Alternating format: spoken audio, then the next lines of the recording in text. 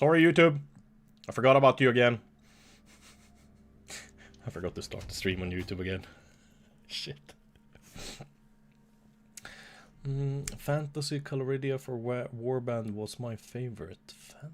Fantasy Coloridia? Huh. Haven't heard of that one. My second favorite was that Game of Thrones mod. There was two different ones. But I really liked the one with the Robert Knights. The Robber Knights. That was really good. I remember farming them to get good armor for my companions early game. They were so easily farmed because they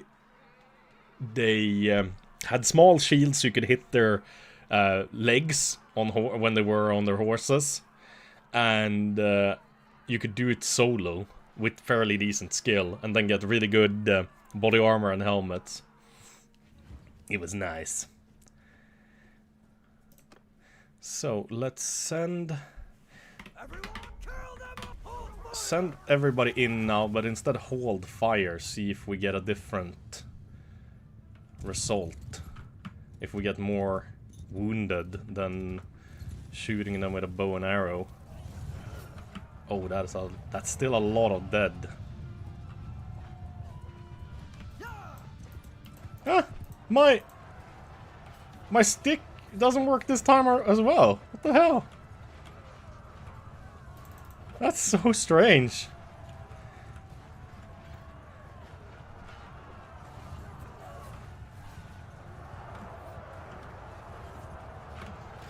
Well, 140 wounded. And there's still a few left on the map. Hopla, Polly!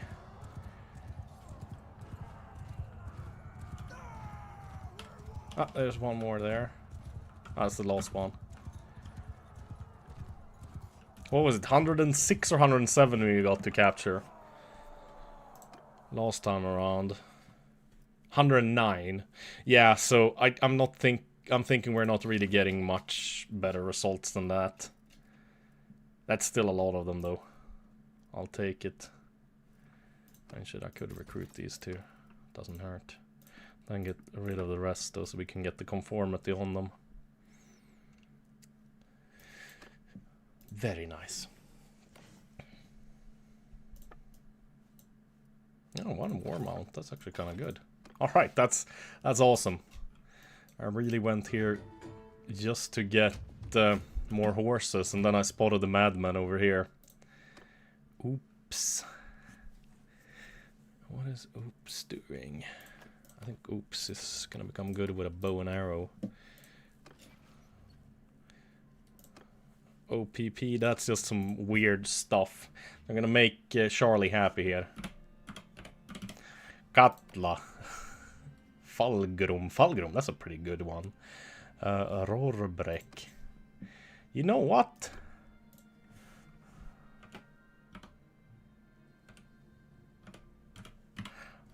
Rorbas.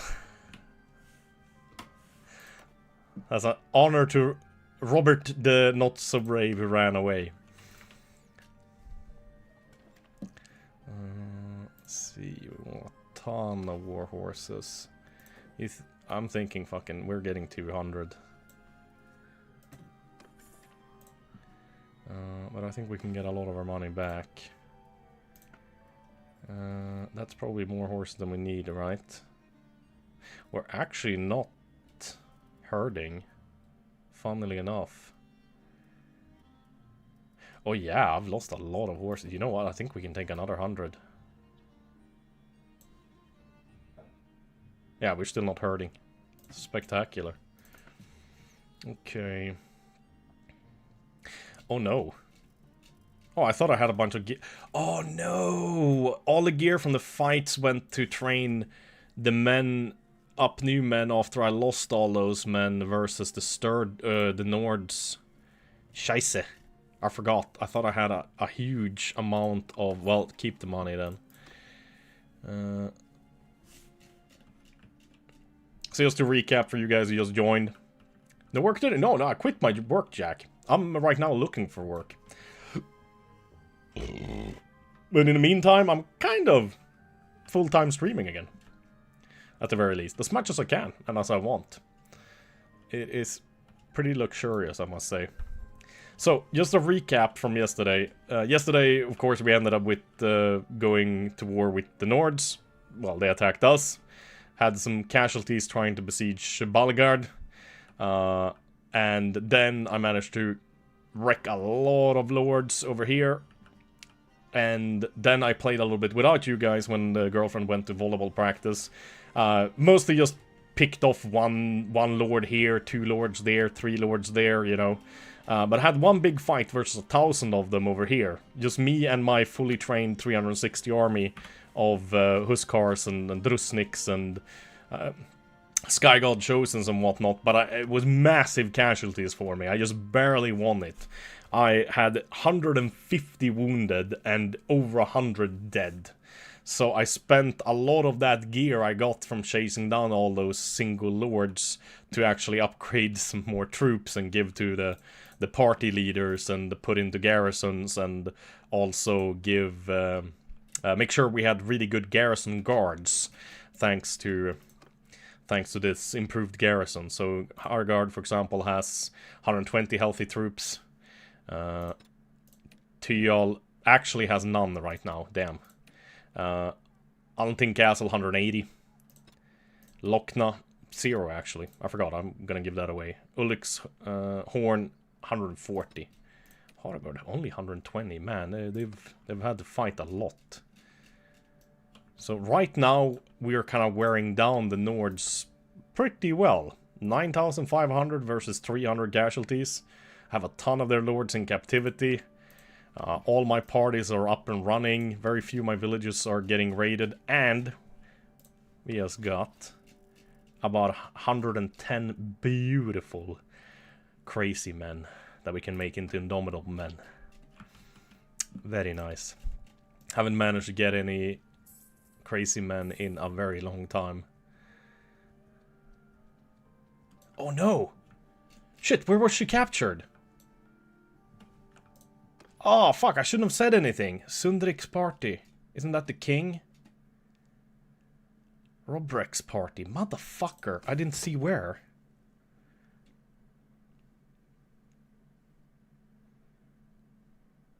No, it doesn't actually tell you where. Crap. I think it was over here, though. Oh, shit. Oh, Dildo is fighting, too. Okay. Oh, there we go. That's good, though. Nice. Okay, she's regrouping. And okay, no, he's still a prisoner. Alright. Let's go and see what's happening here first, and then we might put some crazy men away. Oh, there he is. Let's get the son of a bitch. Let's free our people.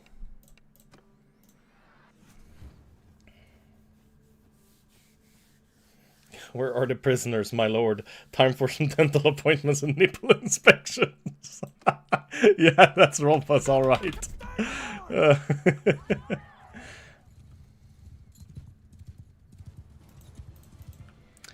You stashed your horses, not sure if you are RMBR.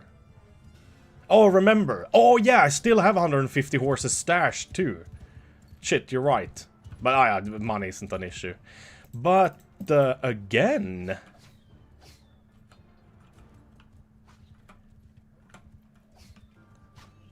For some reason... Oh no! I'm sorry, pony! Again, it didn't want to swing. When starting off on horseback. That's so weird. I've never had that before. Maybe it's time to save and restart the game.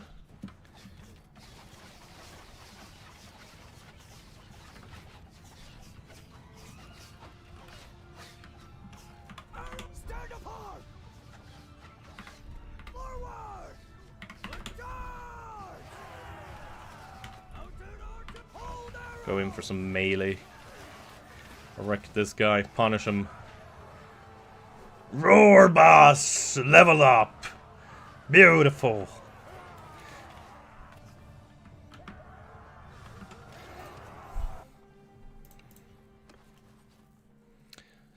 Well, normally I would take the Son of Yours. They are kind of good to have, but for now we are gonna spend our horses on... oh yeah, take all the gear. We're gonna spend our horses on Indomitable Men.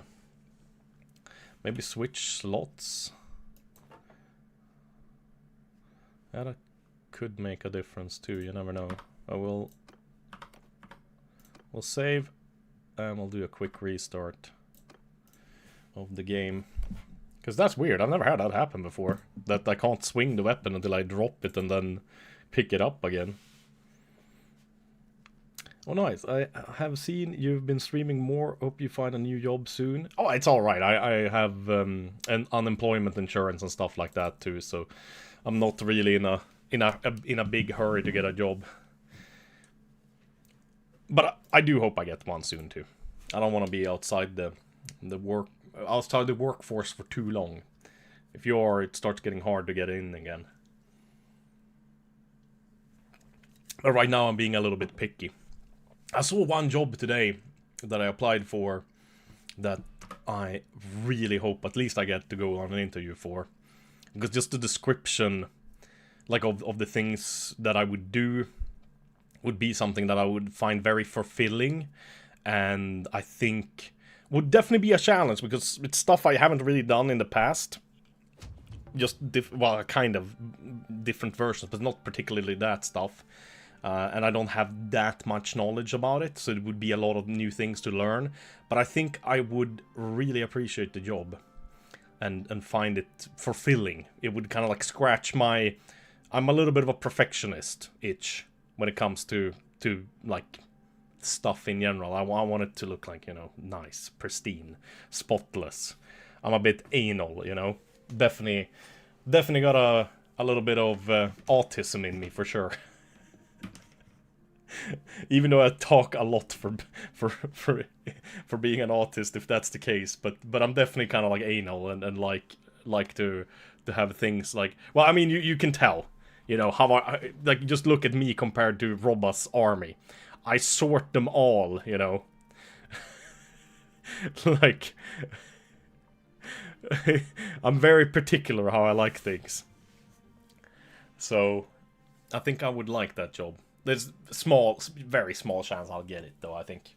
But if I'm gonna keep on, what do you say? I'm gonna keep on like applying for those kinds of jobs that I really feel strongly for maybe like another month, and then I'm gonna start lowering my expectations and demands, or whatever you want to call it, and just simply get a job, if that makes sense. I've worked in all kinds of construction industries, but I've also worked as like customer service. I've worked as a salesman. I've also worked in grocery stores, like stocking shelves and making, like, cutting meat in the deli section. I've also worked with ordering supplies and like making sure it's like the what do you call it? The dairy section, for example, is like fully stocked. I've done some painting. I've done a lot of concrete work, a lot of concrete demolition, lots of well, plumbing, especially sewage, like fuck, you name it. And then of course all the years as like Twitch. Yeah, sales is the shit when it comes to money. Goddamn, you can make a lot of money in sales. One of the places I've made the best money ever was working at a call center, calling up people that were already subscribed to a newspaper. And this was kind of like a pusher Financial Times kind of a newspaper for people that, you know, are interested in stock market and that kind of stuff. So money wasn't really an issue for them. So as long as you made them feel like they got a good deal, you know, it was very particular. You had to like really get a feeling for someone in just a few words, because some of them wants to be sweet talked a bit. Some of them just want numbers. What do I get? All right, get it to me now. You know, like fast as fuck. if you're trying to sweet talk them, they will take offense and just hang the fuck up, you know. So you had to like get a really good feeling of what kind of person you were talking to and how to approach them and give them what they want in the best way possible. And I think right after school I made as much as I did per month after taxes, like I did just now from the job I just quit, and I had a pretty decent pay there. But this was right after I not quit school. I ended school or graduated, basically like high school, I guess. Like I was like 19, and I only worked maybe 20 hours a week. So 20 years ago, basically, made twice as much per hour selling that newspaper subscription than I did now at a very high-skilled, you know, job. So it's pretty crazy how sales can pay really well. Go to IT, they said. It will be fun, they said. Oh my god, actually, sun, can't believe. Yeah, I know! The sun is showing up again. After like 2 months of not basically seeing it. No, so but I also worked other phone salesman like companies, 2 others, for a very short amount of time, and it's how can I describe it? It's kind of like soul killing in some way, because like unless if it worked good at that company when I was selling the newspaper, because the people didn't hate you. You know, they already had a subscription to the newspaper you were calling from. I genuinely were calling from that newspaper. Like, we only called subscribers of the newspaper. Literally, the newspaper's name was on the building, you know. But other sales companies, they had some obscure name, and then you called and you said you worked for the company that you didn't work for. You just had your company just had a business deal with that company that you should call their customers or call people in general to try to sell their product. And it was a lot of like innuendos and half lies and stuff like that I did not like at all, and I ended up not making any money at all at those places, and it fucking sucked, man. It really sucked. Those are some of the worst jobs I've had. But the bosses were nice, and the co-workers were nice, and it was like a nice atmosphere, and you weren't like forced to lie, but you kind of had to lie to make good money. And I couldn't do that, so I made shit money. I remember 1 month I couldn't even cover rent, like after taxes. And I was there like 8 hours a day, 5 days a week calling people. And it was just so soul-crushing knowing that you made like no money at all per like hour you worked. Negotiation with your wives and kids, yeah. No, but like working in sales can be a very nice job. It just depends on what kind of sales you're working in, you know. Is it a sleazy, like half scammy place you're working at where you're forced to lie all the time to even like make sales or make some money so you can pay rent?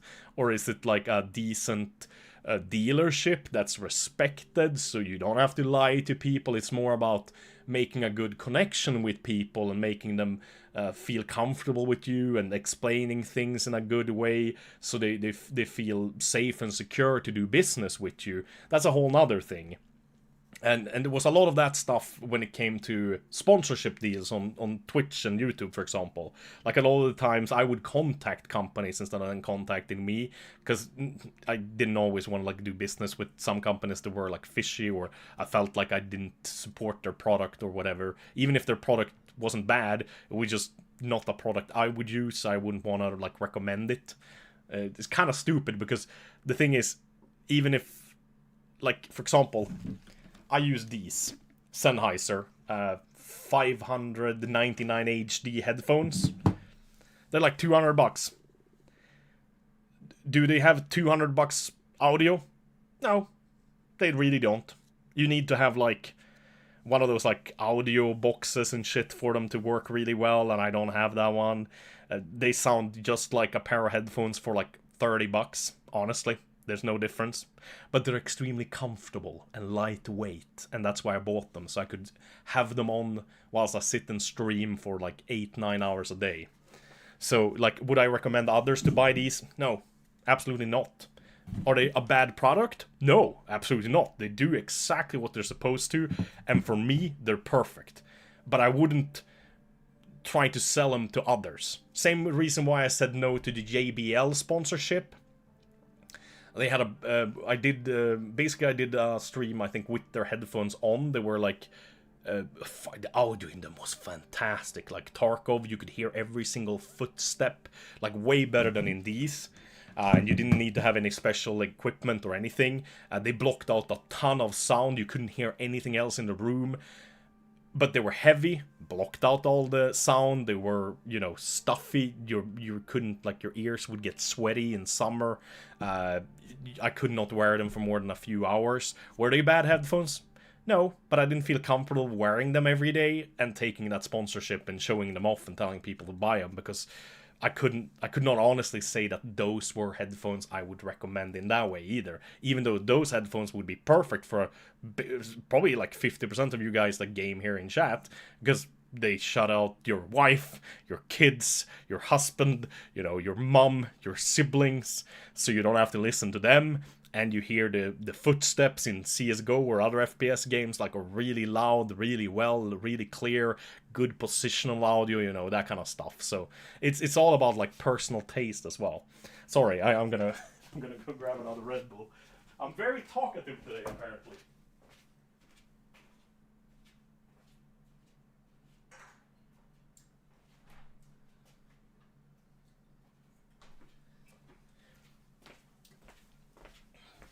We have a saying for this in Sweden. Lite snack. Nej, mycket snack och lite verkstad. Lots of talk, no tinkering, I guess. Or mechanic work. You don't want to do business with fishy companies, but what about a company that sells fish? Probably not, since I don't like fish. I couldn't recommend fish either, since I would personally not like it. I'm cheating, Astian. I have done lots of workout today, and I've walked around town. Got a haircut, bought some stuff for the girlfriend, applied for jobs.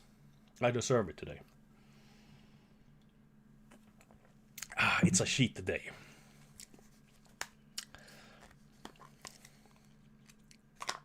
Kombi-lotteri, combo. No, I haven't sold any of that stuff.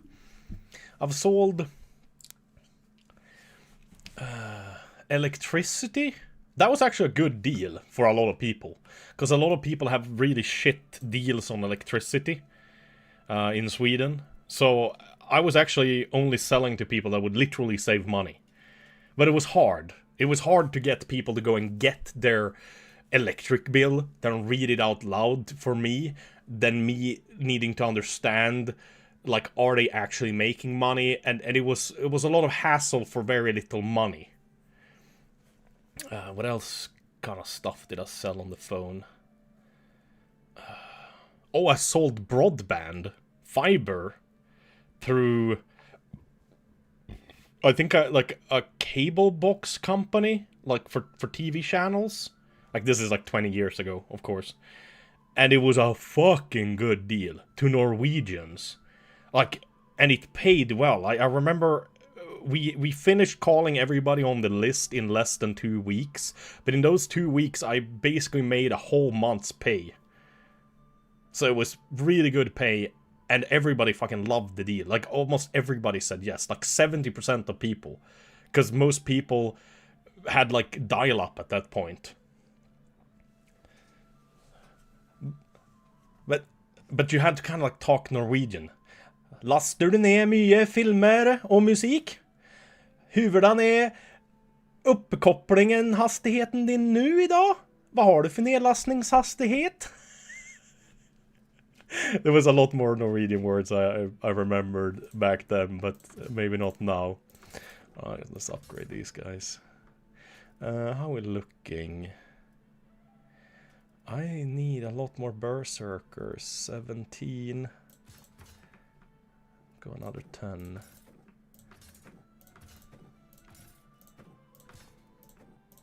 But man, okay, my army is almost back to what it used to be. And that is a lot of Drusnik champions, hell yeah. But I'm probably gonna have to give away a bunch of them now. Okay, let's go to Tyal and... or maybe check here. Oh.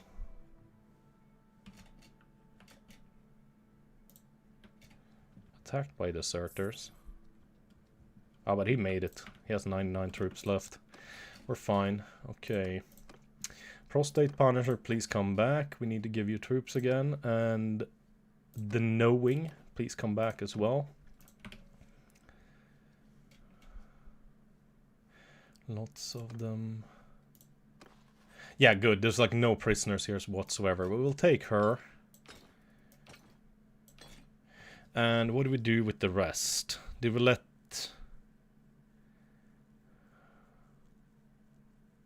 we let the AI recruit these guys slowly but surely.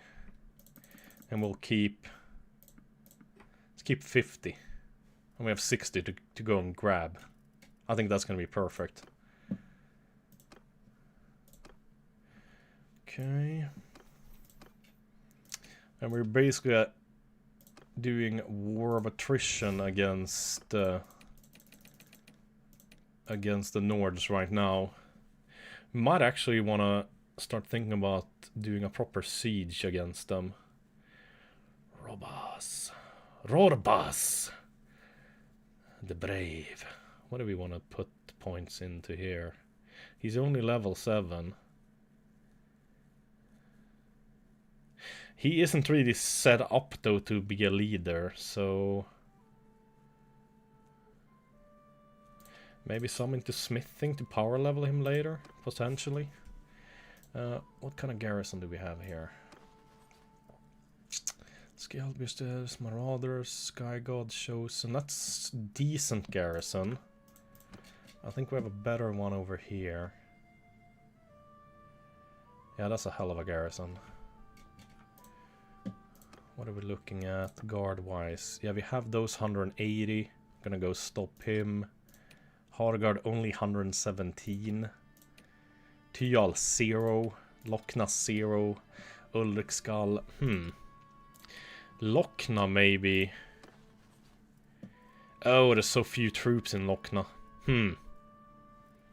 That is a damn shame.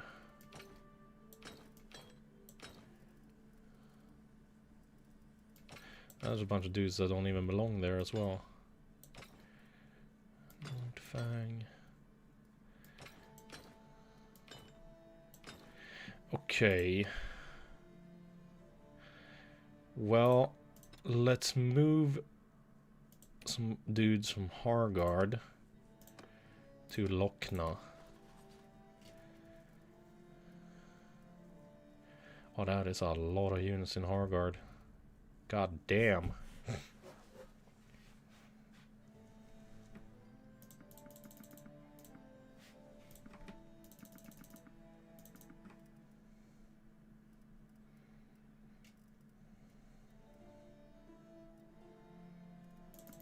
Could take 50 of these guys. Hopefully they will level pretty fast.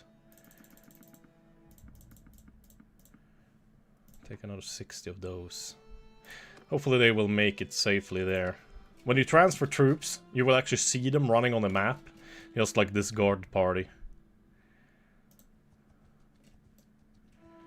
Okay. Let's go and help the guard party.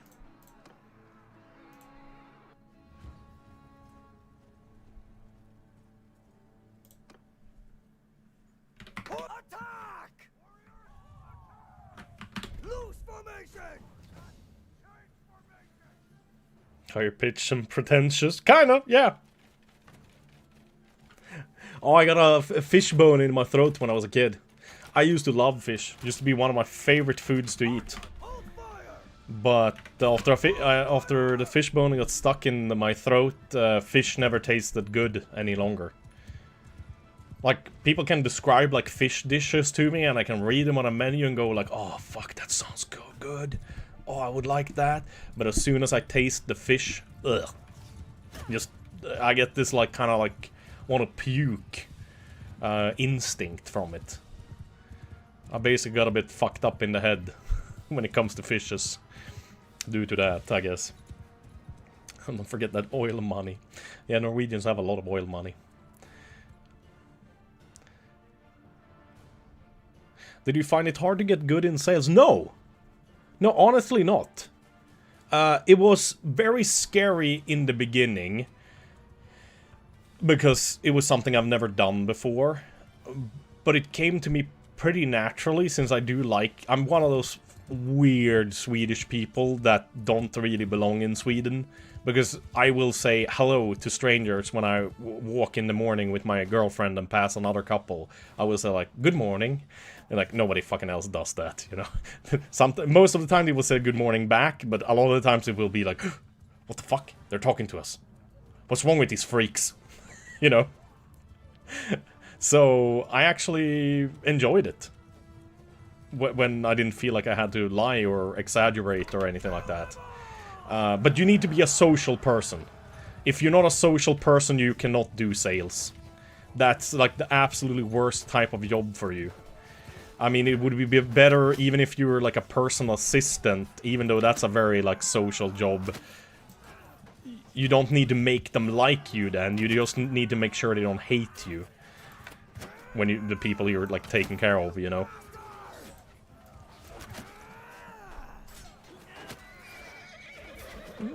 What are you doing to my horse, you pieces of shit? Okay. Oh, yeah, good. My dental inspection stick is working again. Sleepy, sleepy. The only sad thing, it's not a sleeping stick anymore. A lot of them just straight up die. Blunt weapons. I don't know if it's like this in vanilla, or if it's only the RBM mod. Or realistic battle mod. But, like, look, that guy just fucking died. I didn't even hit him in the head. I hit him in the shoulder.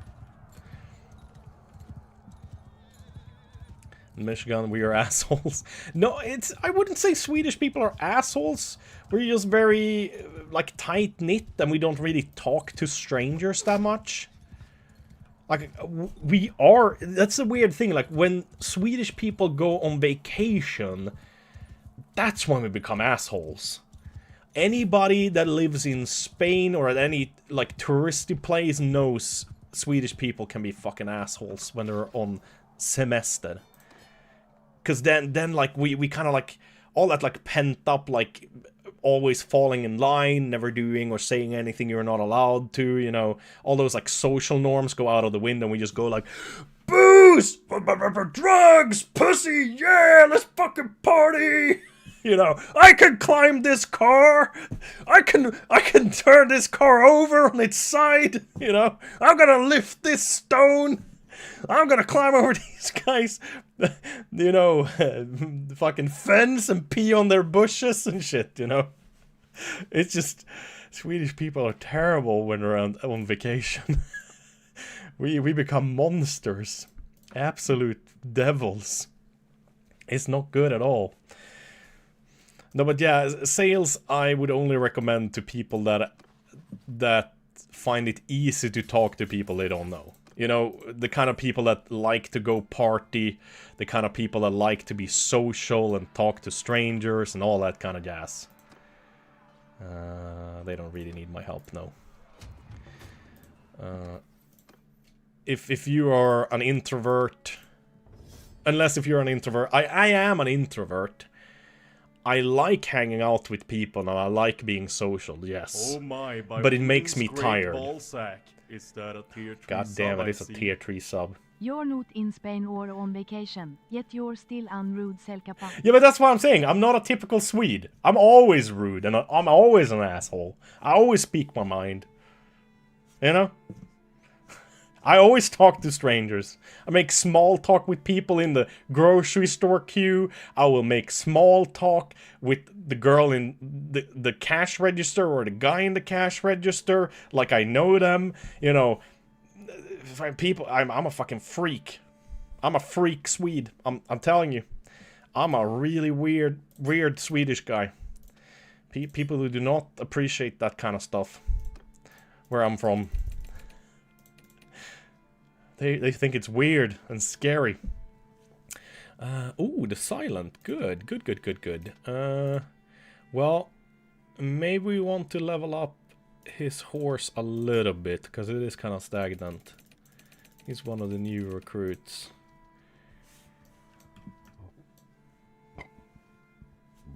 Raz, thank you very much. We hang out with you. We're all freaks here. Yeah, exactly. Would not like to meet you at a grocery store. Yeah, I know. I bet you this is how it goes. People that meet me for the first time, I bet you 50% think, oh, what a friendly guy, you know, very talkative. He definitely talks a bit too much, you know, but not like hate me or anything like that. You know, they might like me. The other 50% are gonna be very, like, either not like me at all, or be very like, yeah, I don't know about that guy. He's fucking weird. Like, he talks to strangers, you know. He doesn't, something's wrong with him. He doesn't behave like a Swede at all, you know. That's why I always tell immigrants that are new to Sweden, like don't take it personally. We don't actually hate immigrants. We don't hate people from other cultures. We're just very hard to talk to in a public setting. You need to be at someone's home at a social gathering where you were invited, okayed by one of the other Swedes there, then people will talk to you and be friendly as fuck, you know?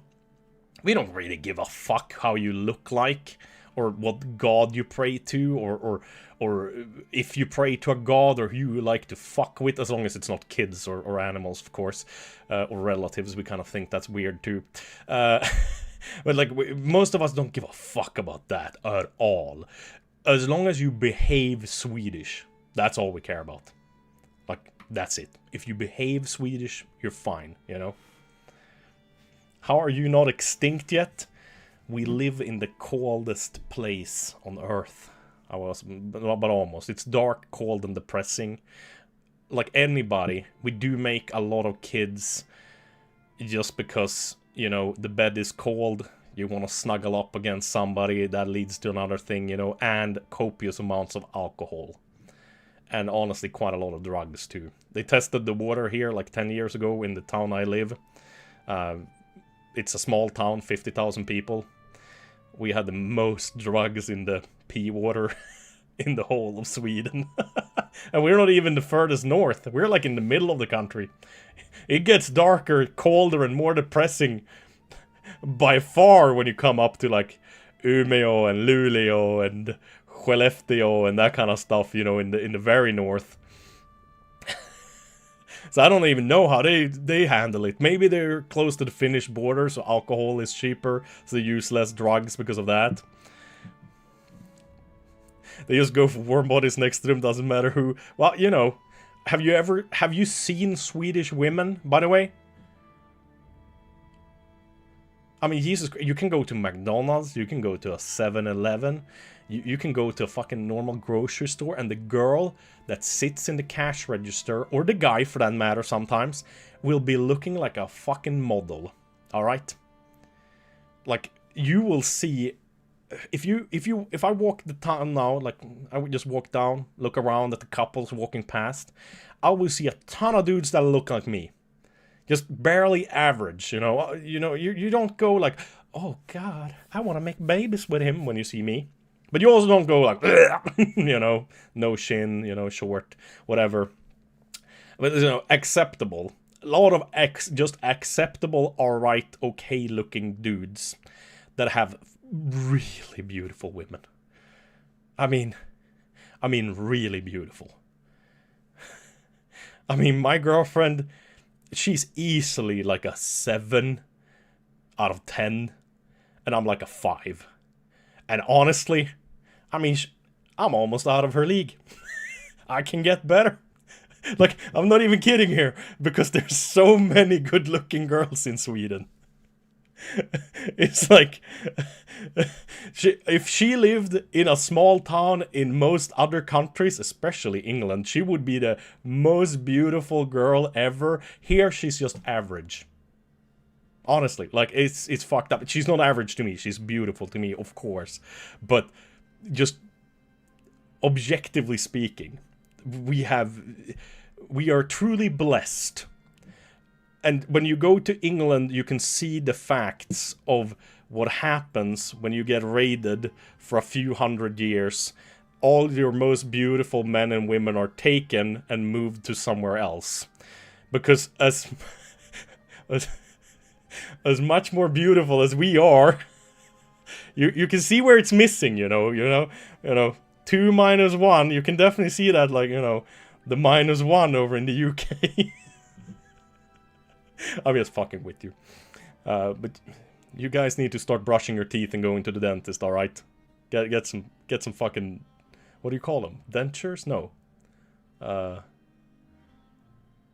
Damn it. The railway on your teeth. What's that called? Because that is actually true. Braces, yes. Braces. The UK needs braces. And don't forget all the inbreeding. I don't think there's been inbreeding in England. Has there?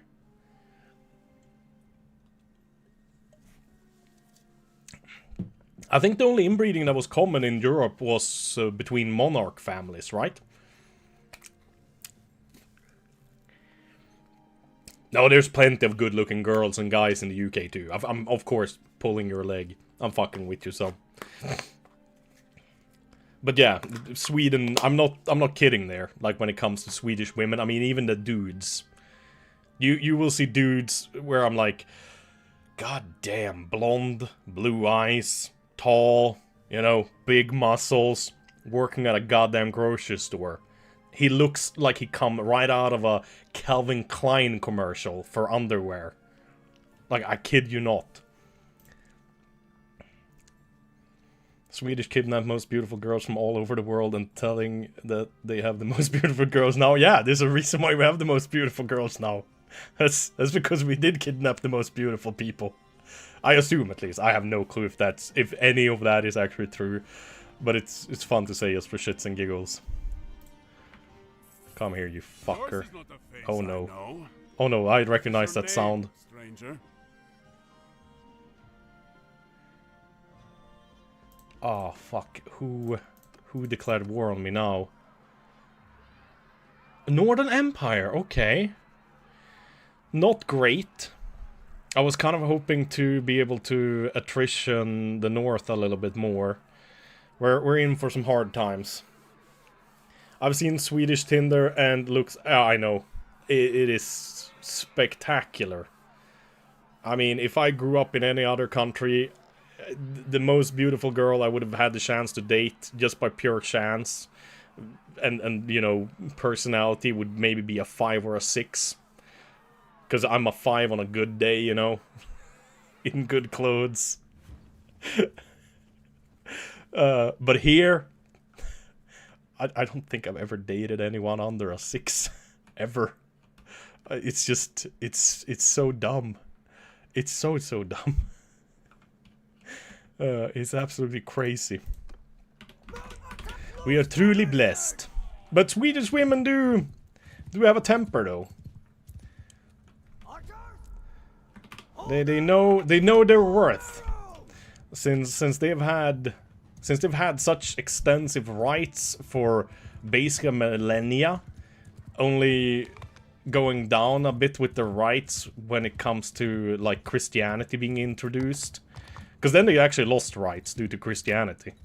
They had more rights during the Viking Age, like they could get like basically no fault divorces almost. You couldn't like beat your wife, that would be punishable. Tons of stuff like that. And then that kind of stuff became alright because of Christianity. But they have high standards. You really gotta...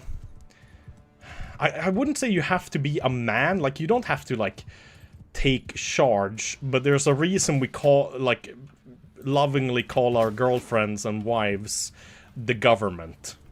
Like that's such a standard thing to say, because it's kind of true.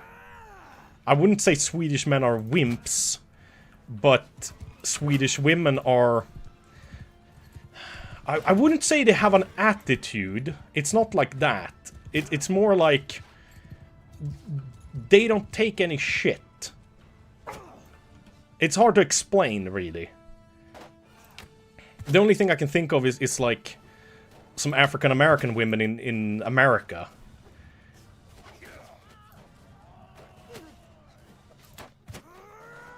But not really in a bad way.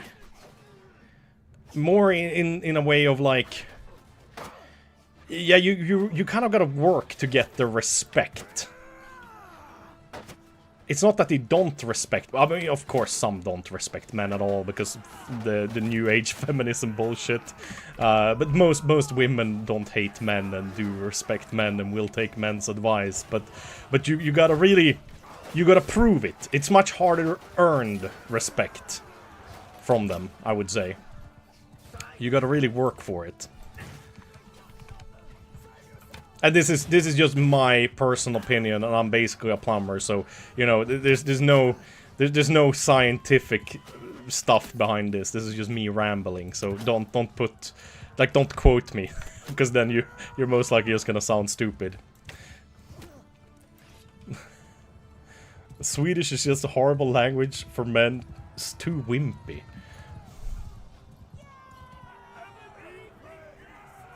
Yeah. Maybe. I don't know.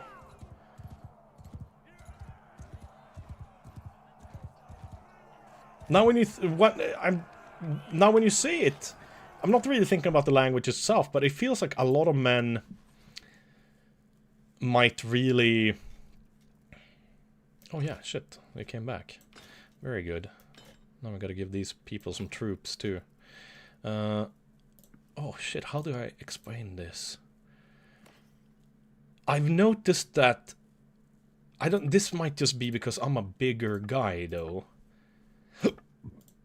But myself and a lot of the men in my family will soften their, like, you will talk more softly to people.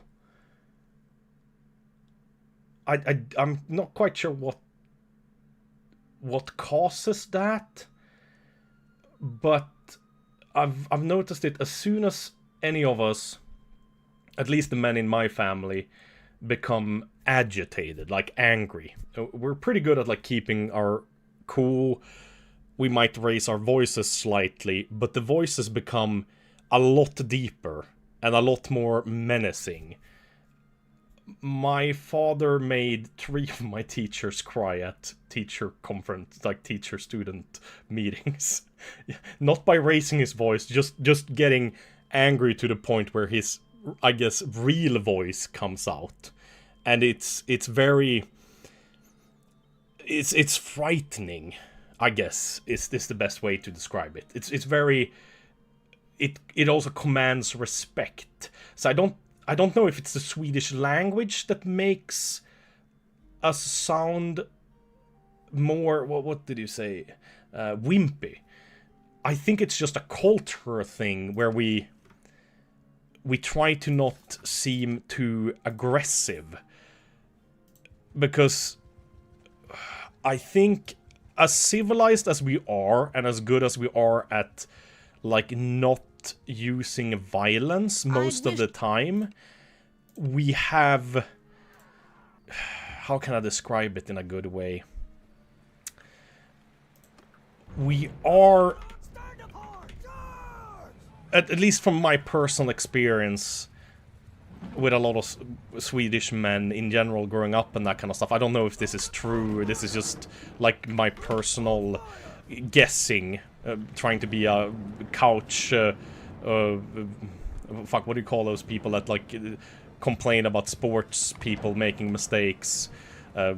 Couch coach or whatever, but couch psychologist, I guess, is that we have a lot of underlying aggression and violence that we work very hard at controlling. The best way I would describe it is probably kind of like the Klingons. No, not the Klingons. No, they're really good at letting out their aggressions. From Star Trek. The pointy ear fucks. Jesus, help me out here. As a non-Swede living in Sweden, it's not very suitable to how to say lagom. Yeah, exactly, lagom. Just right. Even though that doesn't quite explain it. A man... No. Fuck, not the Klingons, the ones that have the mind melds in Star Trek. I mean, of course there's a bunch of wimps in Sweden too, like any country, but...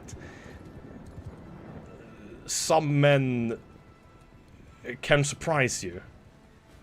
I would say I'm probably a wimp. Vulcans, yes, Vulcans. It's like... They seem very refined and you know, follow the rules, don't say bad things, don't make people angry, you know. And it's for a reason, because if you let that out too much, it's hard to control. Maybe that just speaks to that we need to control our anger and whatnot better. And we need to work on that kind of stuff. But I've seen it a lot whilst drinking, because it obviously comes out more when people drink. And there can be... It's not blind aggression. It's hard to put a word on it. Jesus, chat today. What are you saying, Turner? What are you saying? Are you saying something bad about chat?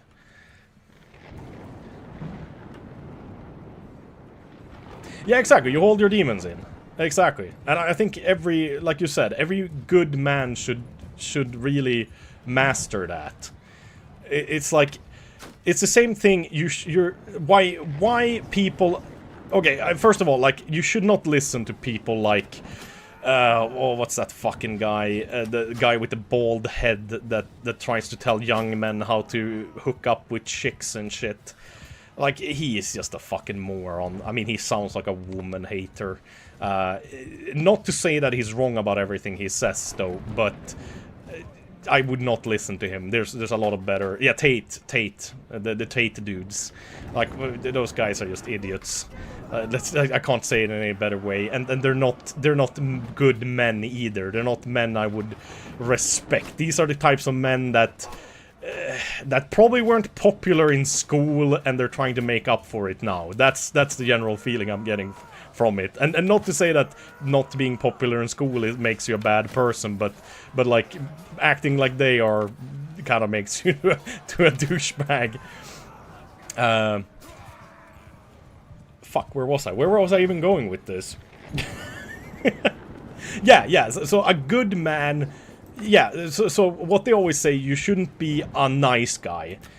And that is kind of true, but it's not really the whole story.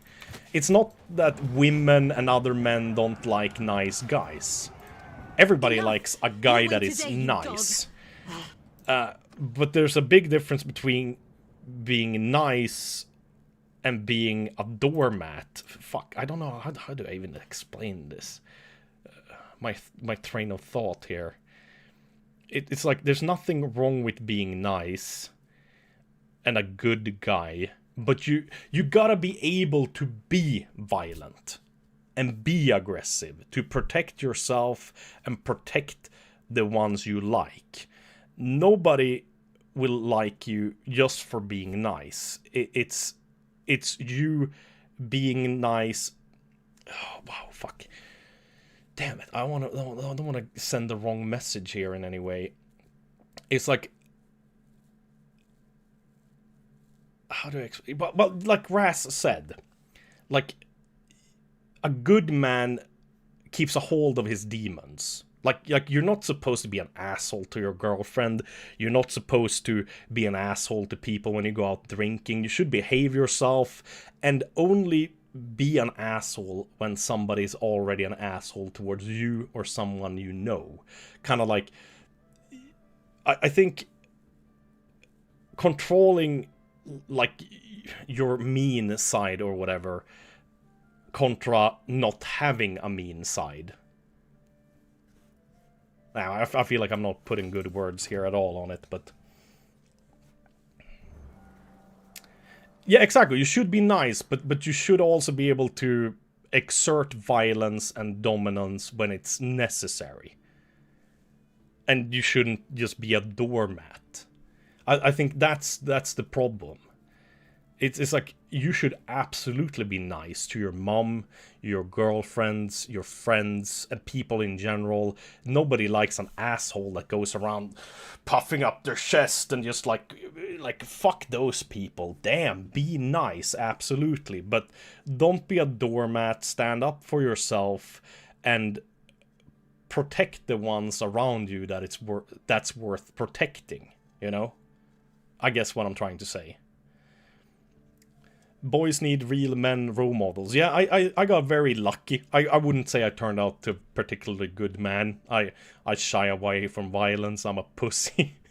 The only few times I've gotten violent in my life is when someone has hurt me or hurt one of my friends.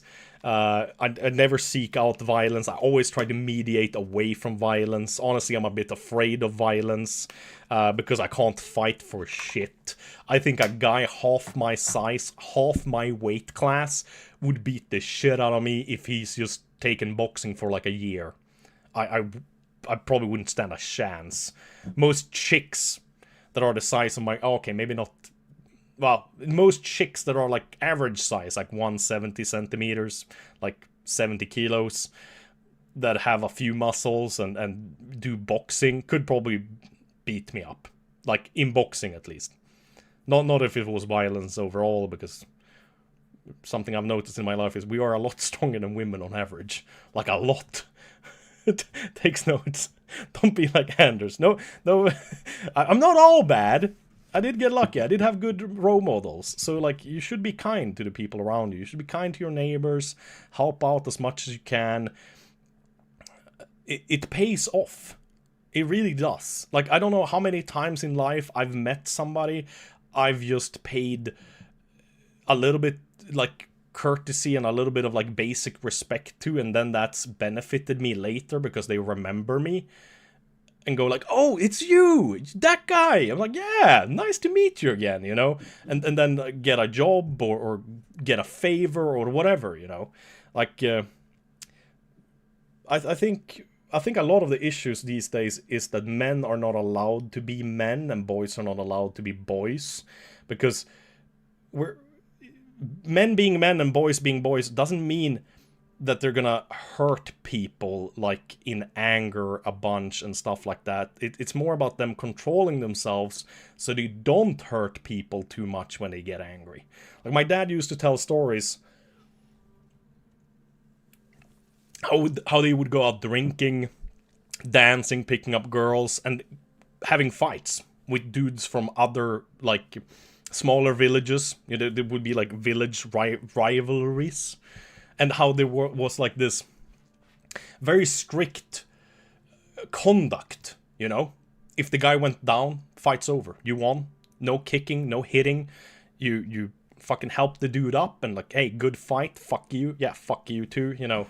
Kind of like, I don't know, it sounds dumb maybe, but and that kind of behavior then stays with you into adulthood. Because, like, it's kind of like both were in on the game. You didn't go and just hit somebody from behind, sucker punch them. It wasn't some cowardly move. You don't hit someone that's down, you know. It's kind of like, almost like chivalry things. I think a lot of women would have a hard time understanding this.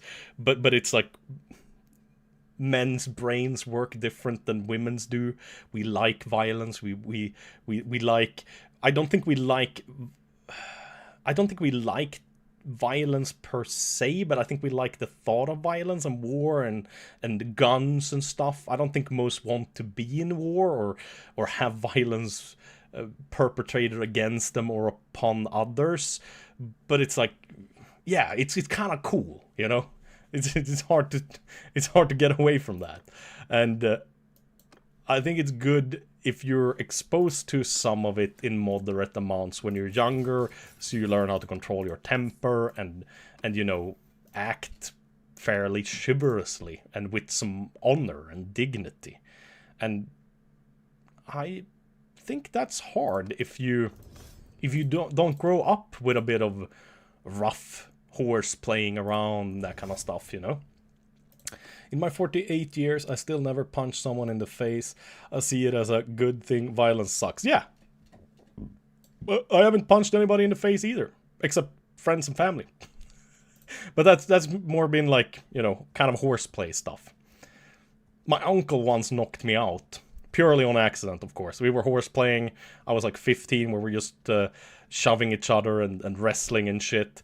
And he had his arm broken a few weeks earlier and had a cast on it. And ended up hitting me right on the shin by mistake with that casted hand. And I went down like a fucking sack of potatoes. It just went black for like half a second or less. I remember like it going black up here, and when I had fallen down like a third of the way, because all my knees just gave up, I just went like whoop, like that, like a slinky. About 1/3 down to the ground, I kind of came to again, but it was already too late because I've lost complete control of my body and just went bloop. And I just shake myself off. My uncle was like, "Oh shit, dude, I'm so sorry. Are you alright?" I'm like, "Yeah, I'm fine. It's alright." If I hate you, doesn't mean you're my enemy. Yeah, that too. That's pretty well said as well.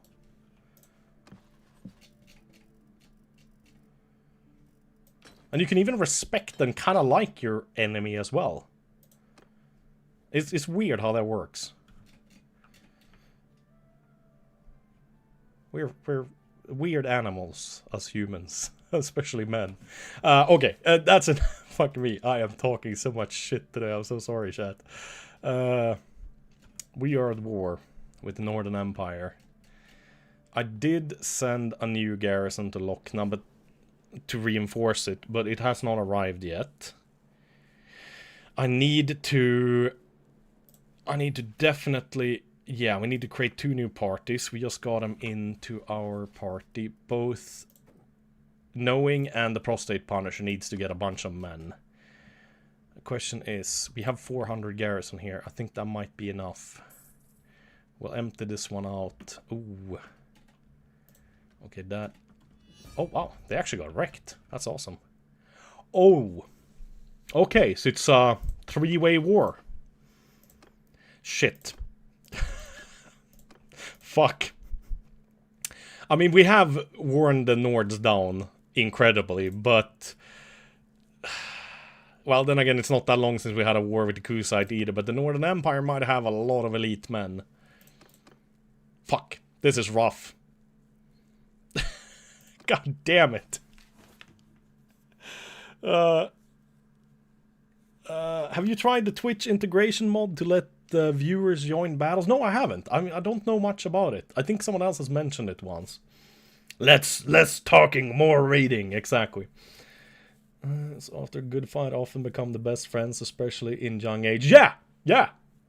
That happened to me when I was a kid, actually. One of the guys I was a best friend with, actually, we never really liked each other. Then we had a fight, and then after that we were good friends. It happened to me again in I guess what's called Swedish high school, gymnasia. Me and this Jesper, I wouldn't say we disliked each other. I don't even know why we ended up throwing fists, but both of us almost got expelled. Only because we both were like, we're very sorry, it won't happen again. Of course, there's no issues. We're gonna, you know, behave and shit. After that, we came, I wouldn't say best friends, but better friends. At least I would call him a friend then. We hanged out more and talked more and shit. It's very, very strange how that works. Okay. God damn it. Fucking Kusite. Jesus Christ. This is gonna be rough. Well, I have almost all of the crazy men on my side now. So we can give away a lot of Drusniks and Drusnik champions. Pretty much all of them. We might want to go and grab some new ones. 30 Sky Gods. Yeah, we gotta give these guys a lot of dudes. Is it 20 of those? 30 of those each. 20 of these each. A couple of these guys and a couple of these guys. I'll get some younglings too, I guess.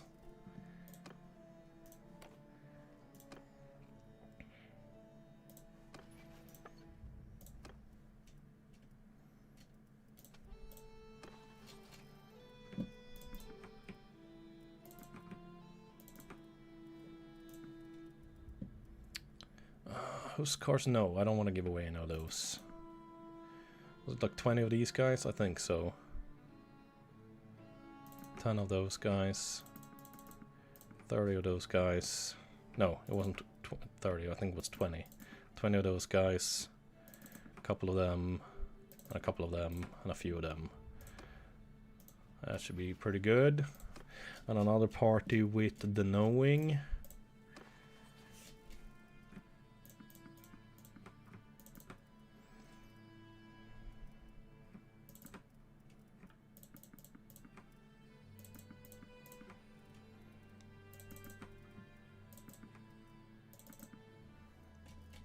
Okay, that's some decent parties. Very good. And now we have space for a few new recruits and of course, how many of the prisoners did I have? Was it like 50? Yeah, actually I have 51. Alright, so I just barely can fit them now. That's looking pretty good though. Not too bad.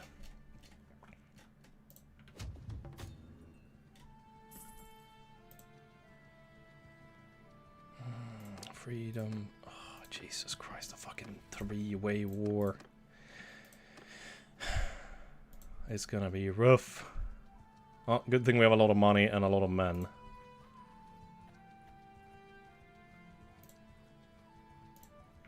It's been Oh yeah, wait. Defensive, we want to go defensive. Defensive. We don't want to be aggressive anymore. 4 out of 4 parties, that's very good. How many? 46 now? Okay, almost enough. And how do we stand on the wars? Defensive on all sides, okay, good. God damn it, though. The North just don't want to give up. They really...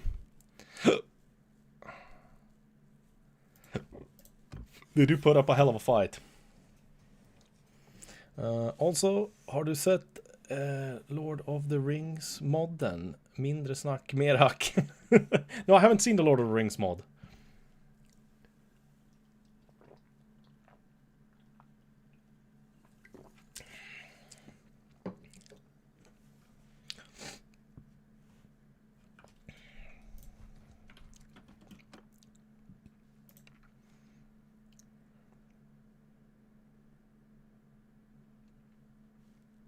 That's good. They're doing a good job defending. We need a defensive party down at the lock now, or whatever it's called, place as well.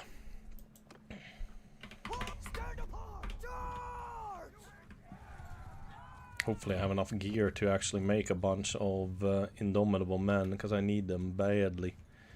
How many... Oh, hell yeah. We have a 140-man shield wall at the moment. Okay, yeah, we definitely don't need any more infantry.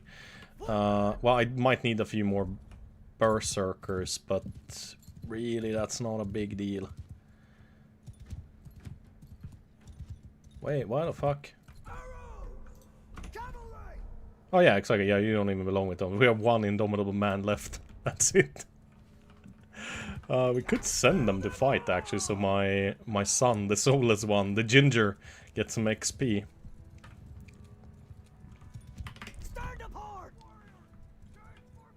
This is the beautiful thing with having a lot of family members and good companions. They will absolutely pick apart the enemy at range. It is kind of nasty.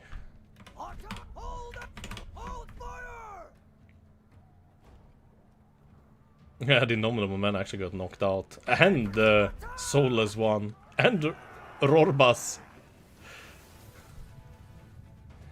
Damn, that's unusually many.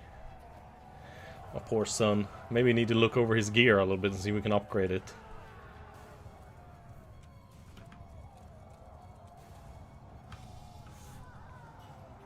Kinda need to send him into battle more in general. To level him. I can't believe I haven't done that. That's really dumb. I should have thought about that. Well, we'll take all the gear. Because we're gonna need it to make Indomitable Men.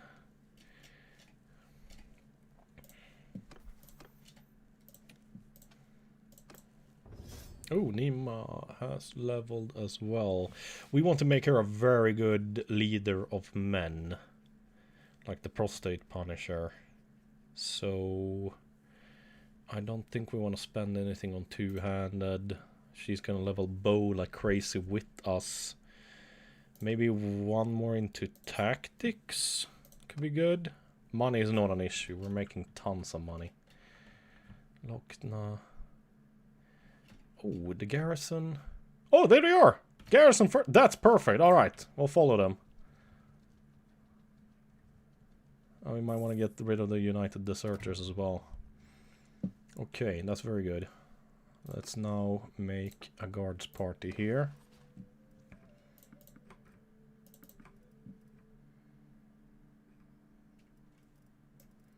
Oh, that is a shame. Wasn't as many maybe as I wanted of higher tier units.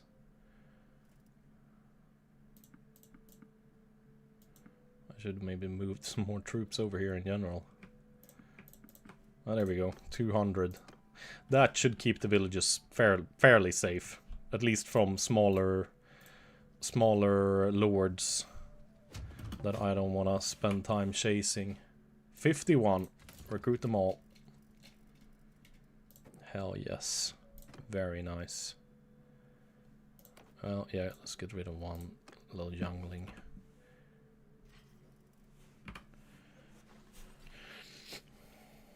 Oh yeah, by the way, let's see, you know, Tris Magistus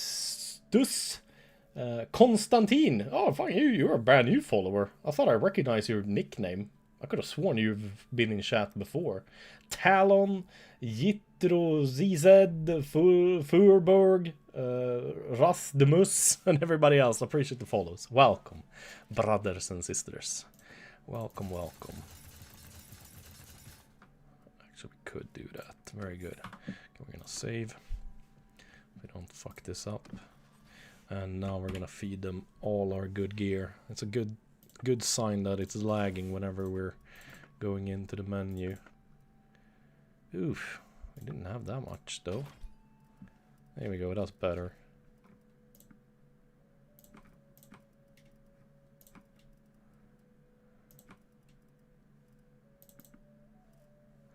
Still not maxing it out.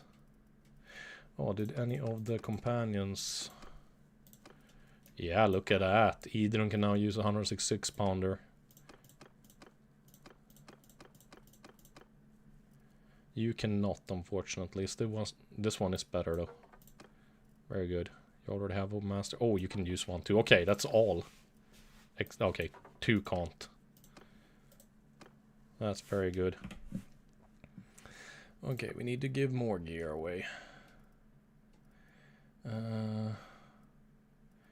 I'm saving these for future companions. That one we can give away. That one we can give away. Fine, 52, 55. That one we want to save. 64, yeah, that's good. How's the gloves? 52.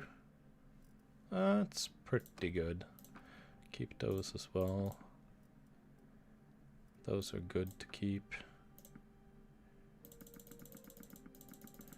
And let's start pounding in gear. There we go. So lots of gear right there, because we're leveling everybody, including the crazed men. No! Fuck. Hopefully it crashed. So some of them it's okay to level all of them at once. But some of them not. So apparently these ones you have to click. You don't ever wanna look at their like XP, for example. Don't ever hover over that when you upgrade competent and crazed men in general. And some of them you gotta click individually. You can't shift or control click. If you didn't know, shift clicking moves 5. So for example, 5 units. Control clicking moves them all at once, like dragging them. Same thing with items.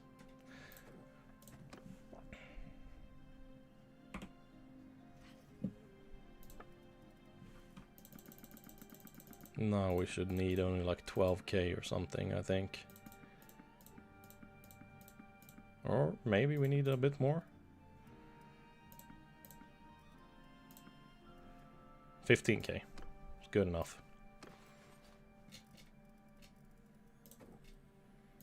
And some of them have double upgrades. So after you've upgraded them, you want to click them again, because then you can already upgrade them to the next one. So I think the next one you can do that with, for example. And you really want to do this, especially if you're playing with RBM on. You don't really have to do it when you play with vanilla, because the madmen will do pretty well versus looters and get a decent amount of XP, and not too many of them will die. But I noticed casualties with the RBM mod is way higher. So these guys aren't from the RBM mod, they're from Calridiat War, by the way. If anybody was wondering. There's a ton of new units added to the game with that. And events too, like invading armies and looter, like brigands and deserters and all kinds of stuff. That can give a lot of renown and influence and that kind of stuff too.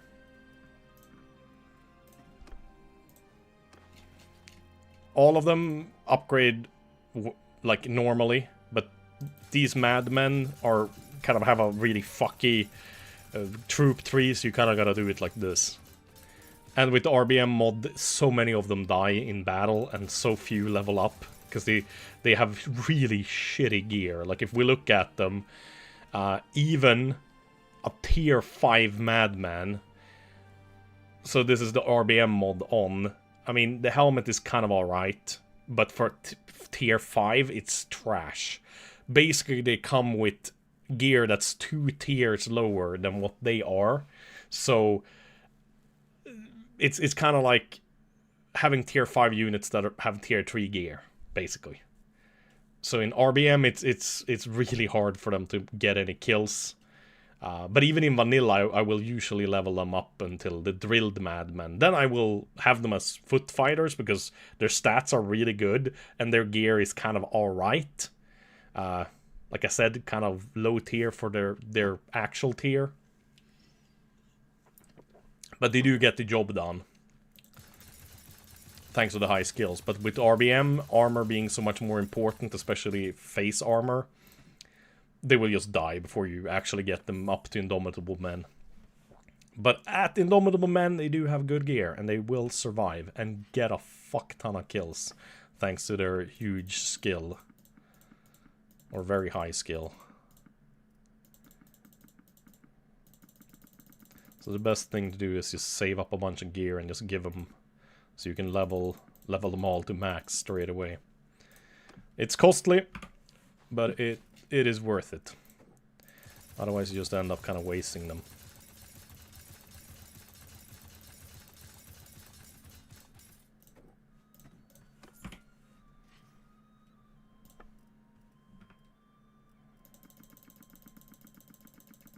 What are we looking at? Maybe 50k at this point.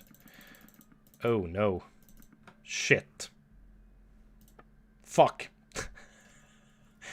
I didn't have enough gear to actually level them all. Jesus Christ. Alright, that's kind of a little bit of an issue. Let's make sure... What do we have these set to? We don't want them set to number 1. We want them set to 8. Yeah.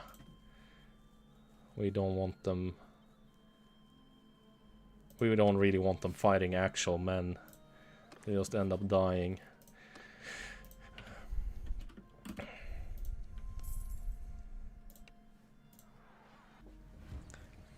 Can you use level up thingy on the top right, level them instantly? No. Like that's the thing, Skittle, Twister. These are specific men from a mod. Their troop tree is kind of like bugged out. So you can't really do that. It will make the game crash. I don't know if maybe you just joined, but the game did crash earlier when I tried to do that and didn't think about it.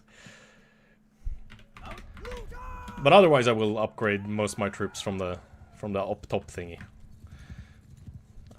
I understand you were just trying to help, so I appreciate it. Thank you. Yeah, you just joined. I thought so.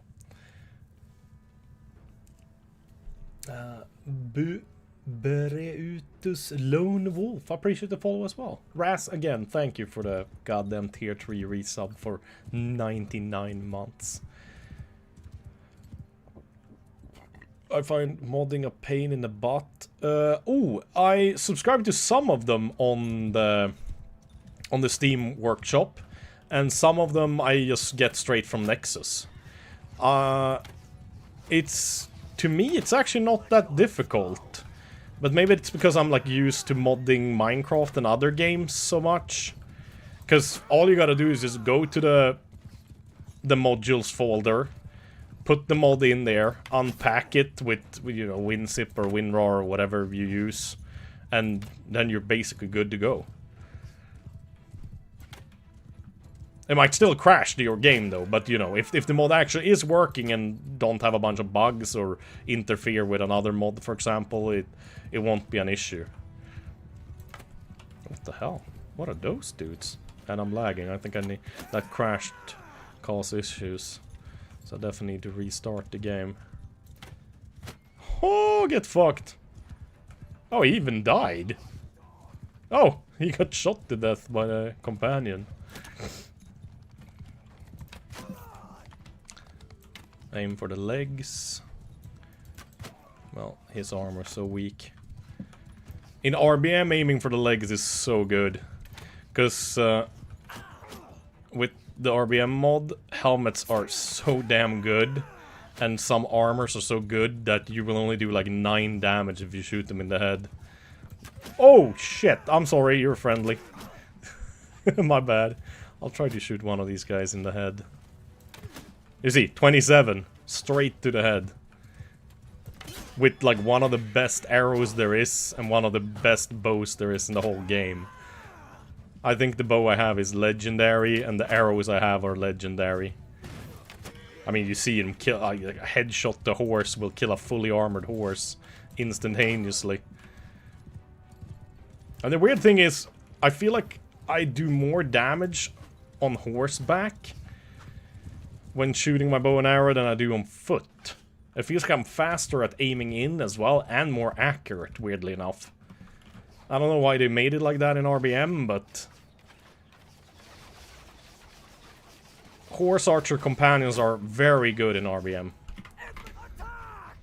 Especially when you can equip them with the big boy 166-pound composite warbow. That's when they start to really shine. Sometimes the enemy might have like 50 good units, and I'll just send my like 9 or 10 or 11 or 12 companions charge, and they will just kill them all.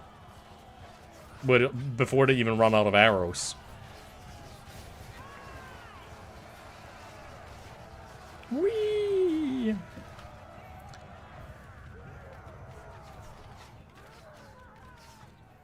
Some mods you gotta unblock under their properties or it won't work. I find so many mods broken. Well, it might not be that they're broken, it might just be that they're not up to date. You gotta kind of check when did they last update the mod. That's usually what I do. Some mods do not require an update for years because it doesn't change anything to the base game. It just adds things, but even them can be broken sometimes. X-Man Heart God, yes. None of the madmen died. That's very good. Lordy scale armor over mail coat of plates. Ooh, I hope that's good. Damn it. It's not actually that good. Fuck. That's a shame. That's not even good enough to put on one of my companions. Yeah. That's okay. War mounts, we'll take him. We'll take him. We'll take the normal mounts too. They had 7 fish. Wow, those were some poor dudes. Legendary. It could be worth using. We'll take a look at it. Legendary is legendary after all.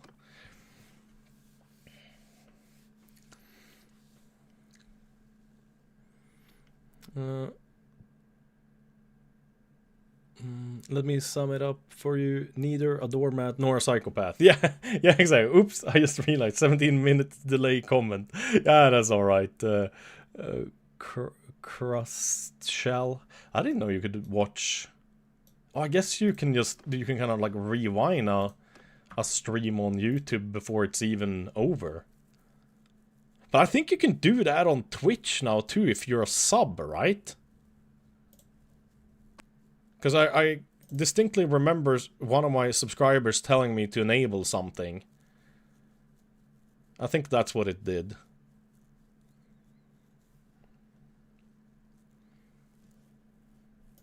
Just doing a quick restart here. The game was lagging.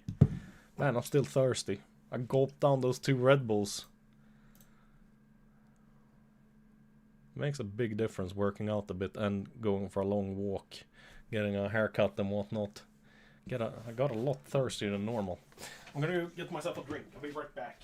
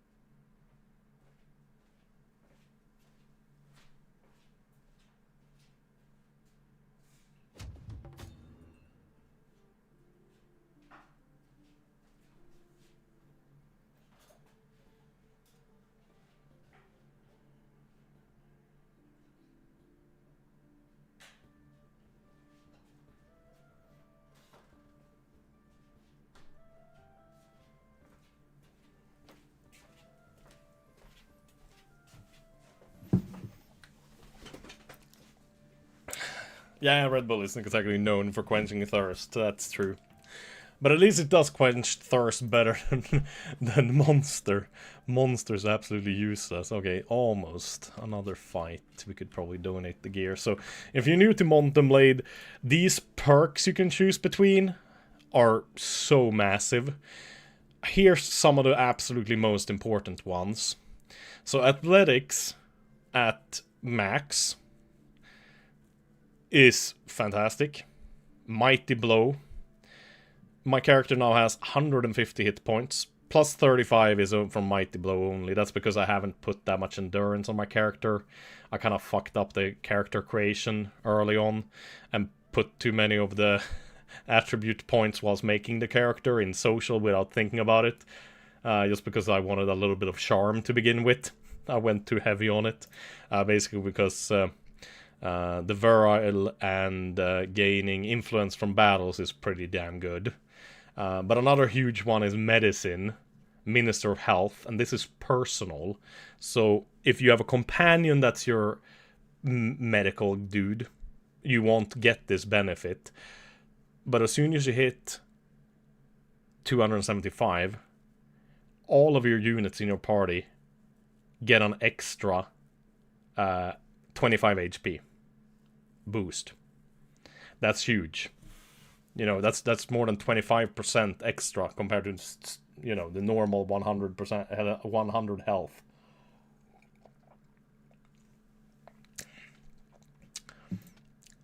Studer isn't a huge deal, but it's easy to level, easy to get experience from, just have food in your party.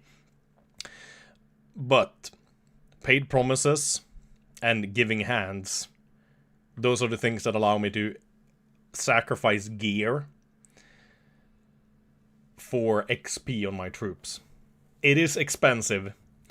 I mean, you're giving away hundreds of thousands sometimes, up towards 1 million in gear to level them. But you can have recruits become top tier units, hundreds of them, in, you know, mere days. So saving up gear that isn't too heavy, like armor pieces and whatnot, and swords and bows and shields, is very much worth it with these two. What else is that's really good? I mean, there's a few others, like this one is pretty good too. Like, the men you command that you're the captain for get +5 to all their armor pieces. That's pretty big in vanilla. It's not as big in RBM since the values all have increased, but it still makes a difference. This one is absolutely crazy. It's not really worth it. Like, it's not some kind of like an OP, like, will win you battles kind of a thing, but in Pale, all the javelins you throw will go right through the enemy's shields. And they will go through multiple shields. So if it goes through one shield and it doesn't hit that dude, the dude that's holding the shield because you threw it a little bit too much to the left or to the right or up or down or whatever, it might hit the dude behind him, go through that shield. Either it hits him or it continues going, goes through a third shield and maybe hits the guy behind that one.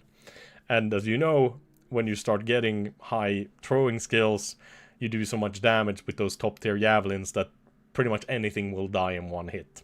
Not in RBM really, but in vanilla, oh, it kicks ass.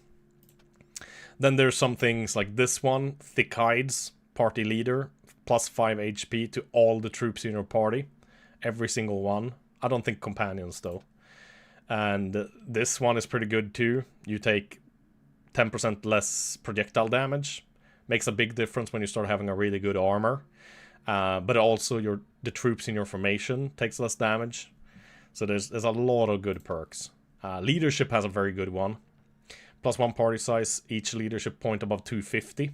So you can get some fucking huge parties with that. And if you have your own kingdom, the two policies that are going to give you a huge amount of men in your party is going to be, let's see here now, Noble Retinues, tier 5+ clans, lose 1 influence per day, but the size of their party leaders increase by 40. That's pretty damn good. And then you have Royal Guard, rulers party size is increased by 60. Non-ruling clans lose 0.2 influence per day, but that doesn't really matter. So those things are very, very good. That leads to me having 360 party limit. So the base is 20, faction leader bonus +20, authority +5, leader of masses +10, noble retinues, like I said, +40, royal guard +60, clan tier, we're clan tier 6, so 150, and quartermaster gives 55. It doesn't actually give that much quartermaster, but it's definitely worth it for these two. After you get these though, it's kind of like, nah, it's not that important. I usually only put enough points, like it's not really worth getting to the top of it, because wages and combat related morale loss of each steward point and food consumption, it's like, it's not that important.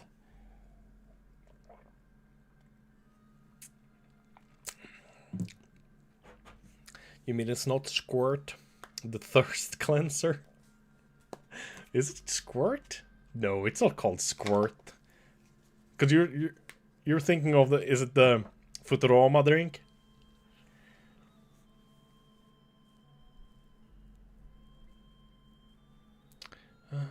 Gourmet. Where is that? Oh yeah, double morale bonus from having diverse food. Actually, yeah, that is pretty good. Because there is some things that give you more movement speed thanks to having higher morale.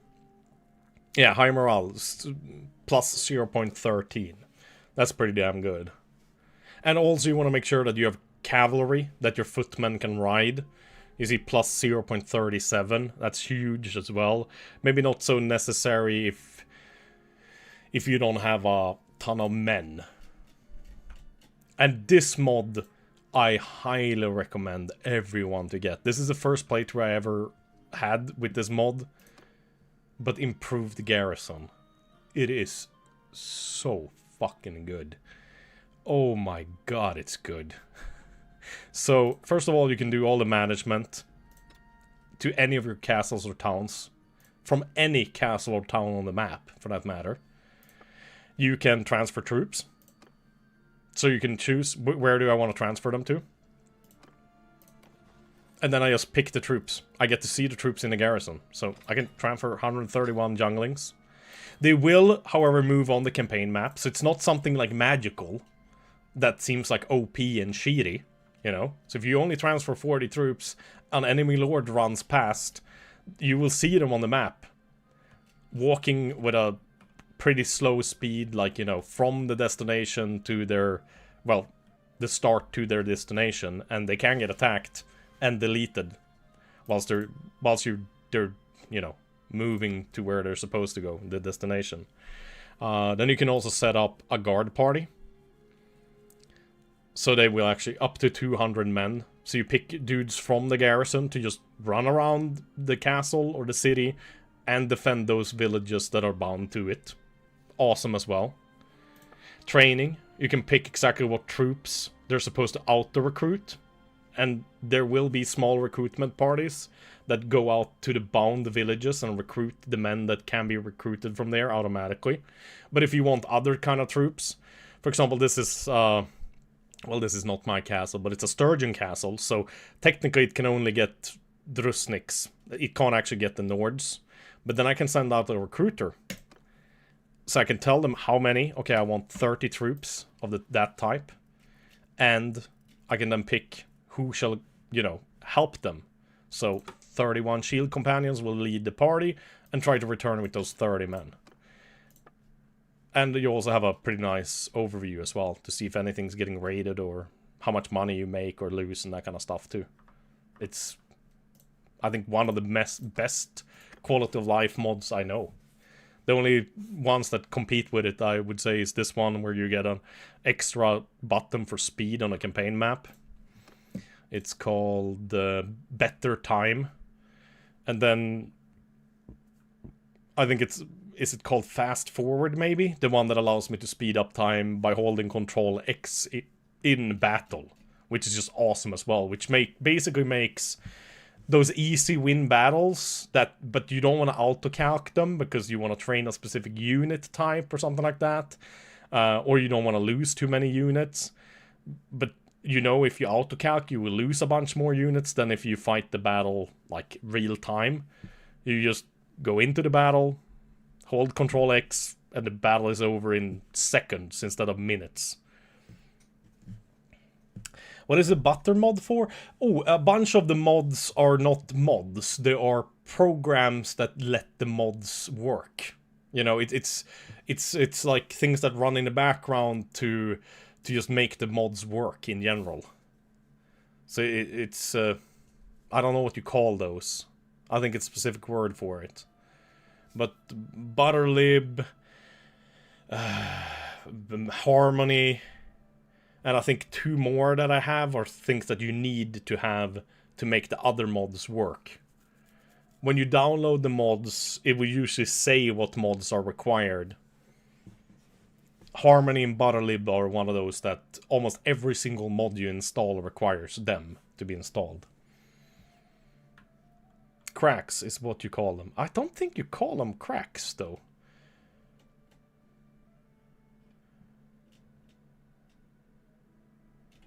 But maybe. I shouldn't say. Hello there. Glad to have caught you live. Loving the streams. Is your goal to conquer the whole map? No, I usually don't conquer the whole map. I usually just conquer like a third or something like that, and then I get sick of it. Then it's like, well, I'm done now. You know, I'm happy enough. So, you know, if I conquer all of the north, and then maybe, you know, 5-6 cities here. Before that, somewhere around there, I will get, you know, bored and feel like, well, nothing can stop me now because I'm too strong. They're called libraries. That's probably what they're called. That sounds more correct. Okay, where were we? I still need a few more good fights to train the madmen. That lord does look like a good one to fight. The only problem with the Kusite is their horse archers most likely gonna go in the back, and I really don't want to lose any of the trained madmen until I can level them.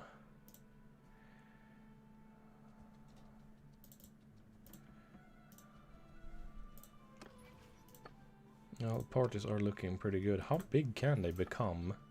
Yeah, it's a shame that they're not recruiting more men. I would like to see them have more. Why they stick to that low number, I'm not quite sure. Let's see how many...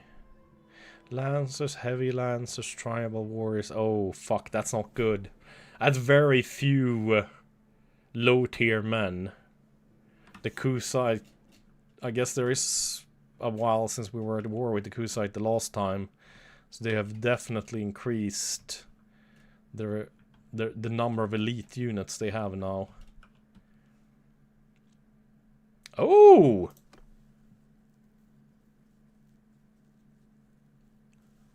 Oh, dude, I've seen Diffa. She's killed a fuck ton. She's pretty good. We beat her a bunch of times. Oh, that's a good marriage offer. Hell yeah. Rorbas, you're getting a wife. Almost declined by mistake. Actually, I don't know how old she is. Fuck, I forgot to check. Damn. Shit, I might have fucked up now. She comes with a 166-pound bow. Oh, damn, she's 42. Well, should still be fine though. At least she's gonna be able to fight pretty good. Where is Diffa? Can I not look at her yet, maybe? Or maybe I need to unpause for a second. Oh, she's still regrouping. Okay, that's a shame. You sold your son to a pedo. No, it's alright. It's like a grandson. Or a great-grandson, even. But yeah. She's a bit old for him. But it's alright. Even if we don't get any kids, she has some good stats, I think.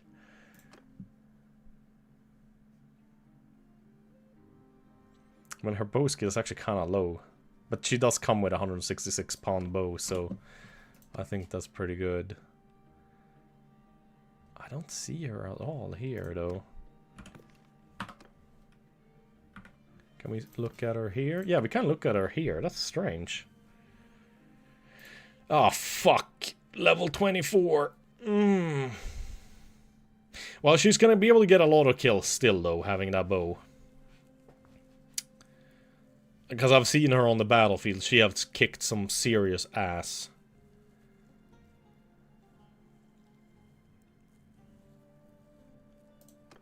Damn it, Diffa likes him young. I mean, I don't think he's very... I don't even think he's 20. Shit, how do I look that up? Here we go. Yeah, he's like one of the youngest. He's only 18! Oh, he looks so fucked up, too! He's Tengil's son. And Tengil is our grandson, I think. So he's our grandson. I have that mod installed that ages the children much faster. Torv is 49. She's more like Thorfin's age than what the fuck was his name again? Rorbas. I just want to call him Rorbas now.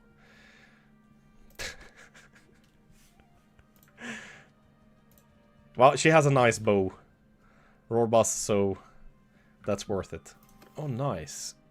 Dildo leveled up. I want to give him ownership of... oh, he's very close. We need him to get to 100. As soon as he becomes famous commander, he gets 50% extra renown. So when you give one of your companions, when you give them a fief, so they become a lord, they oh fuck, how do you say it? They start out at clan tier 2, which means they have very small armies, which makes them kind of shitty. So you really want them to have famous commander before you give them anything. That's something I discovered this playthrough. Like, that's a very good trait to have. For you personally, might not be that important because renown... I mean, Thorfin has ridiculous amounts of renown at this point, like 9,000 or some shit like that. We passed clan tier 6 a long time ago. But yeah, this one is very helpful. It makes them become useful lords and leaders a lot faster. Question though is, it's also an attribute point, so do we put that into leadership as well? Or do we put it into so he can get some tactics?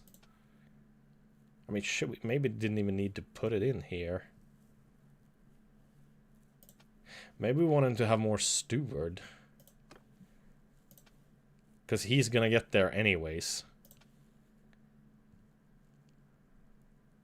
Maybe max out his steward instead.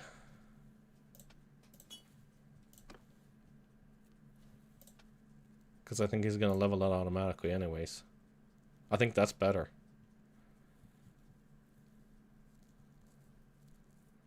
Well, there are a few things here that would benefit him, I guess.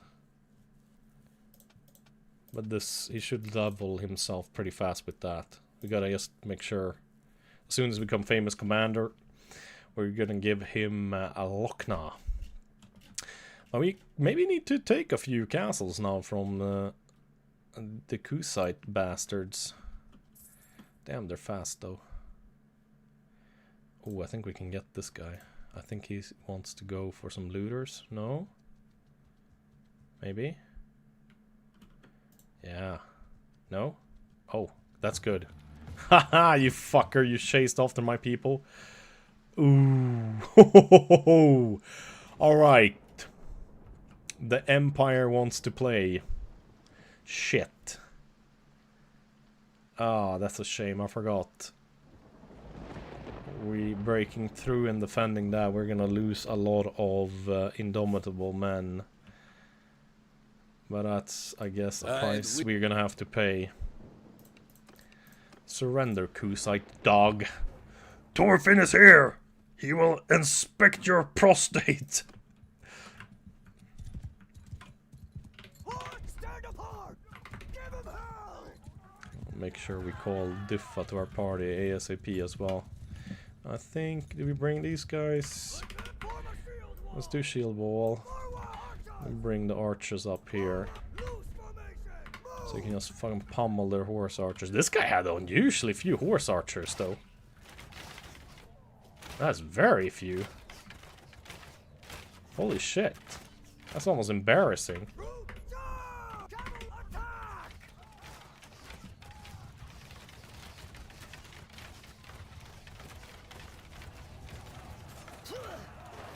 Absolute massacre. 0 wounded. I yield.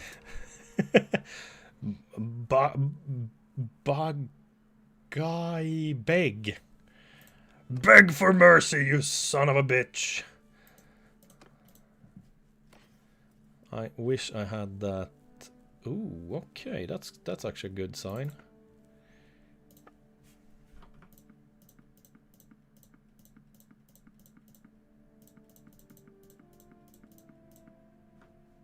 Okay.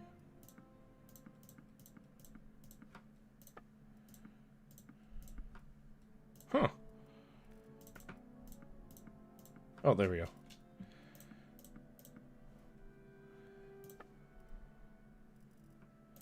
Step hunters.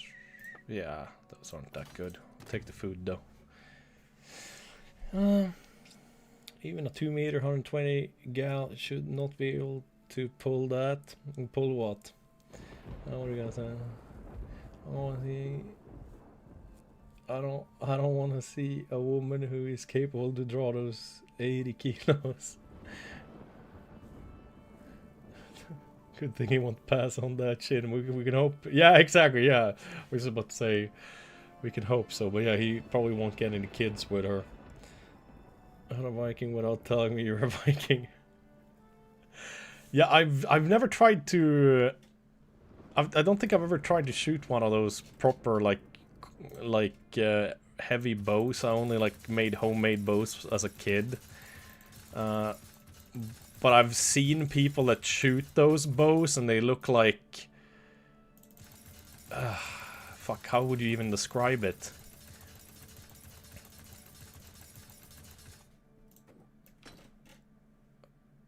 They look like Carl Alfred.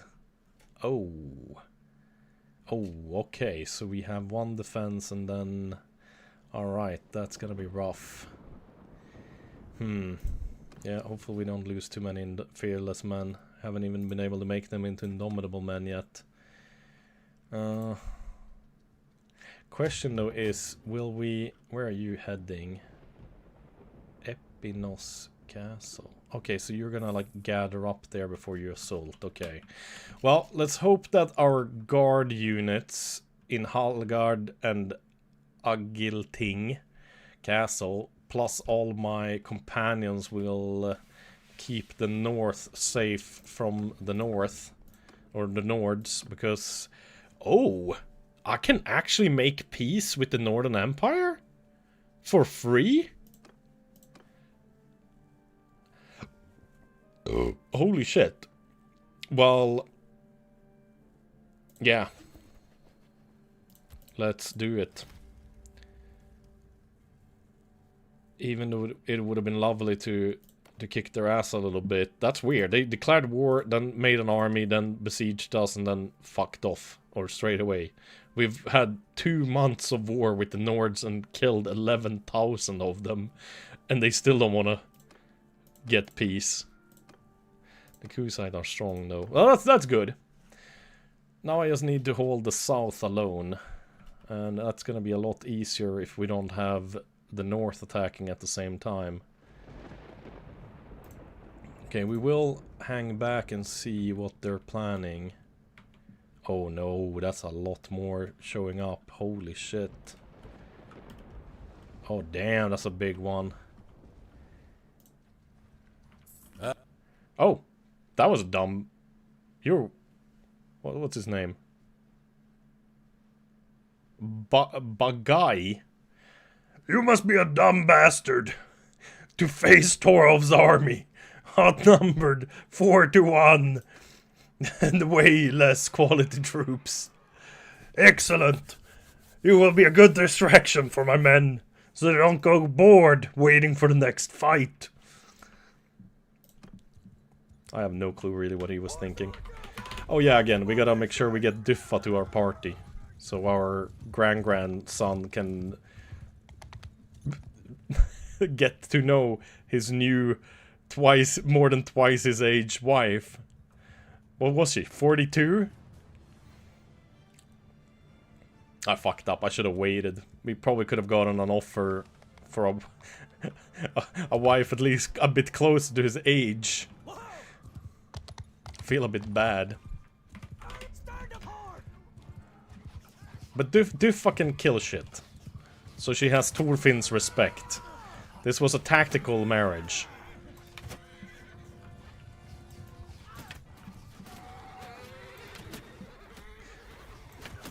We have a bunch of perks on the Savannah, Thorfin's wife, to do more damage to horses. So it's so fun to see the Kusite charge up and then lose like half their horses before they even get close.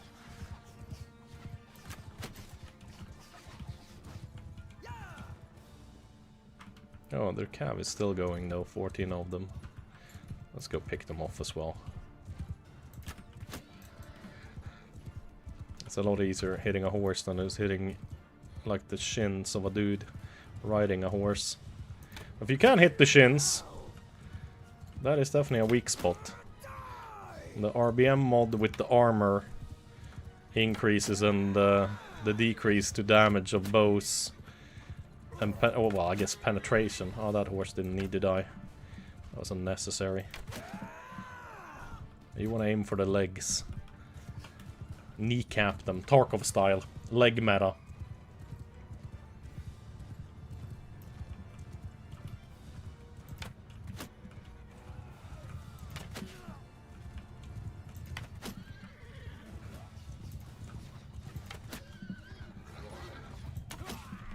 Get fucked. Ah, damn it. Was a little bit too late.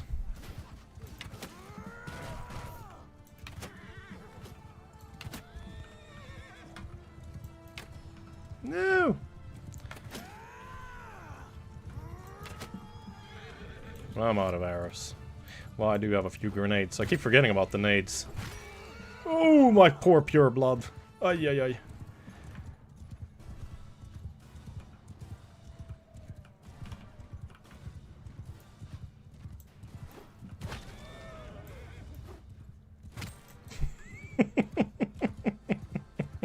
God damn, it's nasty. That's the only problem though. When fighting the Nords, the companions do fantastic work. Unfortunately, when fighting the Kusite, they don't do that much more than keep their cav busy. Due to how... well, how the cav kind of scares your horse archers and vice versa. But that's why we have the Indomitable Men, to have them keep their horse archers busy when we fight really large battles. I give up. Yes, welcome to captivity. Bunch of burly northern men will keep you company. No, I don't think, unless if you have some madmen, but that's rare.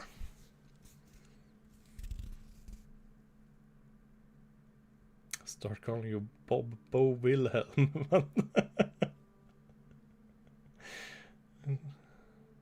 Okay, then I struggle to find Bannerlord content creators I like and such. I will be following your channel because so far so good. Oh shit! Damn! I appreciate that. I know that that might have sounded sarcastic, but I was genuine there. I take that as a big compliment. Thank you, man. I appreciate it. I have streamed Bannerlord now for like a bit more than a month, so I might only stream it for like a few weeks more, then I might switch to another game. That didn't sound sarcastic? Okay, good. I was afraid it might... It was a genuine like, wow, like, thank you, that was kind words. Like... But I was afraid it might have sounded like I was like, I'm not at all thankful for the words.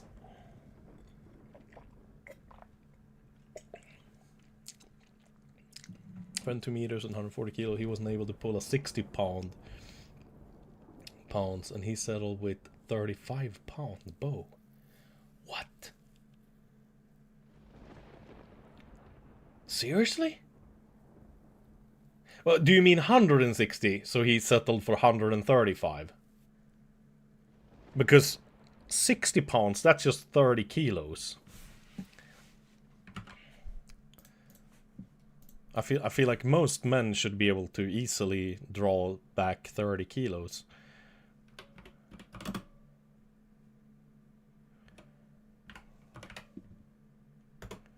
I've never searched for a bow. Compound bow. I bet you need to have like a license and shit in Sweden for that.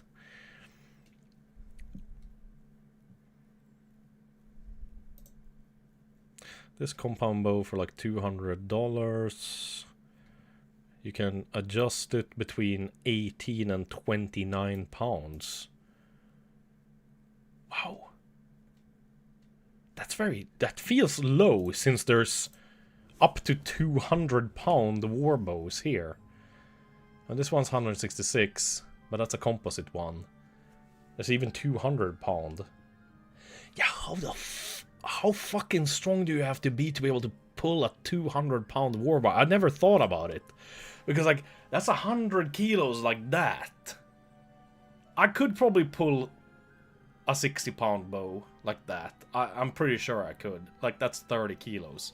Like, one of these is 16 kilos. But, yeah, shit, that's a fuck ton of weight. Zombie cannot be compared like that. Oh, you can't even compare them like that either. Okay. I'm small but not weak. I have never been able to pull a bow back for some reason. Short arm something, I don't know. Okay.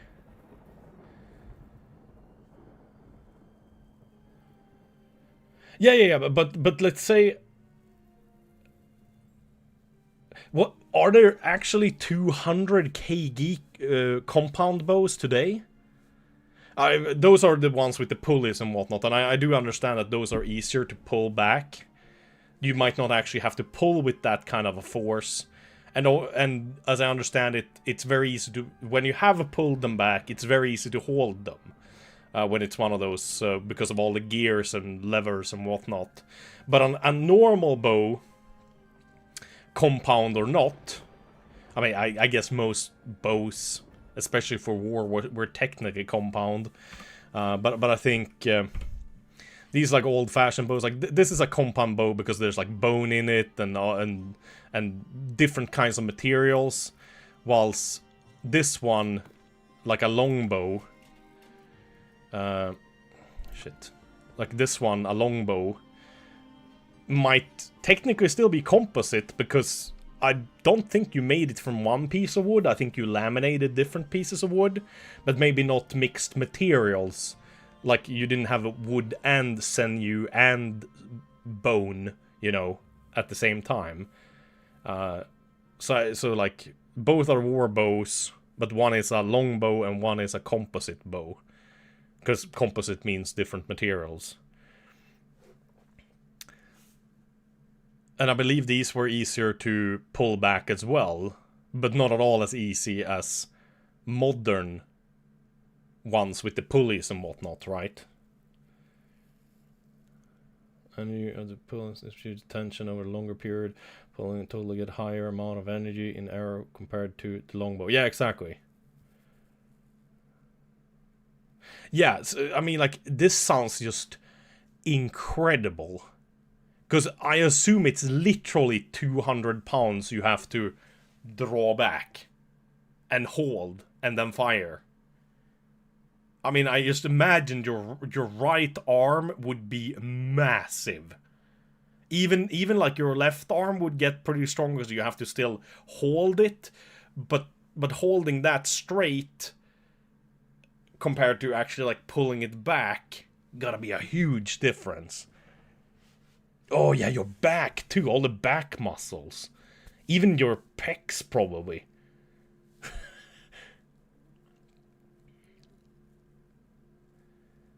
No, but you would end up having big arms too. Because I've seen the dudes that shoot bows like this on YouTube, like that do it a lot. And the guy looked like his pull arm was significantly larger. Like you could tell it was larger than his left arm. I don't remember if it was right or left-handed, but one arm was definitely noticeably bigger than the other.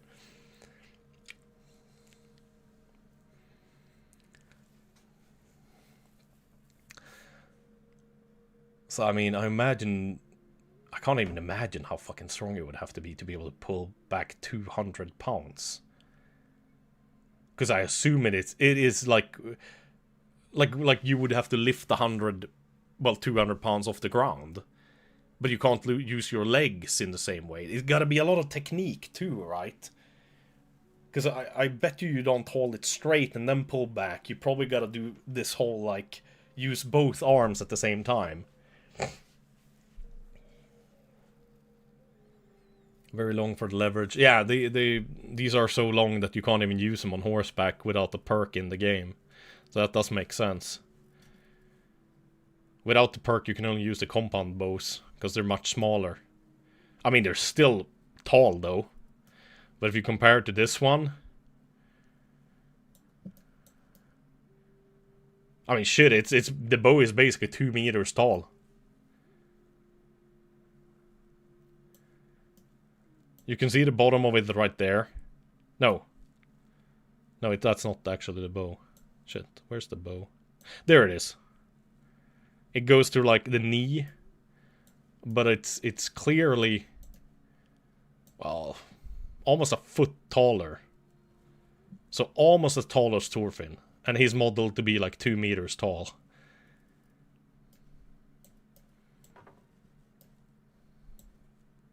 Unfortunately, they're kind of shit. I've tried out the legendary 200-pound warbow compared to the composite bow. And I must say the composite bow is way better.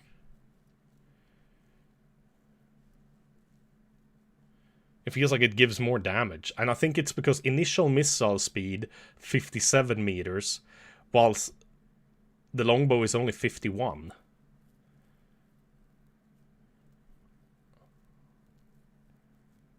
Draw weight width modifiers, 230. Holy shit, what is this one? Draw weight width modifiers, 196. That's because it's legendary. That means we can use 120 gram arrows. And this one can use 160. God damn. Unfortunately, I haven't found any legendary 125 grammars. I imagine them being a... well... actually, then again, I haven't really seen... oh, I'm using the... oh! I forgot. I'm using the arrows with cut now. Instead of pierce. I haven't noticed any significant difference. Maybe they fucked up the coding in RBM. I don't know. Alright. 10 can be upgraded. We'll wait. Well, we don't want this army growing too large. So we see by looters. Oh, that's fine. Why, I don't even know why it's telling us about that. I want to attack this guy, but that army is too close. Okay, it's going to Ulriksdal Castle. I think if I sneak in there now, I don't think they will siege it up, but we can try. Because if we sneak in after they sieged it... ooh, Tengel is now a dead shot. Nice. I fear that he won't actually... they won't actually besiege it then, because the garrison is going to be too large, because that army is only 2k. And 2k is usually only enough to deal with up to 600-700 garrison. Whilst we're going to bring it up to 800. We'll hang outside for a while, see if another lord or two joins. Unfortunately not. Well, let's see what happens. Oh, shit. Wait, what was that? Sundrik. Damn it.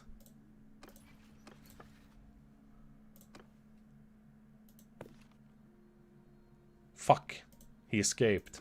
And they still don't want to make peace. Well, maybe because we kept him in prison for so long. Alright, we'll try to hang out here. Oh, they still besieged it. Oh, hell yes. Oh, alright, let's farm some Kusite. Let's see. Oh, and everything is already pre-built. That is spectacular. Nice. Unfortunately, we don't have any fire stuff yet. Thorfin is 6 points away from being able to get fire versions. The fire versions are heavily nerfed in realistic battle mod. When you throw them on people on the ground, they deal like 1 to 10 damage only. Still to a lot of people, like a spread area, but very little damage. But they still deal a lot of damage when you shoot them out of the catapult at people. They're also nerfed when it comes to shooting them at siege engines and, well, siege engines. They don't do as much damage to them. Before they were, I mean, you always used fire version because you could throw them at the men climbing up the towers and the ladders and whatnot and deal a fuck ton of damage. You can shoot them at siege engines and do a fuck ton of damage. You can shoot them at the men and doing a fuck ton of damage. But now they're only really good at shooting at the men. You can still do some damage at two siege engines, but it's not really the same. Okay, they choose to attack in the middle of the night as well. Interesting. Well, this should be an easy win. I have my grenades, I have my bow and arrow, and I have my sleeping stick. This should be... I think we're gonna treat this as a level up Thorfin's character as much as possible fight. Okay, where do we have... Siege tower is gonna come and link up there. That means ladders are gonna be used there. Okay. So, I think we then... Yeah, I think I have a pretty good setup for this. You guys stand back here. I don't want you fighting at all. I don't want risking your deaths. I don't actually know what the hell you guys are. Garrison units. Yeah. Same thing with you guys. That's fine, stay there. 1 shield wall here. And 5 Huskars and whatnot. You guys guard here. And then... companions.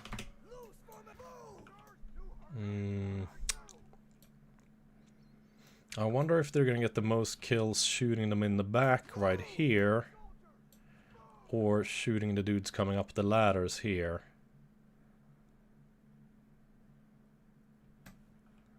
Hard choice.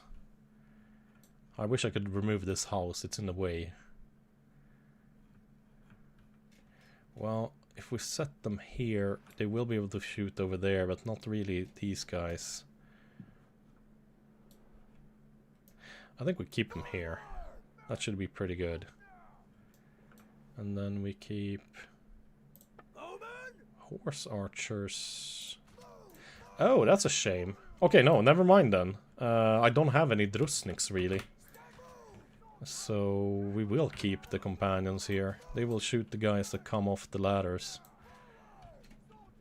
There's a fucking random mixed in with them as well. Oh, okay, a few of the companions are manning these ones as well. We're gonna remove these. We don't want the Crusade to have such good bowmen, and a lot of them have the 166-pound bows, and they are extremely deadly. So I think if we put it up here, I should be able to break the siege tower pretty easily. I'll put these guys back here. That should be pretty good. Or maybe like this. Can we do that? That might be better. So shoot from the side more. Some of the Crusade will just stand over here and shoot through the gate when they break it. 6. I want you guys to guard this one, just in case someone tries to come down. Yeah, we will actually move the archers here. I think that's the better solution. That way we get less casualties. A lot of them should still be able to shoot them in the back.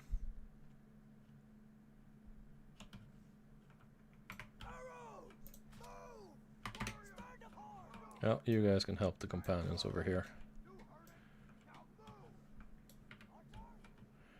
And let's try to place these guys down here again. There we go. That's looking pretty good.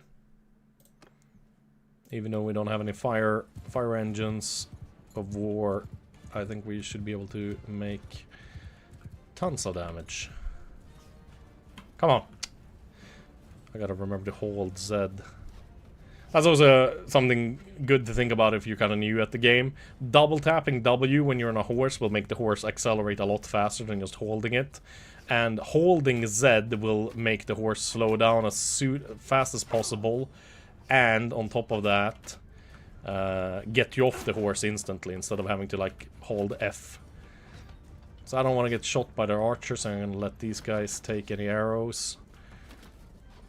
That was pretty good length for where the siege tower is right now, I think.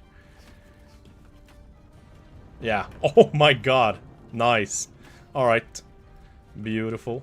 Oh, shit. Ah! Steam opened up for no apparent reason.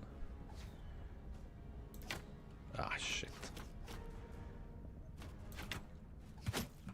That's a lot of damage. Options. I do have full screen. Huh. I must have clicked the wrong button. Well, it would be good to level my skills. I kind of forgot about that. So we should try to shoot a few of these guys on the ground. We'll turn this way so the arrows over there can't hit us as easily. And we'll... I mean, fuck it. We'll aim for them. I think there, maybe? Pretty good length. A bit shorter.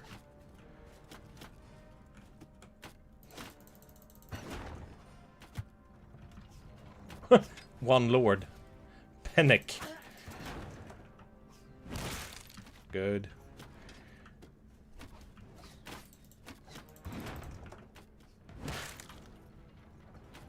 Was it too far?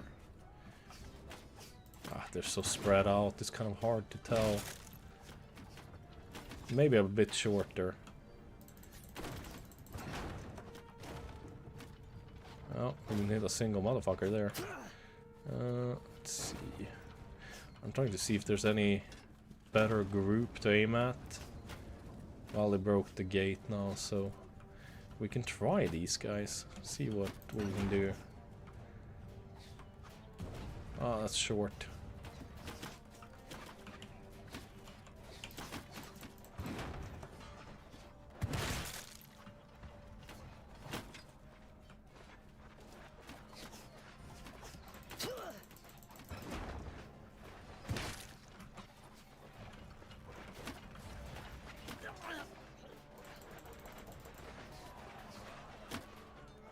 Okay, they're moving their men. Alright, let's give these guys a grenade or two.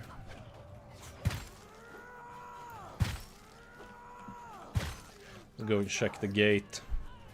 Our reloader died. I can reload manually, but Thorfin is too fancy to do that.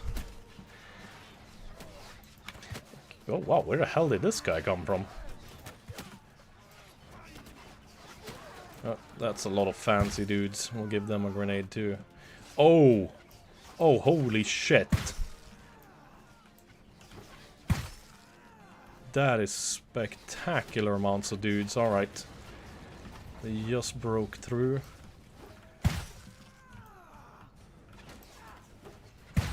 Oh man, this is good stuff. Oh, beautiful. Goddamn beautiful. That's one more. That's what we like to see. Is there anybody we can hit some stones? Ah, barely.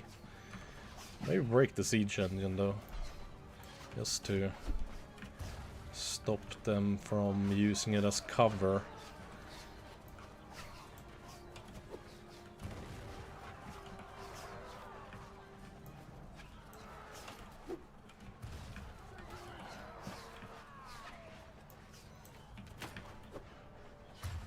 And this is all on the hardest difficulty, by the way, if you guys were wondering. If you position your men well during a siege, you can get some fantastic numbers on the fence. Absolutely spectacular. Yeah, these guys aren't getting anywhere. Companions are just way too deadly. Pretty much all of them have 166-pound bows.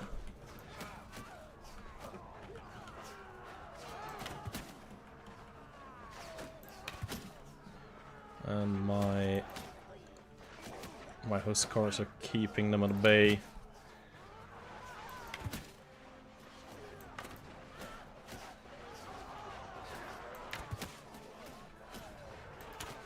Ah, damn it. That's a lot of them down here, though. Let's switch. Ah, damn it. I should have gone for the stones earlier. When they're this grouped up.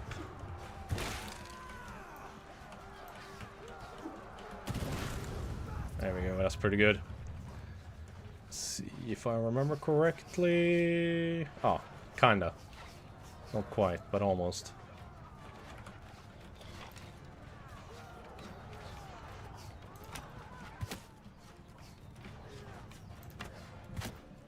The good thing is a lot of the Kusite don't have shields. Or heavy armor.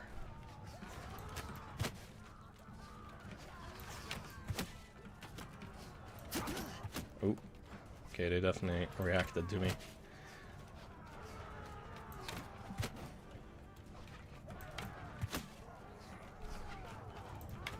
It's kind of like shooting fish in a barrel at this point.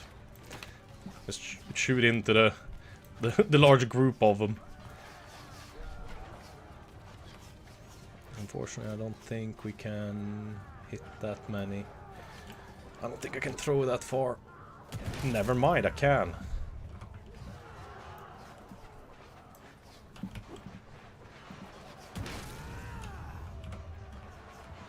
How's it looking down here? Oh, there's a couple of them. Damn it.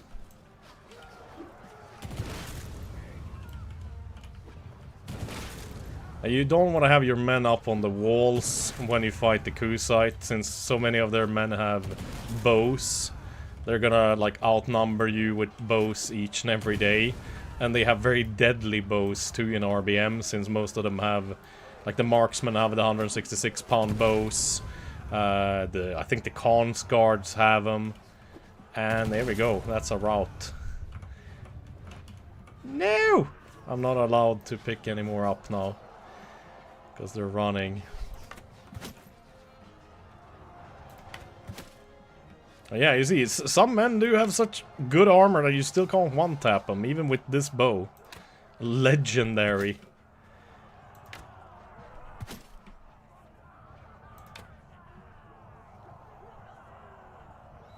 And you don't even have to beat them all. Just 600 kills.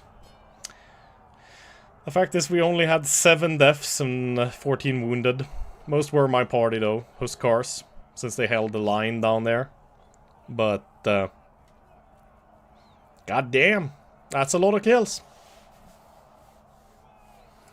Why not just open the main gate, or will it be too much?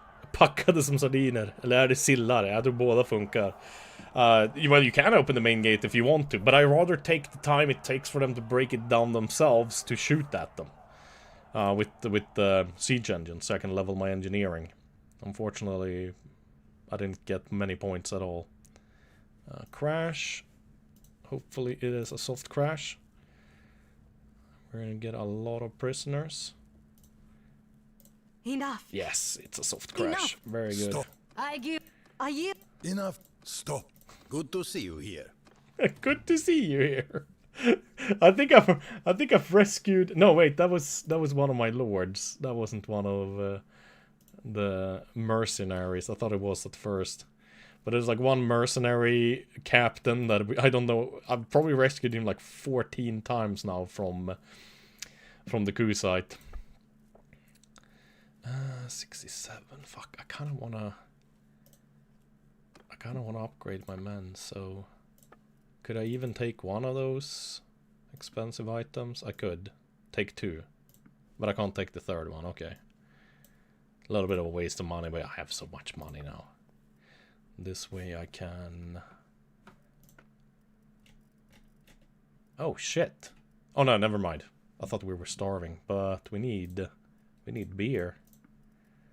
Take all the grain. I'll bring that to y'all.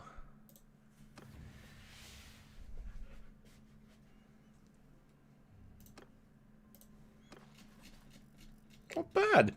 That's 27 lords now in captivity. Excellent. And that is a nice group of indomitable men under our control again. Holy shit, that's nice. We're gonna be able to really give it to the Kusite now.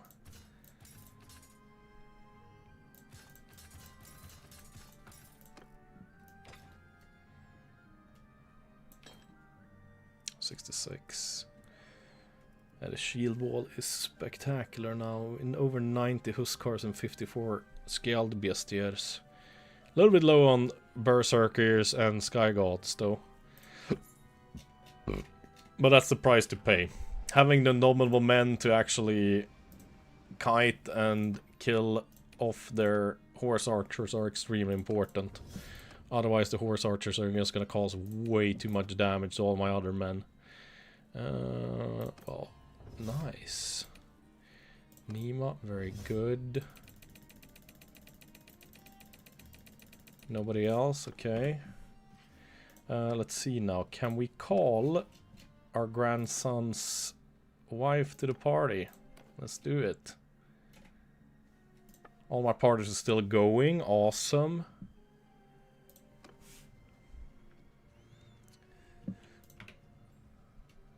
We are doing pretty good. Sounds like some increase. Well, that should get taken care of by the guards, I hope. Ah, fuck. Damn it. The guards are goners. Okay, do we have...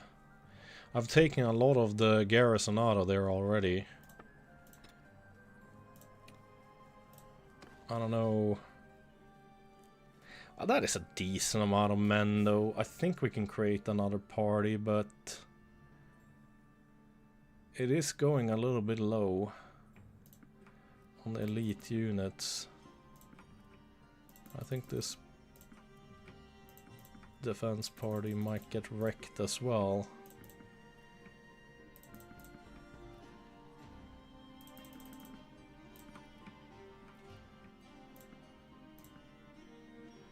$170.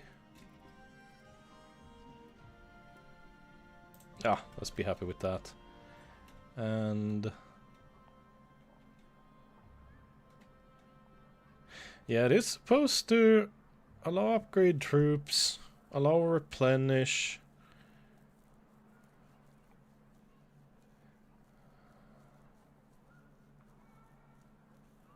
Make sure to have those units. Oh, okay. Ah, I haven't thought about that. Yeah. So we'll try to add the same type of units. Alright. Caravan ambush. Well, I'm sorry, sir. I cannot help you right now. We are at war with 2 countries. So we kind of got to focus on other things. But we got to get some beer for our poor men before they rebel against us. Butter and cheese don't hurt either. Of course, the men deserve some butter. Let's get some more grain too. Get rid of the hides, the linen, all of the animals, whale oil. That's looking pretty good. Any good armor? Nothing. Oh, well, they do have one of these though. Holy shit. Nice. Okay, they are making some gear now. Okay. Oh, wow, she has trash arrows. We can't move that, because she doesn't actually have the skill to use it, but since she came with it, we're obviously keeping it on her. First of all, we'll give her a horse. We can hopefully give her what the fuck's going on here? Pure blood, yes. And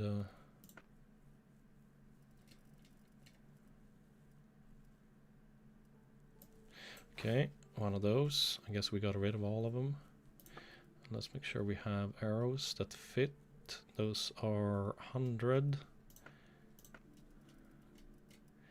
We do have these.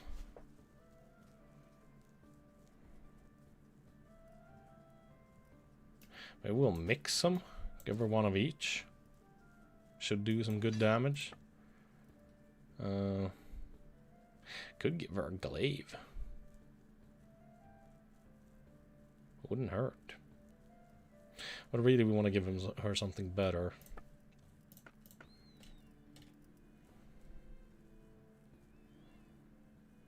Definitely upgrade that. That one is not that good either. The helmet is actually pretty good, but I think one of these is good enough. Better, yeah. Better, yeah. And 60, yeah. Looking good. Pretty tanky. Party. Let's move her up together with other wives. Oh no, wait. That's not the other wives. There. Savannah, Gunjadrid, Idrun, and Duffa. So Savannah is my wife. Thorfin's wife. Gunjadrid, I believe, is the soulless one, Thorfin's son's wife. And then Idrun and Duffa are grandson's wife and grandson's wife. That's a good thing about the mod that makes them like age faster. That's machine gun versus spears amount of KD. Yeah. It's a very good KD.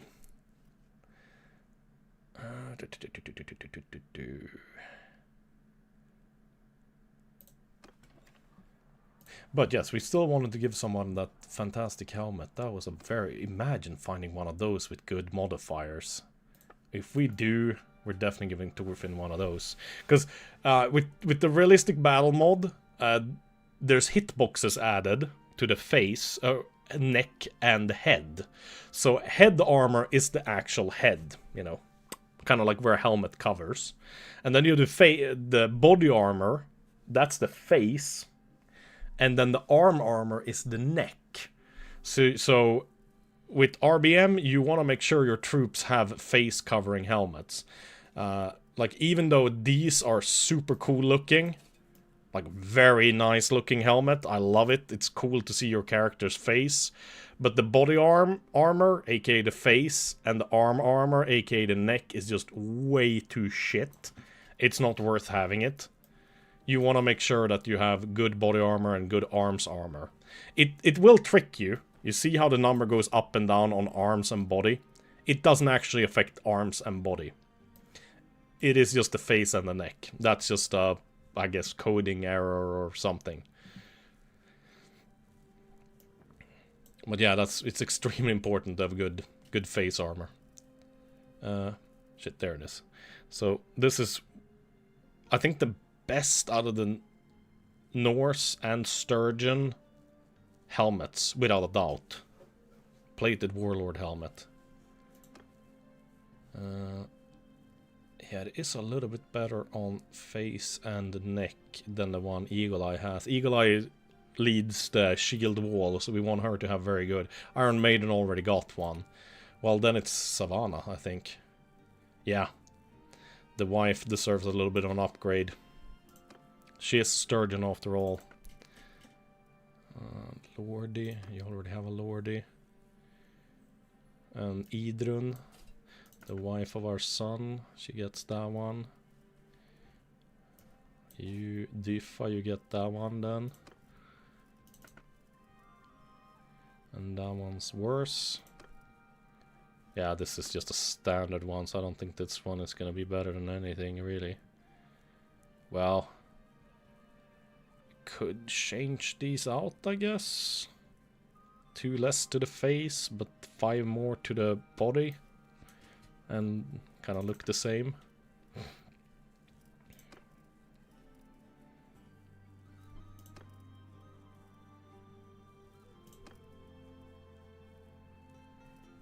I think everybody has the same one, or even better.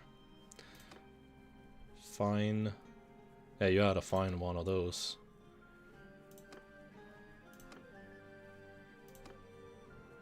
Wait. Why do you? Oh, you have a fine one instead of just reinforced. That's why it was higher. Not bad. Not bad at all. Let's see. Let's make some money. That one isn't worth keeping. Well, at this point then, 81, 84, 25, 20. So yeah, we'll keep that one. Light Lamar is not that good. These ones are pretty damn good too, actually. 116. Valandian ones. That is some pretty good stats.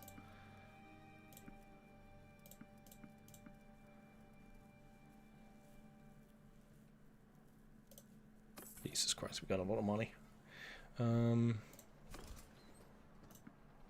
No, that's a hardened brigand. We don't want them. Keep, manage garrison. We should have a good amount of varyags. Yeah, few at least. We need 6 men.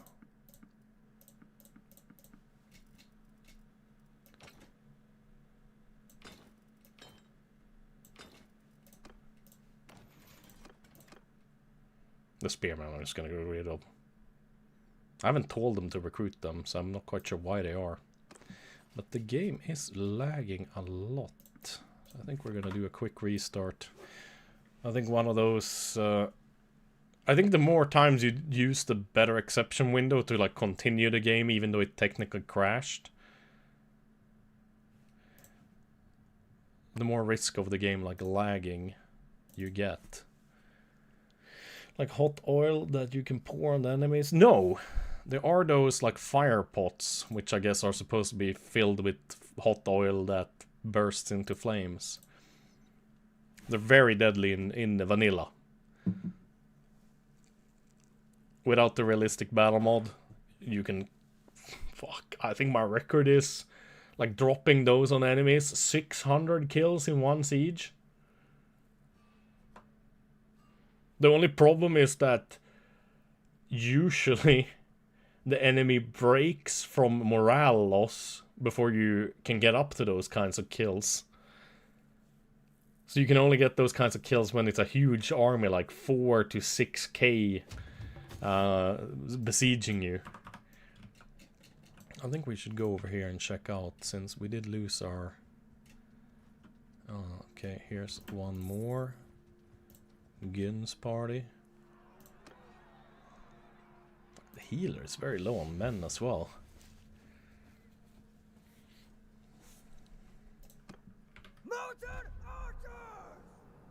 Yeah, Duffa is in the party now. Let's see how many kills she gets. Because when we fought against her party, or fought against her, she did very well. She got a lot of kills. Like I even like noticed her name popping up multiple times. But she only got 1 now. So she's not that good compared to my companions. Jarlina Ifran the healer. She has come up in the world. We could make sure to have a few prisoners that we can recruit from. It doesn't hurt. It is better with the lower tier units though. Oh, yeah, shit. My bad. That was my own troops. Almost threw them away. 5 of those, maybe? Yeah.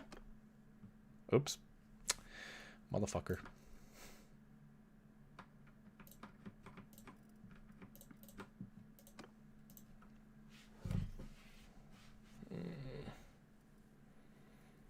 I think it's time to start bunkering up on items now.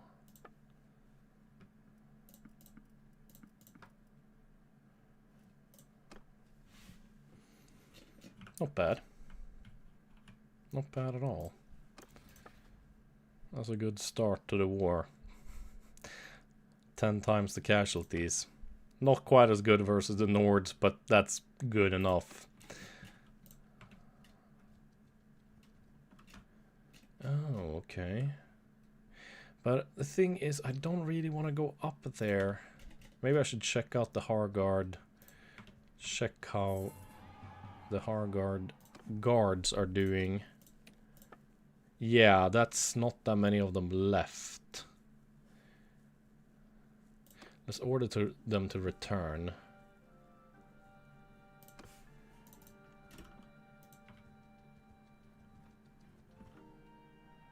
Cry for marriage of freedom.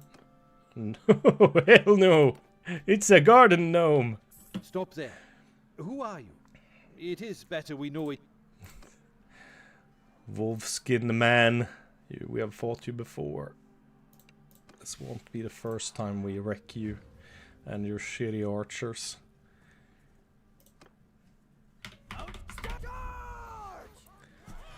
Oh. I gotta go to the toilet. I'll be right back.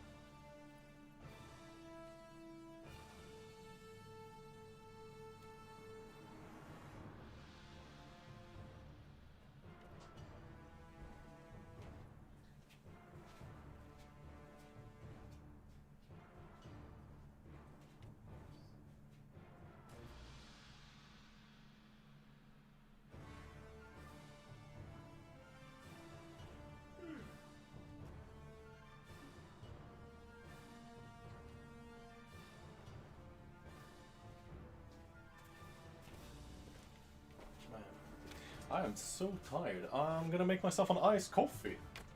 So I'll be right back.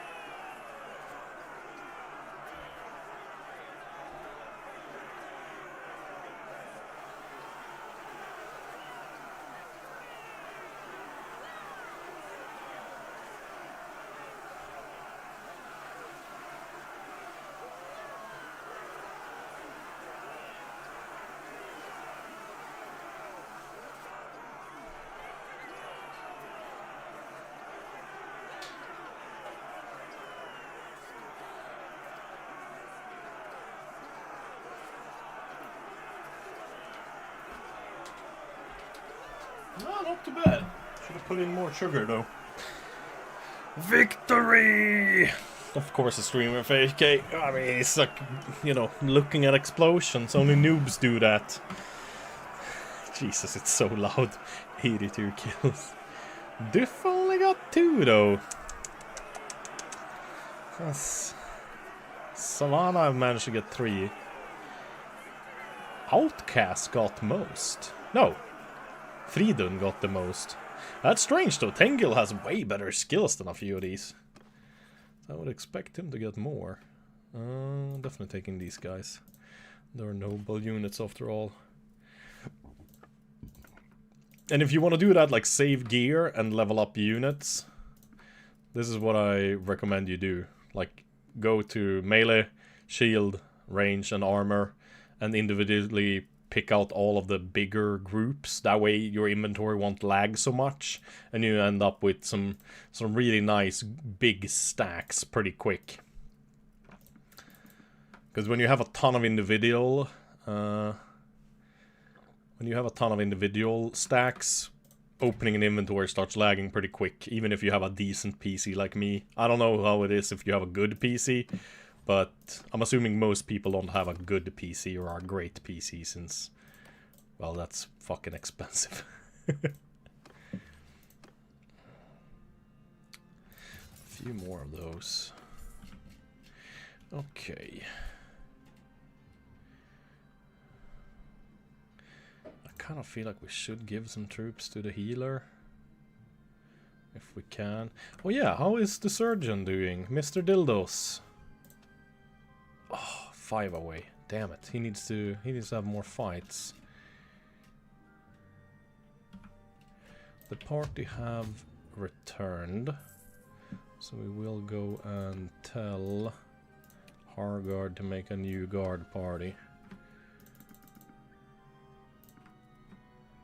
Holy fuck, that is a lot of noble units. That is not bad at all. Jesus Christ.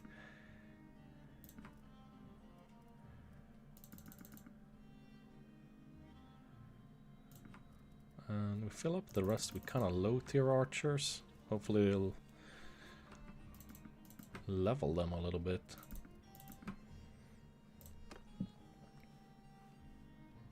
Yeah, this is one of the best things. Tyal... Ooh, Tyal doesn't actually have a guard party. But Tyal is lacking in units. But we could make a guard party for Tyal as well. To help defend.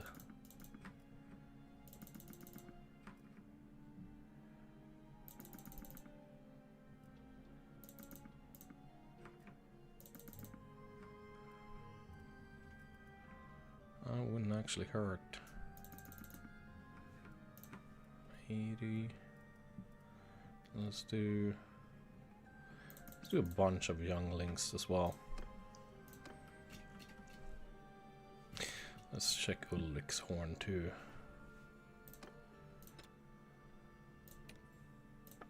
$128. Ah, I think they can probably do decent. Hopefully.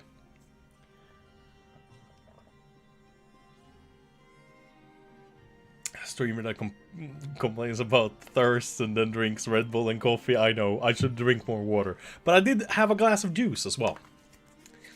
So I'm not completely Artardaru.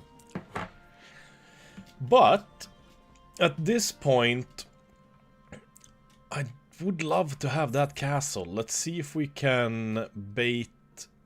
I'm assuming I won't be able to take it straight away. Oh, definitely grabbing these guys. I don't think we were going to be able to take it straight away, but it is an Empire town. So level 3 walls will have stones, maybe not fire pots. I don't know how it works now. Let's see. I don't think we can pull back the men that much further. The barbarians are lightly armored and not really a threat. But it is a lot of them.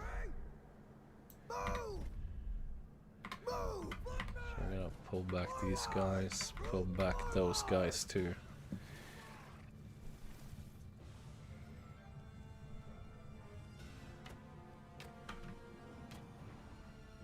Yeah, maybe I should have helped.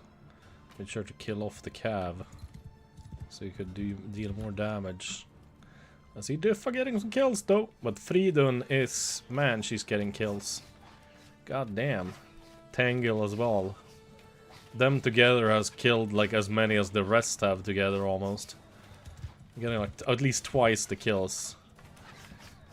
By the poor barbarians. In vanilla, the barbarians... well, the barbarians are from the Coloridiat War mod. Fantastic mod, by the way. It almost never breaks either. Like I said, just watch out with the crazy men in the, that become the indomitable men. Because the upgrading... what do you call it? The upgrading... well, the upgrading of them is kind of broken. The whole ladder, or whatever you want to call it. One wounded. So be careful with that. When you play vanilla, you might actually want to take some barbarian prisoners, because their shield wall unit has some pretty high, like, one-handed skills and athletics, and their two-handed shield breaker unit is a little bit low as well on armor for being a shield breaker unit, but they have very high skills.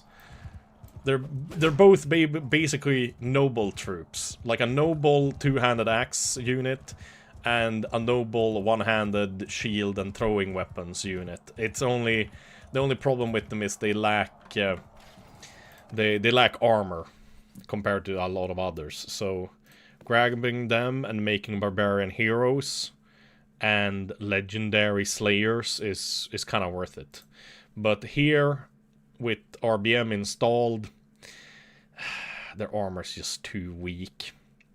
And the weapons they use, even with the skills, don't really make the damage you need to have. Unfortunately, chat, I'm gonna have to leave you alone again. I think I know why I have felt kind of like half dizzy today. I think it's something up with my stomach.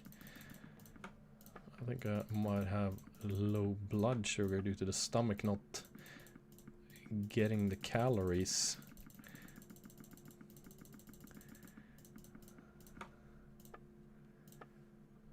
I'm gonna have to go to the toilet. Barbarians in vanilla? No, they're from Coloridiat War, unfortunately. So you gotta. But again, like, Coloridiat War is a very good mod in the way that it pretty much never becomes obsolete. There's almost no issues with it. More, well, right now it does seem like there's they spawn way too often. The invading armies and whatnot, like barbarians, Mako, Humar, and whatnot. I'll be back in like 10-15 minutes.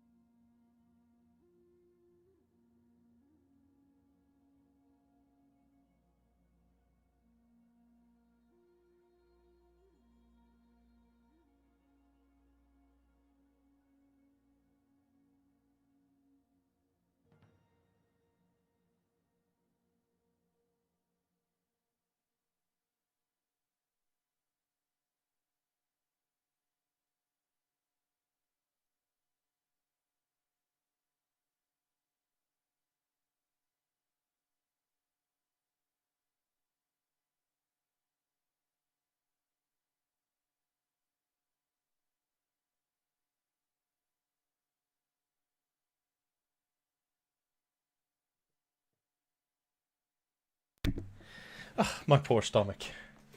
Upgrade tiers, yes, that's what I wanted to say. Barbarians in vanilla, you meant without... Yeah, exactly.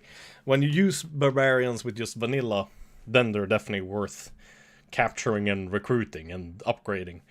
But here in RBM, or with realistic battle mode on, not really. They're too... They're basically just like a bit better than looters. I would say Sea Raiders put up more of a fight per like man or unit.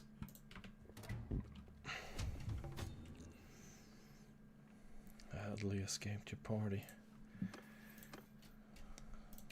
Surgeon. Oh, damn, I was hoping it was leadership that reached 100. Relationship.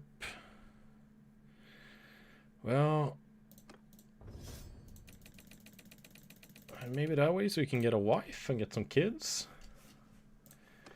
How is the wars going? Well, we're definitely making it difficult for the Nords. But the thing is, they're only at war with us. Nobody else. I mean, this would be a perfect moment for Sturgia to actually retake some of their territory, but I bet you they're at war with like Valandia or something. Yep. And Valandia is, oh Jesus Christ. Fucking dirtbag.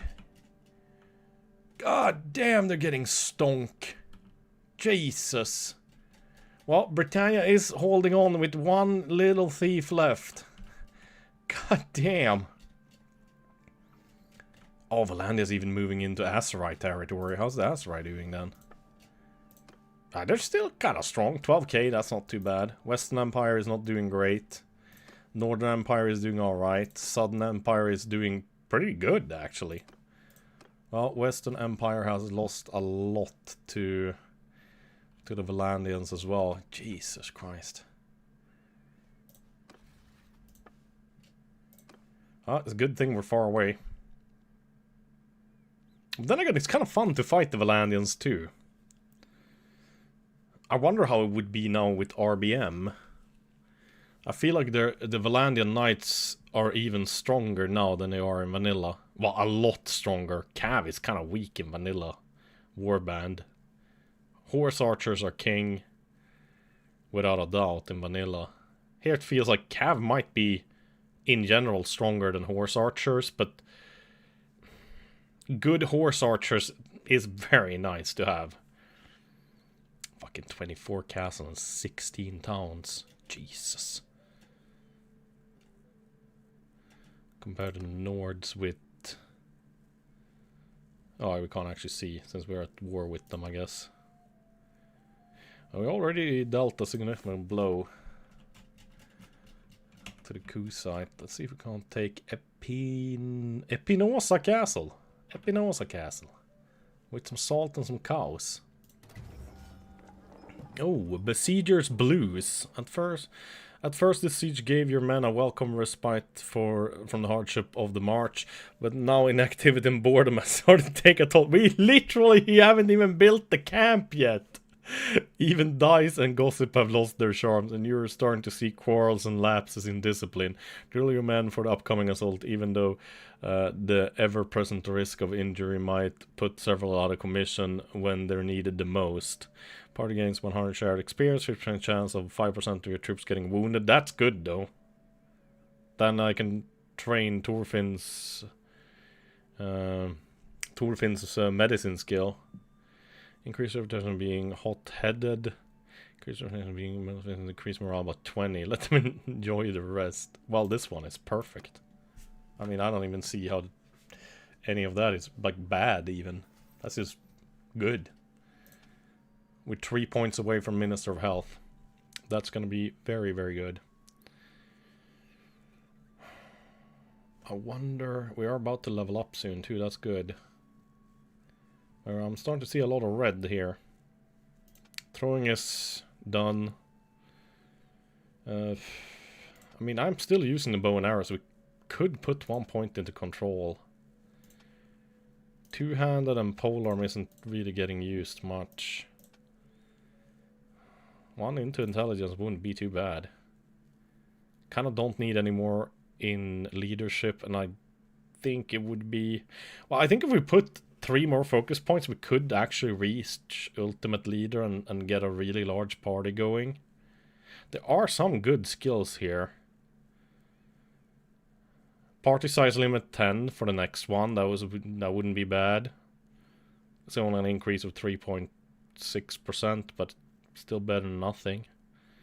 Recruitment rate for infantry prisoners. That's not bad. Shared experience for cavalry troops. Not bad either. Rate for troops when they are sent to confront the enemy. That's kind of good too.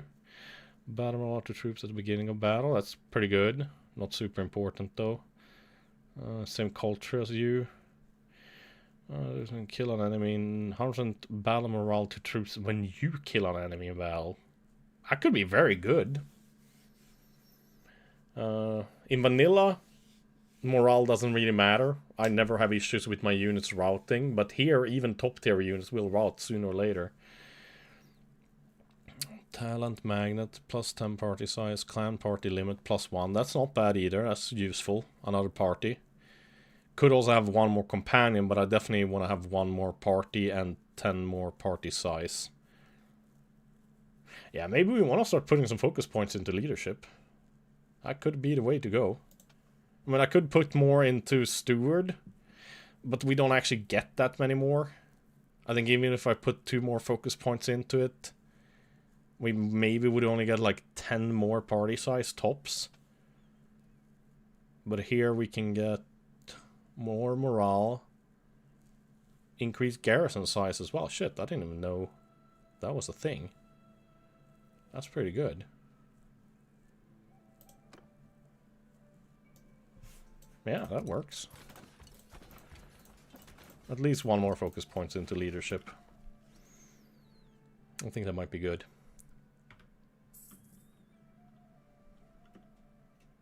Man, a lot of people are escaping. Man. I do miss having scouting. Which one is it? Yeah, oh yeah, well, we do have to get it up to 225 though. Having this one in scouting, it's a party leader, unfortunately, so you need to be the party leader. But minus 50% chance of prisoner lord escaping from your party. And then there's this one in riding as well.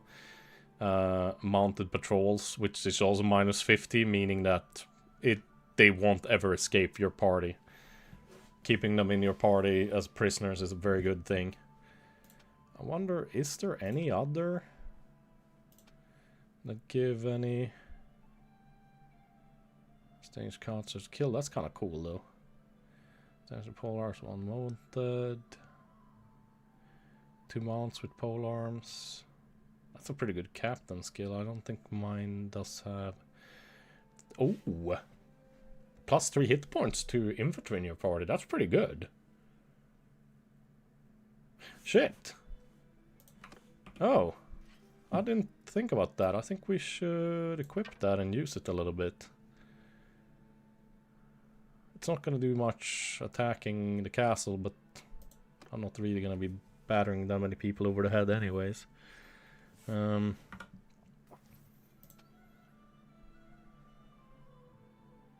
wonder if there's any like Rugery skill that gives us like less chance of enemy lords escaping. Escape chance for hero prisoners. Is that... I'm assuming that's lords. That's pretty far up though. But I think we would get there with 2 more focus points. That would really help. Ah. Shit. I mean, that would bring it from the normal... Well, we would get 80% less chance of them escaping. That's pretty large. I don't really know how it works, but I assume it kind of works like on a tick. A tick will happen X amount of times per day, where 1 lord gets a chance to escape, and he has, let's say, 10% chance to escape. That's why someone almost always escapes every day. And those 10 are gonna be brought down to just 2% with this perk and this one. Obviously, if I had this one instead, together with this one, it would be 0, and they never escape. But bringing it down by 80 is still better than 50. Yo, we got snowed in. Yeah, I've heard. Jesus, how you guys doing? I hope you're not too screwed over in Mercaland.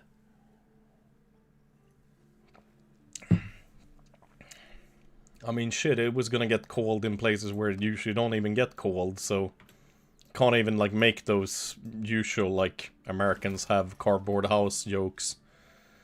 Even if it's true, but, you know. If you live in France, you're not gonna build your house to withstand minus 20 degrees and a snowstorm. Because that shit never happens in France. So I would assume the same goes in America. So I hope you guys... Oh no, Mad Men. Like, that's the first time I've seen a small party of Mad Men around too.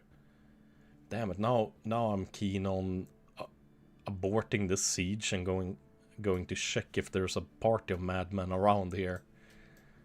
We'll continue it for a little bit though. Some lords are probably gonna show up and try to stop us, and then we can kill them and take their gear. But funnily enough, no lords are showing up. Well, someone did and got wrecked by looters, apparently. I think. They didn't take any prisoners, though.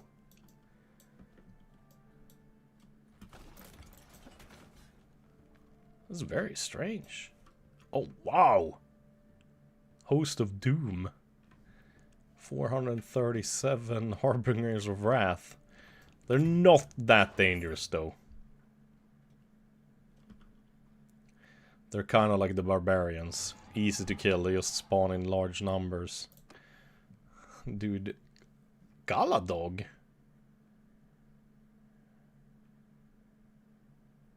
Isn't that like their king?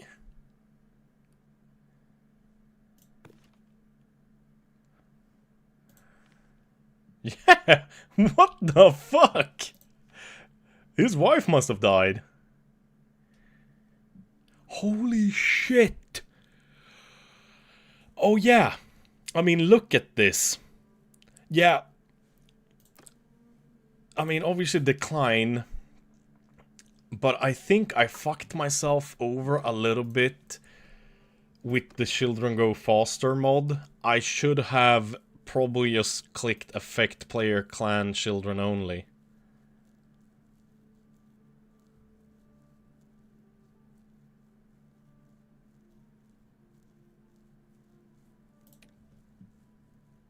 Because they normally don't have that many kids. Daughter, granddaughter, granddaughter, granddaughter, granddaughter, granddaughter, granddaughter, granddaughter, granddaughter, grandson, granddaughter, granddaughter. Just his 2 daughters and son made a bunch of kids. He has 50 plus enemies. He has a lot of friends too. He is devious and cruel. So yeah, no, you're not marrying my daughter, you old fart. We get close to 16 to 18 inches where I live in... Oh fuck, what is an inch? An inch is like 2.5 centimeters, so... Oh Jesus, like 40 to 50 centimeters of snow? Yeah, that's quite a lot even here. You even had avalanches? Damn. These are all used to kind of living. I have a cousin that lived in Alaska. I get 6.5 feet with snow. Her schools get shut down for 1 to 2 days. Yeah, of course. I mean, I know there's places in America that you know get as much snow or even more than where I live. But now a bunch of people who live where there normally is no snow at all are getting a ton of snows. I mean, it's kind of like we have this joke in Sweden. Stockholm is in the warmer 1/3 of Sweden. You know, the 1/3 where everybody live. Only 10% live in the 2/3 of Sweden. You know, the northern part where I live. Nobody wants to live here for a good reason. It's basically like Alaska, with the sun and whatnot. It's Milder climate, though, thanks to the Gulf Stream than in Canada. Or in Alaska. But where I live is literally Alaska, like on the map. So you get like only a few hours of sun for a couple of months each year. And during the summer, the sun just dips under the horizon and then comes right back up again. So you don't even get like dark nights for a few weeks. You get kind of like a sunrise or a sunset, and then straight away the sunrise starts. So it's weird. And in the same way, in winter, for a few weeks, you basically don't get a sunrise. Or no, like, midday sun. The midday sun is, like, a little bit over the horizon. So, where I used to live, the sun wouldn't even go through my windows for, like, 2 months. Because the house next to mine would block it. Because it would never come over the rooftops. And these are Nights are 3-story houses. Nights are for pussies, Midnight Sun rules. That is true, Shadow. Thank you for 101 goddamn months of tier 1. I appreciate it. Thank you. Where was I? But yeah, I do really feel for the people that are not used to the cold, because they don't have cold weather, or cold weather clothes, they don't have snow shovels, they don't have snow clearing equipment like the state itself and the cities and whatnot. They don't have snow tires on their cars. Their houses are not made for snow and cold weather. So yeah, I hope Trump doesn't fuck this up, because this is a really good chance for him to show that he's like a good president by making sure that the states get all of the help they need. If he fucks this up, I think he's gonna have a really hard time going forward, because the 2 people that have gotten shot by ice, it hasn't looked great for him. I know, of course, he's not to blame. Like, I mean, first of all, you should not hit a fucking federal agent with your car, so I kind of understood why she got shot. The other guy now, though, like, yeah, you shouldn't go and protest and stand in the middle of the road and get into altercations with police whilst you're carrying a firearm. But that is just a very tragic accident. It's tragic that she died, absolutely, but I kind of see how it's justified. Like, if I was that cop, I see the car accelerating towards me, I can kind of get that. But the guy was already disarmed. As I understand it, the guy that disarmed him said he had a gun, and I guess someone misheard and thought he said he has a gun and just straight up shot him. And it's just fucking horrible. Have you even seen the videos? Which one are you talking about, the Who? Sven, thank you for the 96 months tier 1. I appreciate that, man. Det finns inget dåligt väder, så att säga. Bara dåliga kläder. Indeed.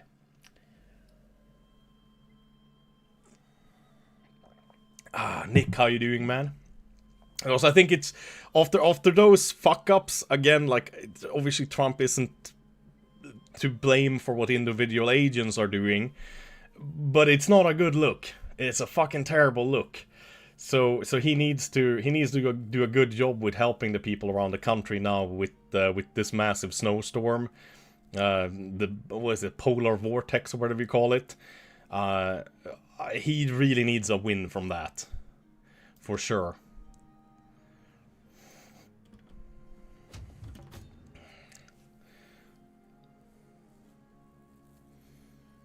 You don't stand in front of the car in the first... But yeah, absolutely, I agree with you. I bet you no fucking training will tell you to, like, stand in front of a car. But I don't think he was standing in front of a car, right? He was moving around the car to the driver's side when she backed up and then drove forward. Because, like, when I looked at it, first of all, I was like, fuck, this is a straight-up execution. Because that video that circulated everywhere... It looked like he didn't get hit or anything, just literally shot her as she was driving off. And that's just fucked up in general. That's just... it's hard to make any excuse for that kind of behavior.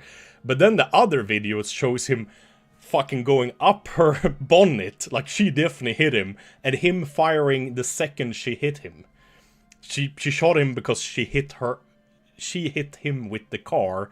I'm not saying that's the right thing to do, but I can understand how you might end up getting shot if you hit a cop with your car. I mean, this is not even a cop, it's a federal agent, so that's even worse. Not saying it was alright or anything like that, but like, it's kind of like, fuck, what is it you Americans say? Play stupid games, win stupid prizes. You know, or fuck around and find out, I guess. The car incident?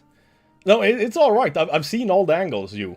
And after I saw that he got hit, he was on top of the bonnet, I was like, yeah, I understand why it happened. It's pretty dumb to drive away when cops are trying to arrest you, or federal agents are trying to arrest you, and then hit one of them with your car. Do she deserve to get shot?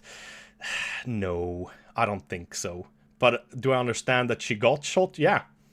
If I was the ICE agent getting hit by a car when people are being aggressive around, following you with cars all day, harassing you, I would assume it's a pretty aggressive, like, it's like, I know cops, and being a cop, most of the time it's all chill, no worries, you know, you don't feel like you're in danger or anything like that, but you think differently when you think you're in danger, and I think normal people have a hard time putting themselves in that mindset. I also know military personnel, like ex-military personnel, and when you talk to them, you can really understand how, like, mistakes happen. I would definitely say it would be a mistake to shoot her, yes. Would have been better to let her drive away? Yeah. Because it's not like she had a gun and tried to shoot people, was a mass murder or something like that. She was a fairly crazy woman, apparently. That's it, you know? There's no need to shoot her. But I definitely understand that she got shot. It doesn't surprise me at all. Yeah, and exactly, that's the problem too. Like, you're always gonna have a few dumb fuckers becoming cops. A few bullies. Like, I know...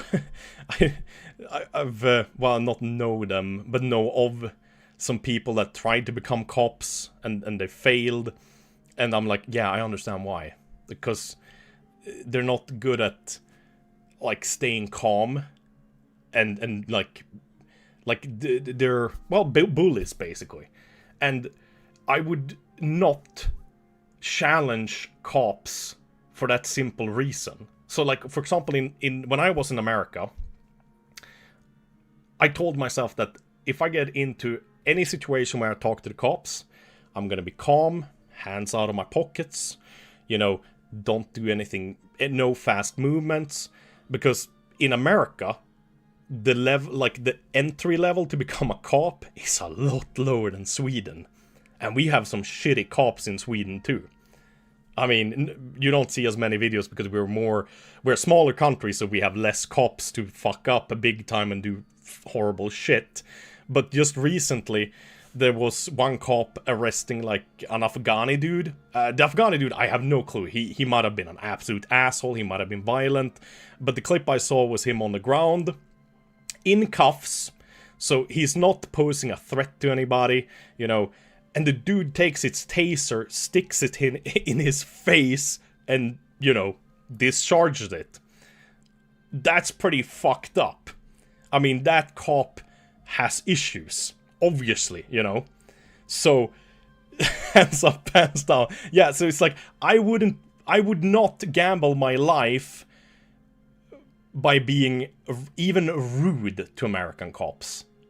Would I, like, reserve the right to stay, like, silent and all that shit? Yeah, absolutely.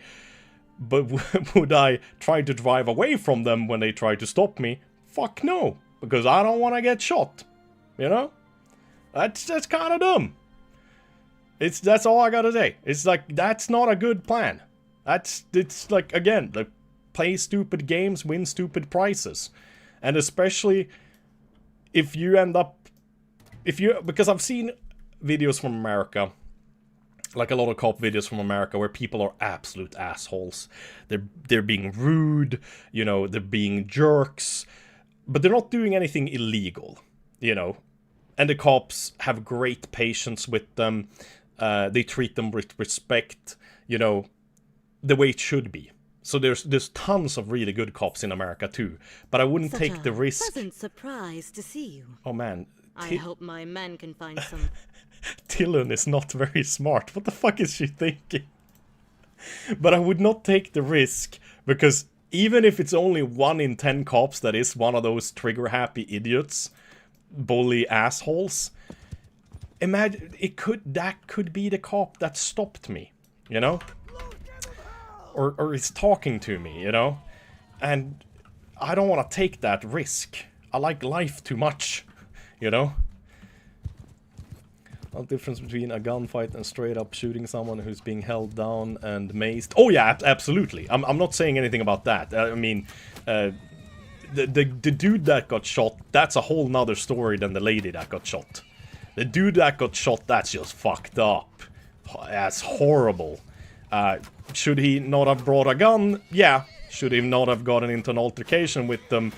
Should he just backed up and stayed away from them and not been in the road? Yeah. Should he have gotten shot? Absolutely not. I mean, he was disarmed.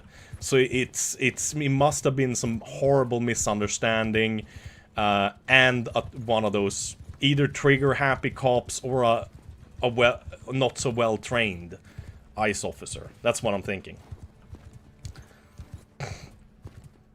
Yeah, the governor, the Tim Walz guy, he seems to be fucking horrendous. If anybody is to blame for what's happening, it's him. Because absolutely, if you don't like Trump's politics, you should be in the streets, and you should be able to demonstrate, and you should even be able to bring your gun to the demonstration, absolutely, 100%, without having to get shot. But you also then need to, you know, remember to not get into an altercation with the cops, because if you are armed when you start wrestling with the cops, even if they engage it, shit might go bad. The Tim Walz guy needs to tell his people to, of course, keep demonstrating. I mean, that's their right. I think if you disagree with something, you should absolutely demonstrate against it. That's the right thing to do. But you should not honk your horns, follow federal agents around in your car, harass them, try to dox them. I mean, that's just fucked up. I mean, Jesus. You would get shot doing that even in Sweden. Because I guess the closest equivalent to ICE, which are federal officers, would be something like SAPO, the Swedish security police. And they don't fuck around. Like, you know, they're armed to the teeth. Like bulletproof vests, submachine guns, assault rifles. When they're deployed, you do not block them off. If you park your car in front of them, they're gonna assume you're trying to ambush them, and they're gonna shoot your car up. Not that that happens in Sweden, because nobody would ever think about blocking federal law enforcement's cars. That's just... that's nuts. To block them in is just crazy. To demonstrate against it, though, oh, I support that every day.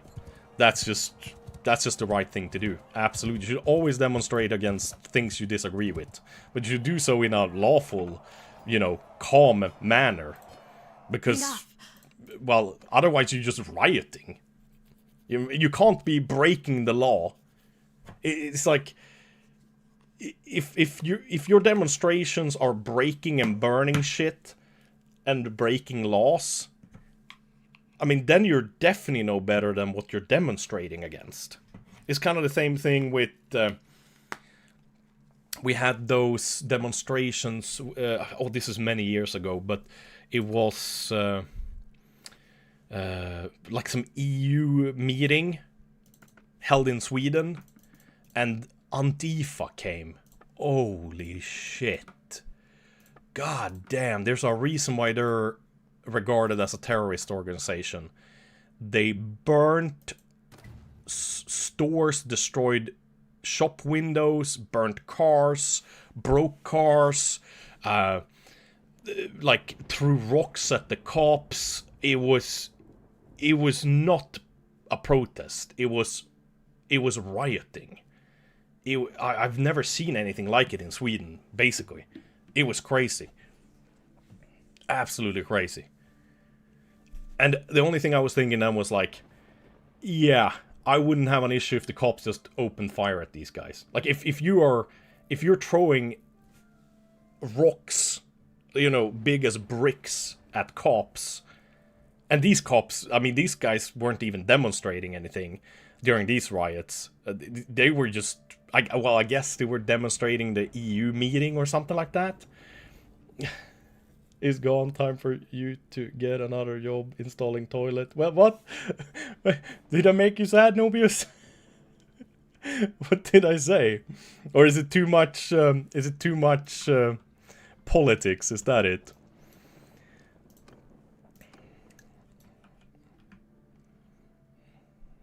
Oh, could we beat them? That's a lot of tribal warriors. I think we have a decent chance. There is a lot of them, though. We can get another... Get a couple of dudes.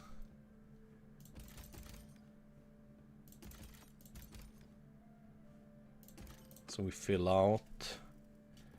But I wonder if it is enough to deal with them. Potentially. Uninformed on the opinions you're providing.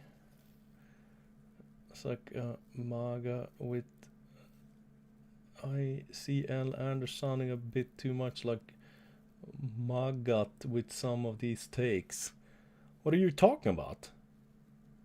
What was wrong with what I said?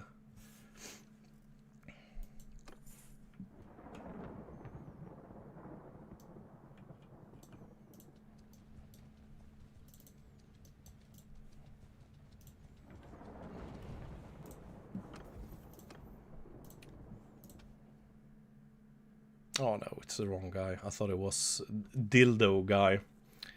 But I definitely want the party size. Where do we start?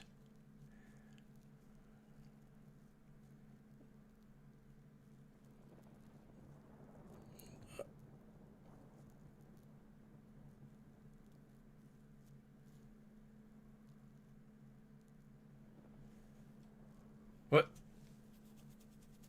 I'm confused then, Nobius.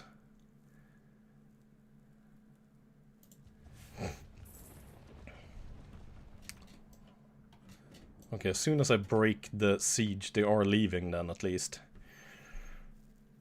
They don't seem too interested in it. Oh, that's a lot of horse archers, though.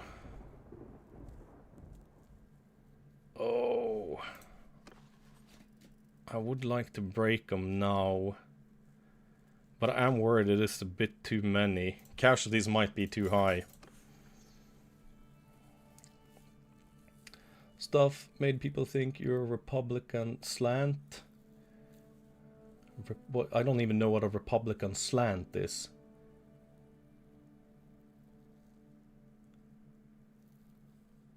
I mean, I've seen his speech. That didn't seem very good.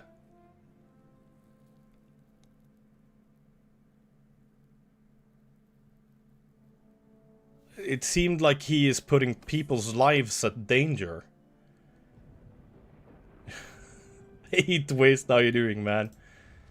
I mean, if anything, I would like to keep my people safe. We all know Anders is miljöpartist. Oh, no, dude. That is not cool. Don't call me a miljöpartist. That's under the belt, man. The learning center. So, you know, that's probably the dumbest thing I've heard. I think anything of your politics from a statement just saying people might get that ID. Anders, ICE are not cops. They are federal agents with virtually no training. Yeah, but they are federal agents. right? And if they have virtually no training, that's even more of a reason to not block them in with cars, right? I mean, I'm not saying what's happening with ICE is correct. I'm not saying ICE officers are perfect. I'm just saying you gotta be fucking careful, because otherwise they might fuck up and shoot you.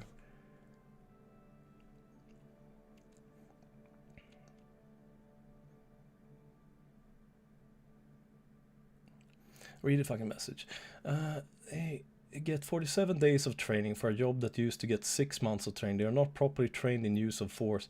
I have yet seen an actual cop comment on deaths of these Minnesotas. Yeah, I'm absolutely. I'm saying it's fucked up too. I'm not saying it's right that any of them died.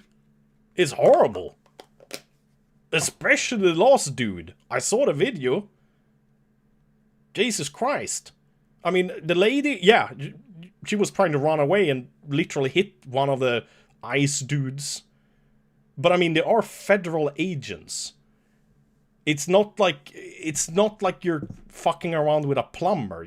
You're dealing with. I mean, that's even worse than if what you're saying is true. If they are poorly trained, then they're even more dangerous. Then what I'm saying makes even more sense, right? Like, don't fuck with them. Like, then they're even more dangerous than fucking with a cop.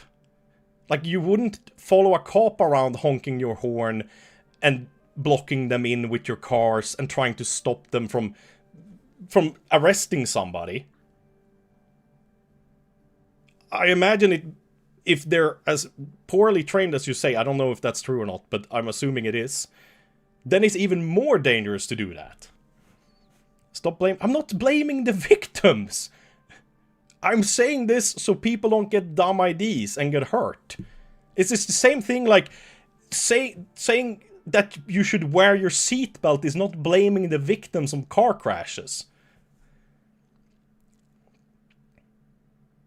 Of course they did the wrong thing shooting him. Absolutely. But it's like, wear your seatbelts. Don't do dumb things. It's like, don't fuck with a snake. If you will get bit. It's like, I don't understand.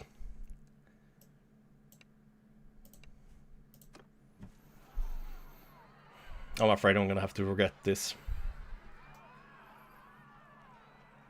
I really hope the map is gonna be in my favor. This might get hard.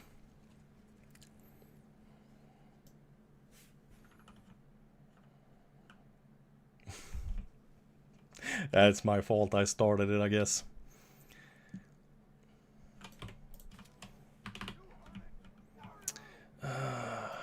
Well, it is good. It's the same map as we've done very well on in the past. So I'm hoping we can deal with the horse archers. What the fuck? What are you doing? Two. Oh. Oh, Jesus. Face enemy. What the fuck is going on? That's shield. Charge. Line. Why are they not spreading out? 2, 3. There we go.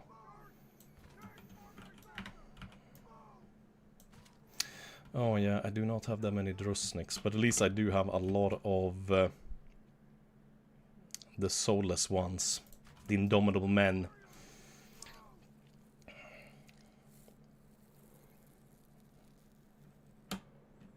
Yeah, I'm not saying it's their fault, Nubius. I don't know why you're getting mad with me. It feels like you're putting words in my mouth. Someone made an oopsie and clicked the wrong button.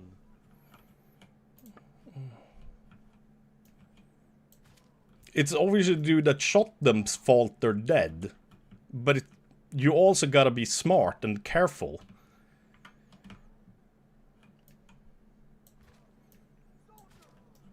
I don't think you can deny that.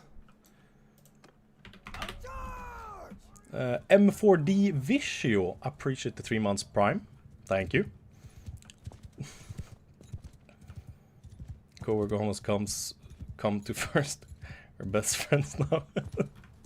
Yeah, it's my fault. I don't know how we got in on it. Poison snake, instead of telling them who bought all the snakes is his responsibility. You are telling people not to play with poisonous snakes instead of telling who bought the snakes. Yeah! Who? You mean Trump? Am I not blaming Trump enough? Is that what you're saying?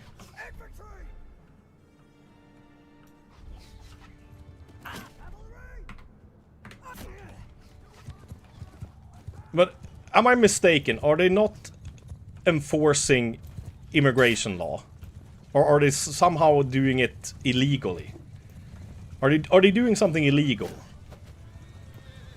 In the streets, Trump can get rid of the snakes. I feel like that's an oversimplification. I absolutely agree with you that there's probably a ton of ICE agents that should not be agents. They should not be in the streets, bearing arms around people and whatnot. Absolutely, I agree with you. 100%. I mean, there's just no way every one of them are well-trained and good people. It's the same thing like with cops. You're gonna have assholes. You're gonna have bad people. Absolutely. But it's... yeah, I don't know. How else you resolve those issues? Isn't that what people voted for in America?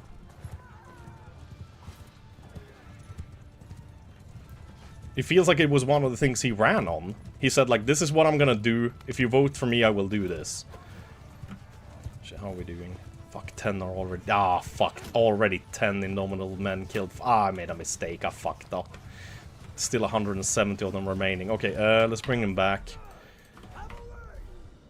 Let's bring them in front of our archers. Hopefully we can wear them down that way. I should have done that from the beginning. I should have kept them here. I can't really keep them in the back, because then they're behind the shield wall and they can't really get out. But I should definitely... oh no, follow me. Follow me! Hurry the fuck up, dudes. You're dying. Too many of you are dying.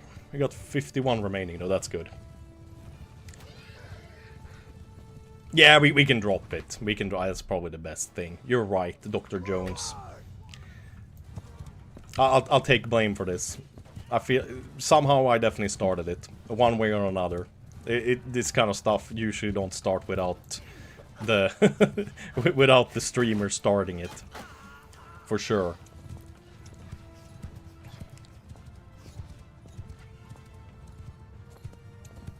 Yeah, exactly.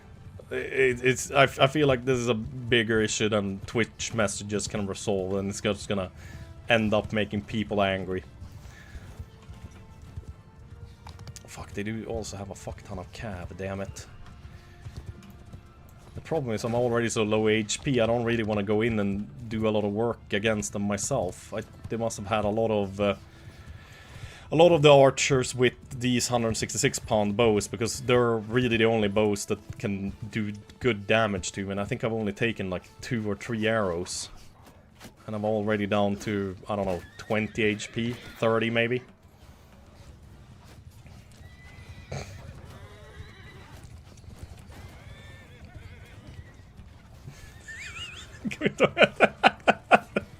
Yes, let's discuss abortion instead. That way we can get a much calmer discussion. That was a joke for anybody that didn't understand it.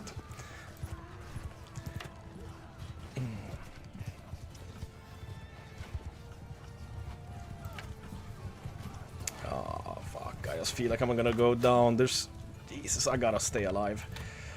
I should have equipped the shield before this fight. If I go down, the AI is gonna take over, and then we're gonna have ridiculous losses. I think I'm gonna stay away for a bit and hope that my men can deal with this. 17 indomitable men. God damn it. Well, this is the reason I did get them, though, to be able to fight these fights, but it's rough to see so many of them lost. Spent a lot of time and effort training them. But at this point, I think it might be time to let loose the infantry. Ah, we can let those be, I think. Let's lose the Drusniks too. Well, no, it might still been a bad call. That is so many horse archers. Ah. Oh, oh no! Shit, I didn't spot you! Leave me alone! Fuck you! And the horse you rode in on. Oh no. Hopefully it crashed due to some bug. Oh yes, okay, I'm still alive. Sometimes it crashes when I go down as well.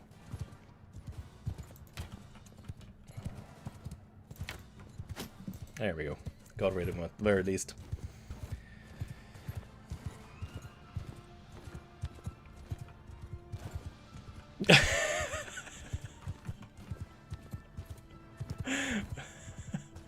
Yes, Robin, I agree. Allow it up until 18. Oh, Jesus. That is horrible and very funny at the same time.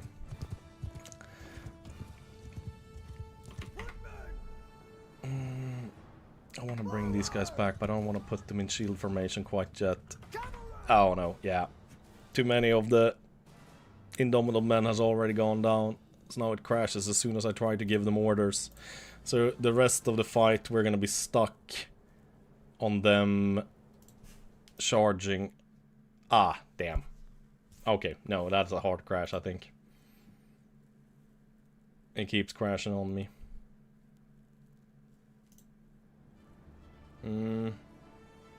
Yeah.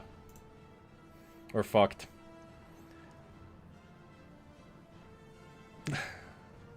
No, don't start an actual abortion argument. No, shut. He was making a joke that you should be able to abort your kids up until they're 18 years old. It wasn't. Yeah, fuck. This is a permanent crash. Well, oh yeah.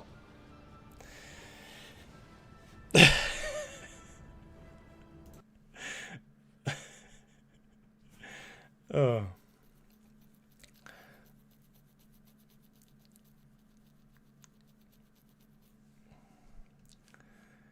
Jesus Christ. Well, I think we can win versus them. It is going to be a lot of casualties, but I feel like it is kind of worth it. That's a big army. Maybe I should have called some of my parties to help out as well. I kid, yeah.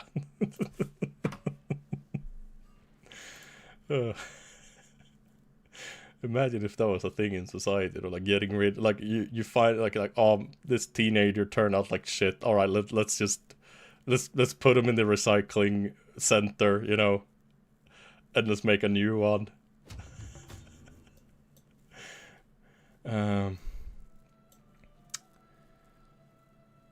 I mean, if we continue the siege and then they attack, it is going to be a hell of a fight. But I'm pretty sure that the garrison is going to join, and therefore I will be able to take the castle. Like, winning that fight will give me the castle. And I think that is worth it. Getting that many lords into my captivity, that's 3, 9, 10 lords. Getting rid of almost 1,200 men. More, actually, with the garrison included. I do have a lot of spare men in garrison, so... You know what? Let's continue the siege. Let them attack. Well, unless I reckon the odds falsely, I'd say you have a very good chance of feasting with your ancestors before this day is through. Ah, shit, the knowing got taken captive. That's not good. Yes, the garrison joined. Okay. It's gonna be a rough fight. Basically 4 versus 1. I think if we turtle there...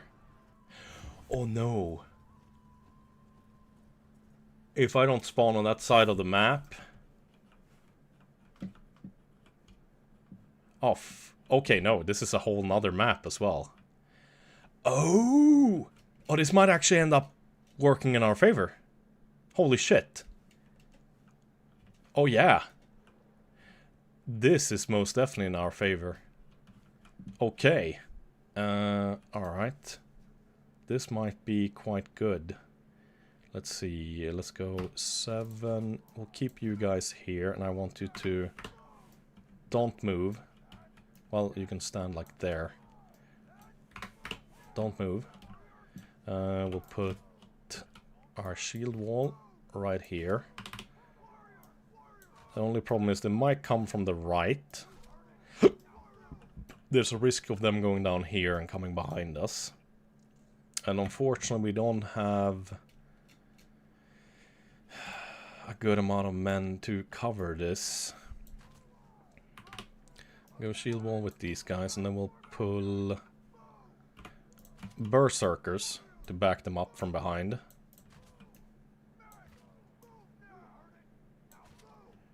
There.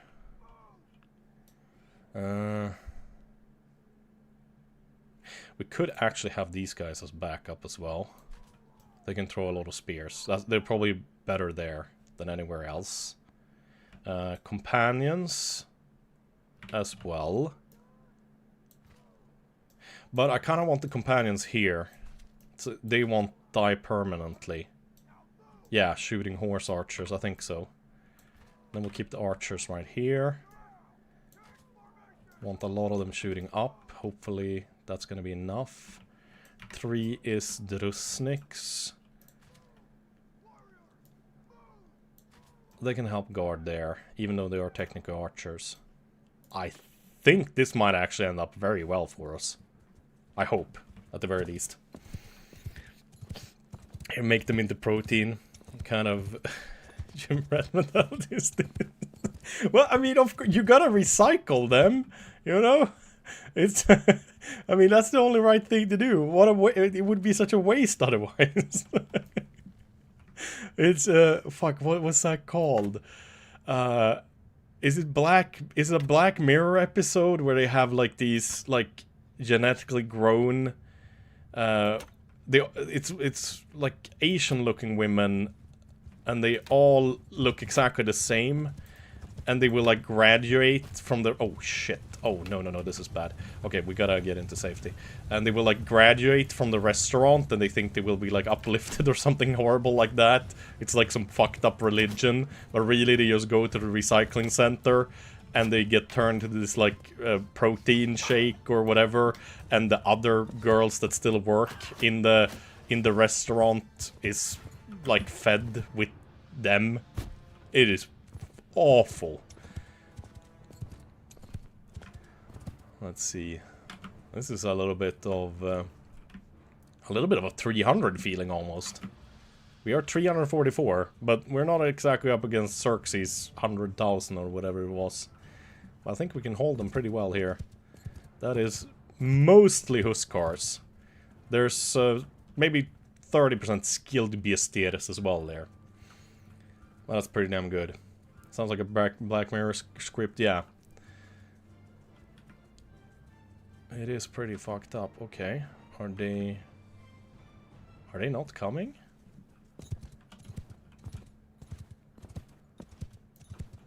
Yeah, they're just kind of sitting there.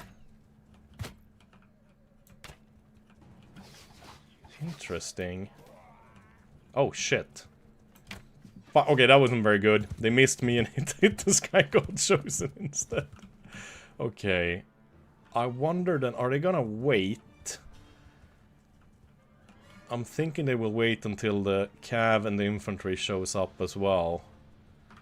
This is the problem. The AI isn't stupid. Because they are attacking me, so they will come to us sooner or later.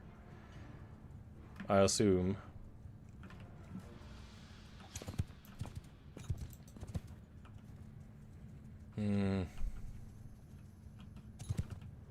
Okay, here comes the throwing spears.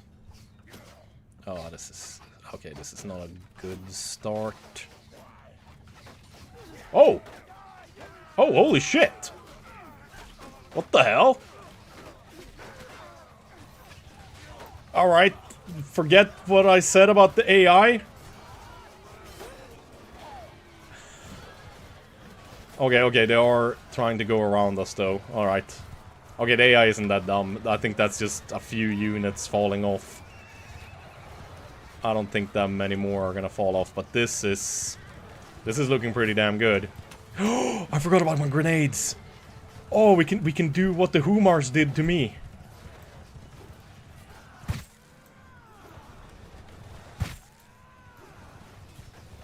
Okay, it wasn't as deadly as I hoped, unfortunately. Oh, that didn't hit anybody. Shit.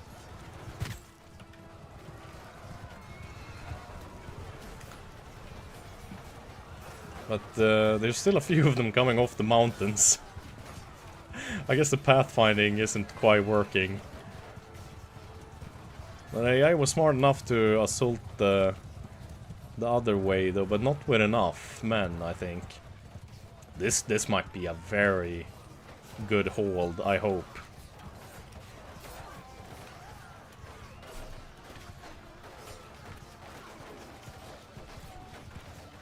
Oh, I did actually see one guy on YouTube go next to an edge and trick a bunch of not horse archers, but the normal cav to just ride off the edge. The grenades are from a mod that's called Caloridia at War. You can get them from Humars, which are like an invading force. There's barbarians and Machio as well. Just be very careful when you fight them, because they're extremely deadly. You don't want to group your troops up too close to each other. And the drop rate on them is very low. So you might have to fight them a couple of times to actually get them. But the great thing about Caloridia at War is that the mod never really stops working. It keeps working pretty much whenever.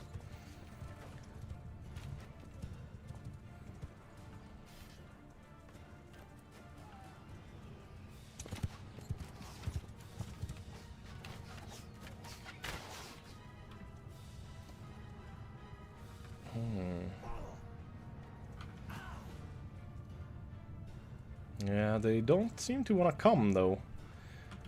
Both the horse archers... I don't really want to leave my horse, though, but I do want to take a peek. Both the horse archers and the archers are not very keen on approaching, it seems. Oh, I actually hit the horse just by pure dumb luck.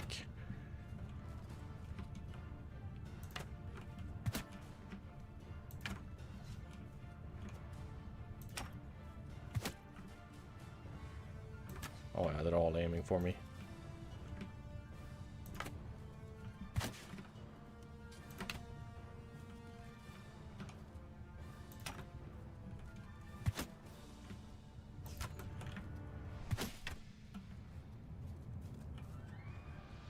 I mean, the archers are moving.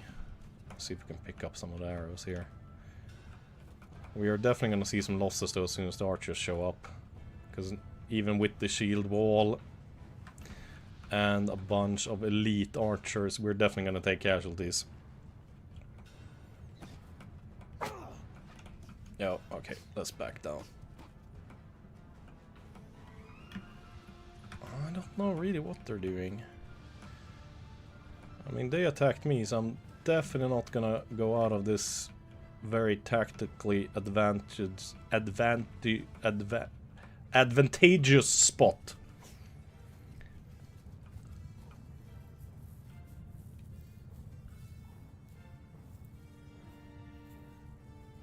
It's raining men, hallelujah, it's raining men.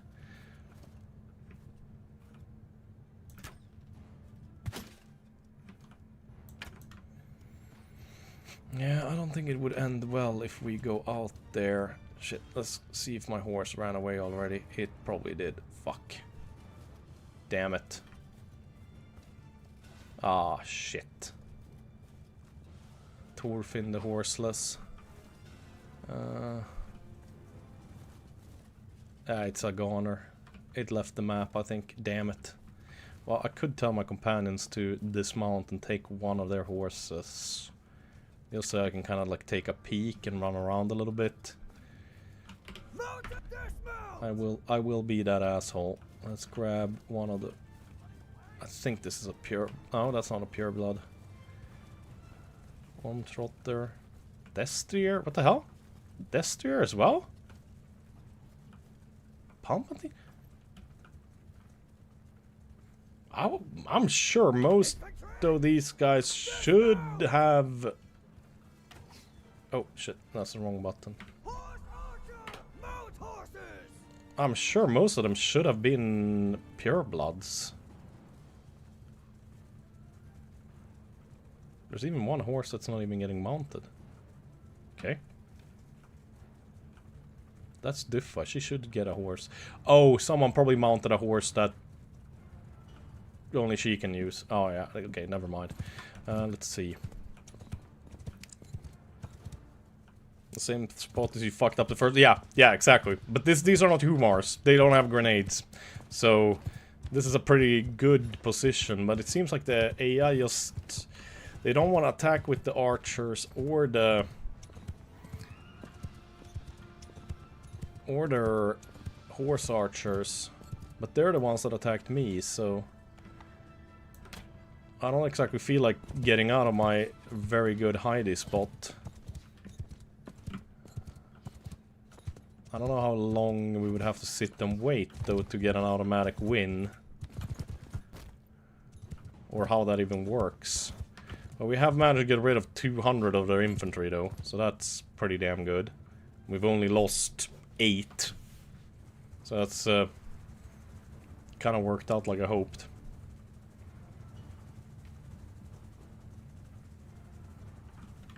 Yeah, it just kind of seems like they're not gonna do anything at the moment. Let's see. We'll take a run around and see if they follow me or fire. Yeah, exactly. I'm thinking that too. Maybe I should try to bring the companions. The problem is, though, they're gonna have a hard time getting through the shield walls. Ooh, this is... The horse feels slow. I think it's due to the fact... Ah, damn. We're running on snow. And it's not a pure blood.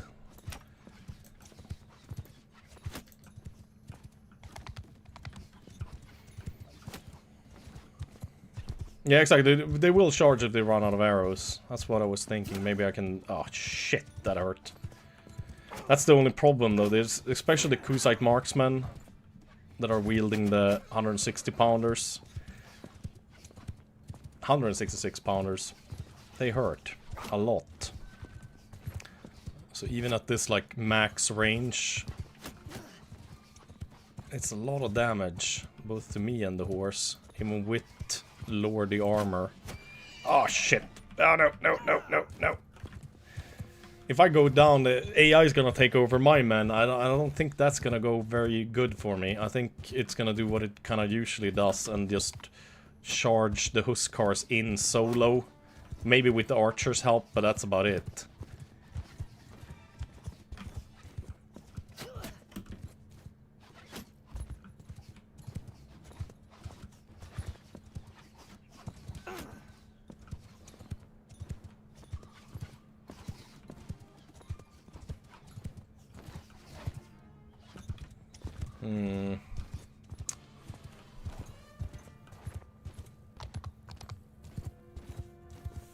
Maybe we should try... Yeah, I think I gotta try to bait them a little bit. We'll try this way. We'll go one... Shoulder to shoulder. And that way we should be able to get the companions out. They're most likely gonna get wrecked, but at least we're gonna waste a lot of arrows. So they're gonna be willing sacrifices.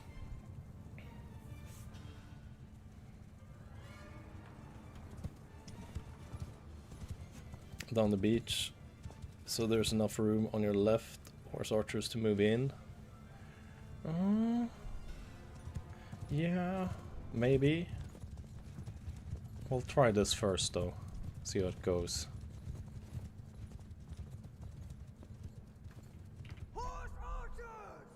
Ah, I think all of them have made it through.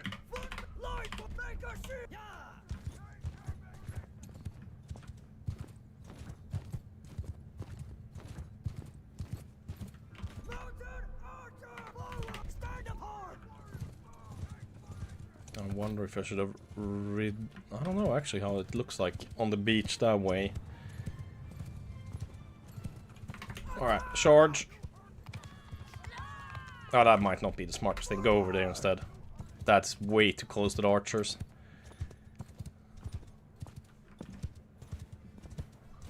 I think we don't need to kill them anymore, then they will probably... Ah, yeah, shit, that's a problem too. Okay, charge. They're going at, like, a very slow pace when they're moving due to the fact 3 of them already are horseless. Oh shit, 1 horse died right there. Well, they are getting some kills.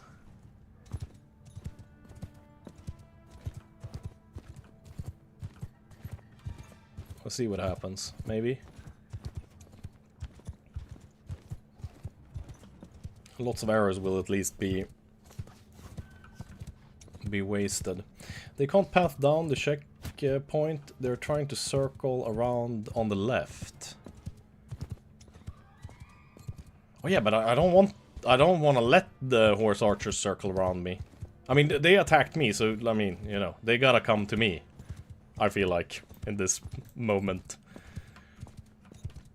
But the AI doesn't want to do that because obviously it's not great to just charge in horse archers.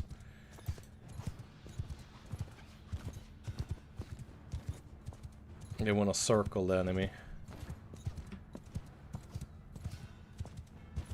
Alright, we are losing companions now left and right.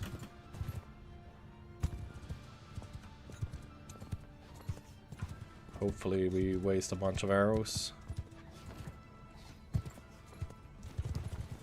Oh yeah, these guys are already downed.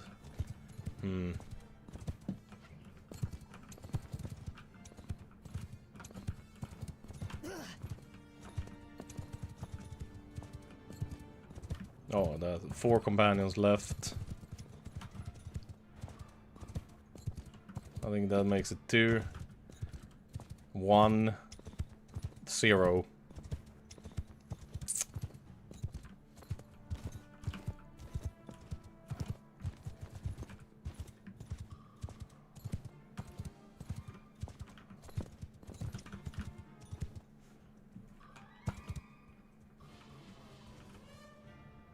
Yeah, I don't think they're... That's interesting to watch the AI. Yeah, they're trying to go around and behind us with the horse archers, but they can't since we're in such a good defensive position. So the AI doesn't really know what to do. I wonder if there is some kind of like battle time limit where we automatically win.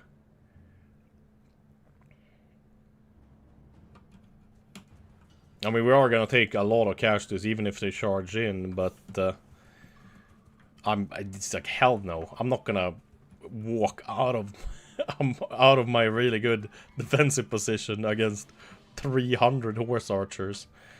That just seems stupid.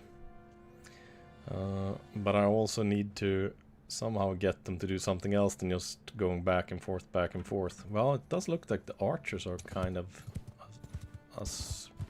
advancing, kinda. Or are they just moving around as well? I think they're just moving around as well.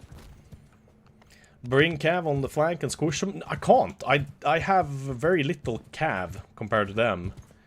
I have a lot of infantry though. They have none. All of their infantry died. So it's like we don't want to go out there on the plains and give them an easy win. I only have what do I have? 20, maybe 70 cav. But I do have a very advantageous position here with my 150 infantry holding this flank, and then the cav plus another 50 infantry holding over here. These are only ways to get down here.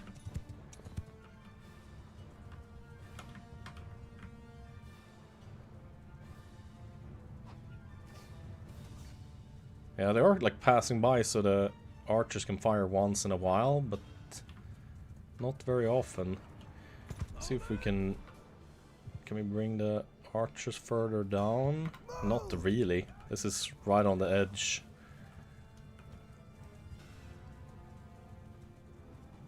I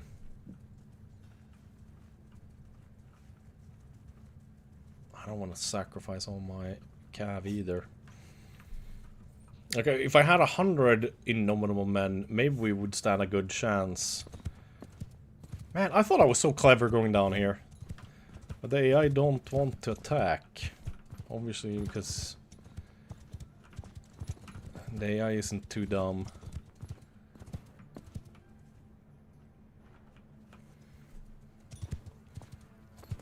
The mouth of the entrance and eat their arrows.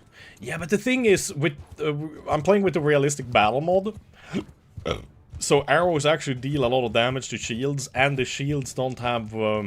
It's not like in vanilla where the shields have this like magical larger hitbox than normal, like a force field.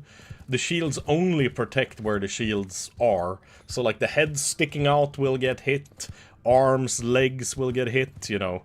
There's a lot of surface area. I mean, I can try, but I expect to get some catastrophical casualties, to be honest.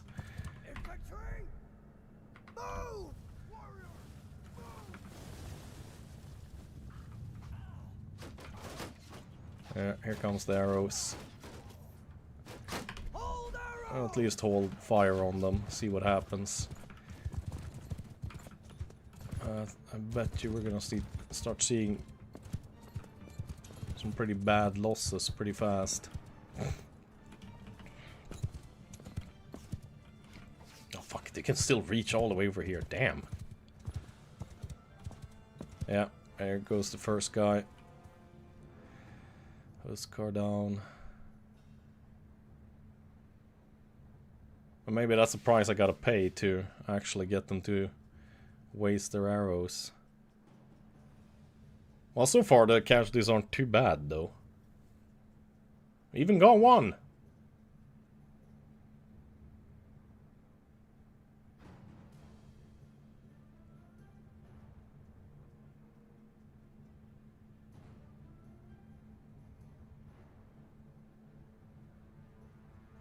At this point we're just set up on the right side of the beachhead, see if that baits. Yeah. I mean, maybe.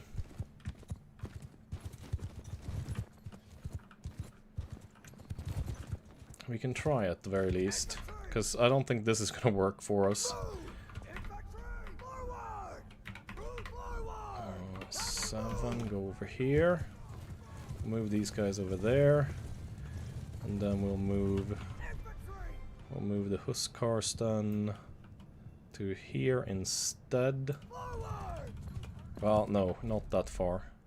I think to here. Archers go here. We'll see what happens. Maybe they will come down, I don't know. Most likely not, though. Yeah, I think they're thinking it's too close, and if I go further back, the Huskars won't be able to do much. But we will try.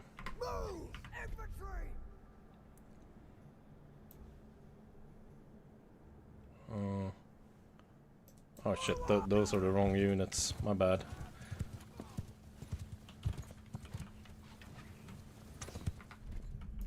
You guys need to stay here. You gotta guard the flanks.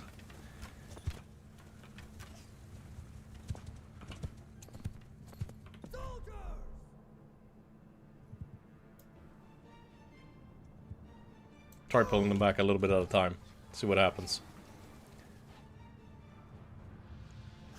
Okay, some of them are going up there now. But they don't seem... Okay, okay. Some are charging down. Okay, nobody's coming from over there. Let's bring these guys over here. Oh, no, no, no, no. Shit. Line 6. Go over here. I think we need the most of them up here. Okay, now they showed up. Bring the archers even closer.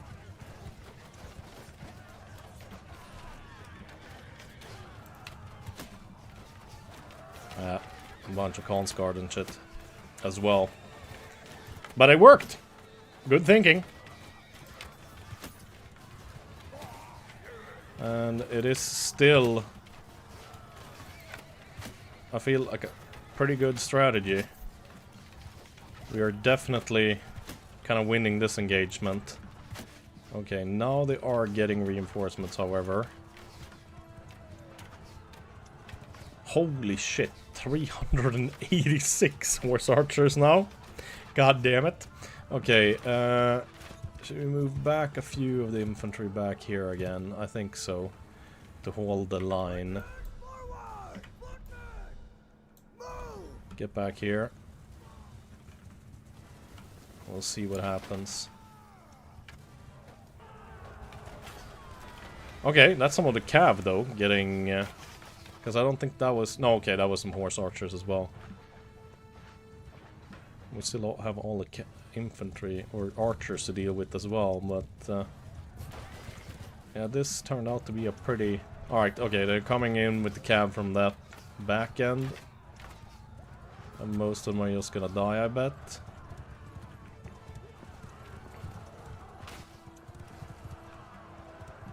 Oh, the Snick died. But I mean, we have very few casualties so far. I mean, what is that, like 40 versus 363? Mind the rear, giggity. Yeah, I should have maybe used the grenades. But it's like, I also want to save them just in case. I only have... Well, I have 5 left. Oh, that's pretty good. Oh, that's way too low. Well, that's it. Well, I don't really want to get off my horse. But I would love some arrows. Could we get a hold of a... Oh yeah. Hell yeah. Give that to me. 30 over 30 as well. Fantastic.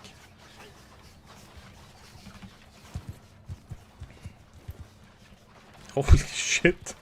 I think some of them are even like falling off the edge of the cliff.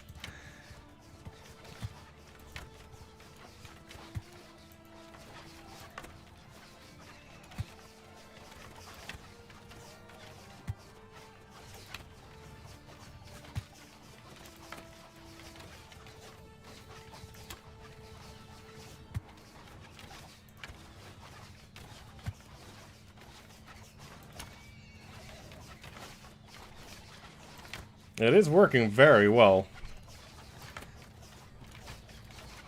I'm kind of happy that... Oh, no. Crash.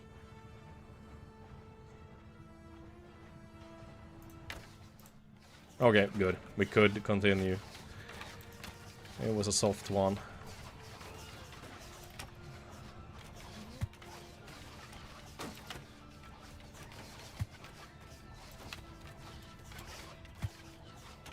Yeah, they're quite literally like pushing each other off. This is turning into kind of like 300. Look at them. Holy shit! God damn! That's a lot of them. But it's kind of like a soft fall, so most of them are actually surviving. And keep riding as well.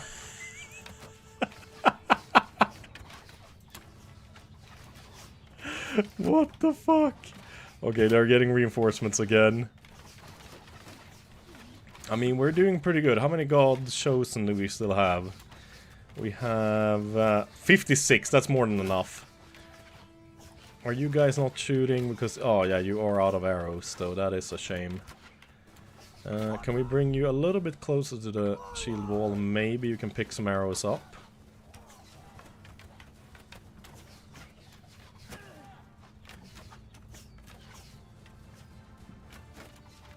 Archers are still very much alive, but that is a lot less. That's like 150 less horse archers now. Oh, here they come.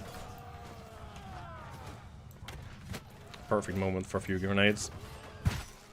This time I won't forget. Jesus, it's even making the game lag. Okay, I should have saved them. There's plenty more to come.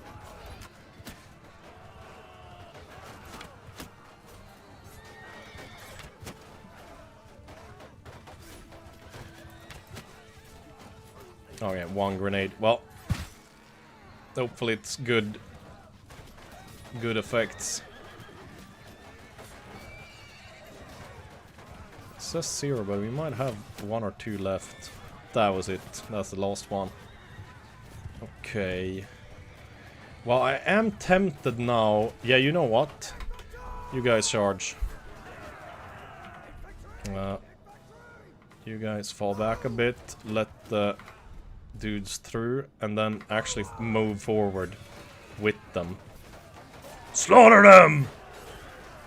Oh, that's beautiful. Oh, hell yeah.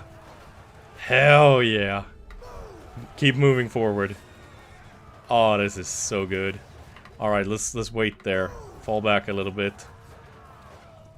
I thought I told them to charge. Berserkers aren't charging though. Okay, let's see if we can pick up a quiver. 0, 24. Oh shit. Oh, okay. Yeah, we have a little bit of a gap in the defense, but that's fine. Oh. Oh no.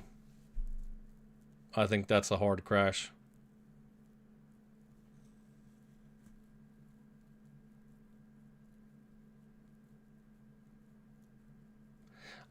This seems like an extremely resource-heavy game. Is this online? You can play it online, like multiplayer. Fuck. That is a hard crash. I'm not getting a exception window. Motherfucker. But we can try it again, and we'll set up all the men like that instead this time around. I don't know what happened. Maybe there was just too much stuff on the ground or something, I don't know. But I'm not sure my computer would handle the size I want to play. I don't have a super expensive computer. I think my graphics card is, what is it, like 2 years old? Or 3? Well, it's at least 2 years since I bought it. I think I paid like $400 for it. My processor was like $400. And I think it's quite old. And yeah, exactly, like Nubius says, you can also adjust the party size. So you can make the battle smaller, but usually it runs spectacularly well for being so many units fighting at the same time. And there's time for an upgrade, no wonder you keep crashing. Hey, my PC is fine, alright? There's nothing wrong with my PC. It's just the mods I'm using, the game don't like it, okay? Yeah, exactly. Vanilla runs way... Like, he's kidding. Well, I mean, my PC is not exactly top tier. It's more like mid tier. So that's true. It's probably pretty lame specs compared to some of the people in chat. It might be like a quarter of the strength of what some people in chat have. But it works more than fine. I think if you would buy a PC today, like all the parts, if it weren't for the RAM being so damn expensive now, I think my PC would set you back like $1,000 to $1,500. You know, minus screen and keyboard and mouse. Oh, have the storage prices gone up as well? I'm not saying shit about my PC. Oh, it's like that, Nick. Is that your weak spot? Is it your shame?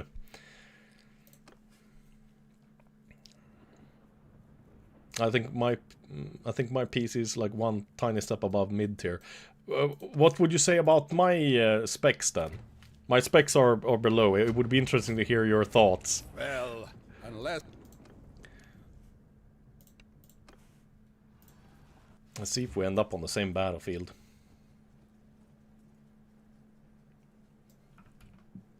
Yeah, it's the same battlefield. All right, we'll go the same way again then.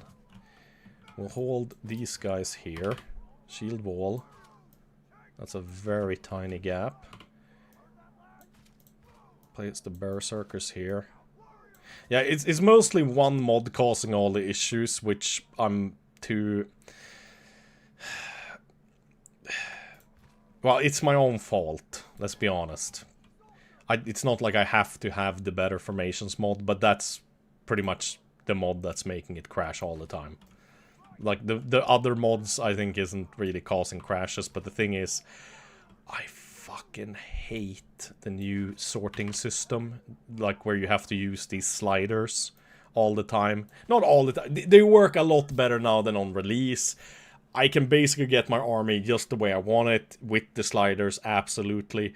But as soon as I get some reinforcements, add some more men to my army, it's fucked up again, and I have to do the slider thing all over again, and I fucking hate it.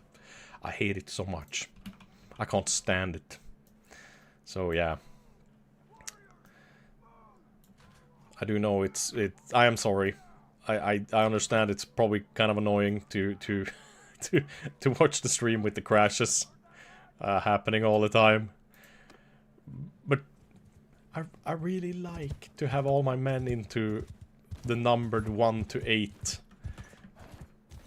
like formations. I am very happy and thankful to Andy with 3 S. I think it was Andy with 3 S's that makes the mod.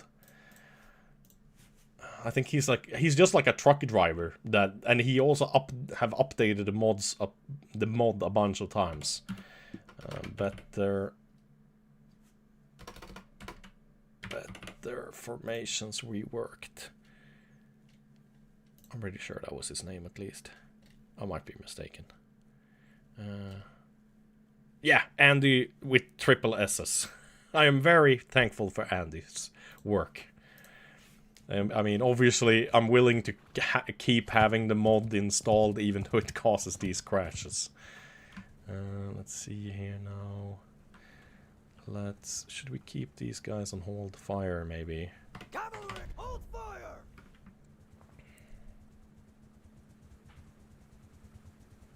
I'm surprised the horse archers haven't actually assaulted yet. I think they're just waiting for their infantry to catch up.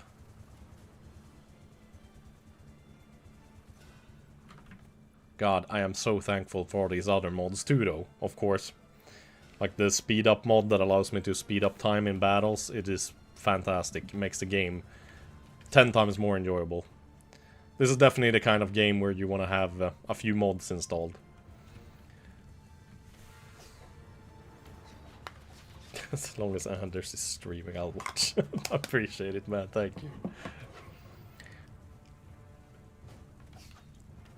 I've been content with not having the most advanced technical toys is also kind of future-proofing. Yeah, no. I'm fine as long as I can play the games I want to play. But as soon as I can't, like the reason...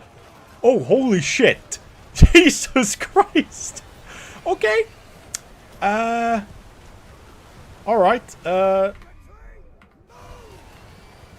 let's move a few of these guys over here.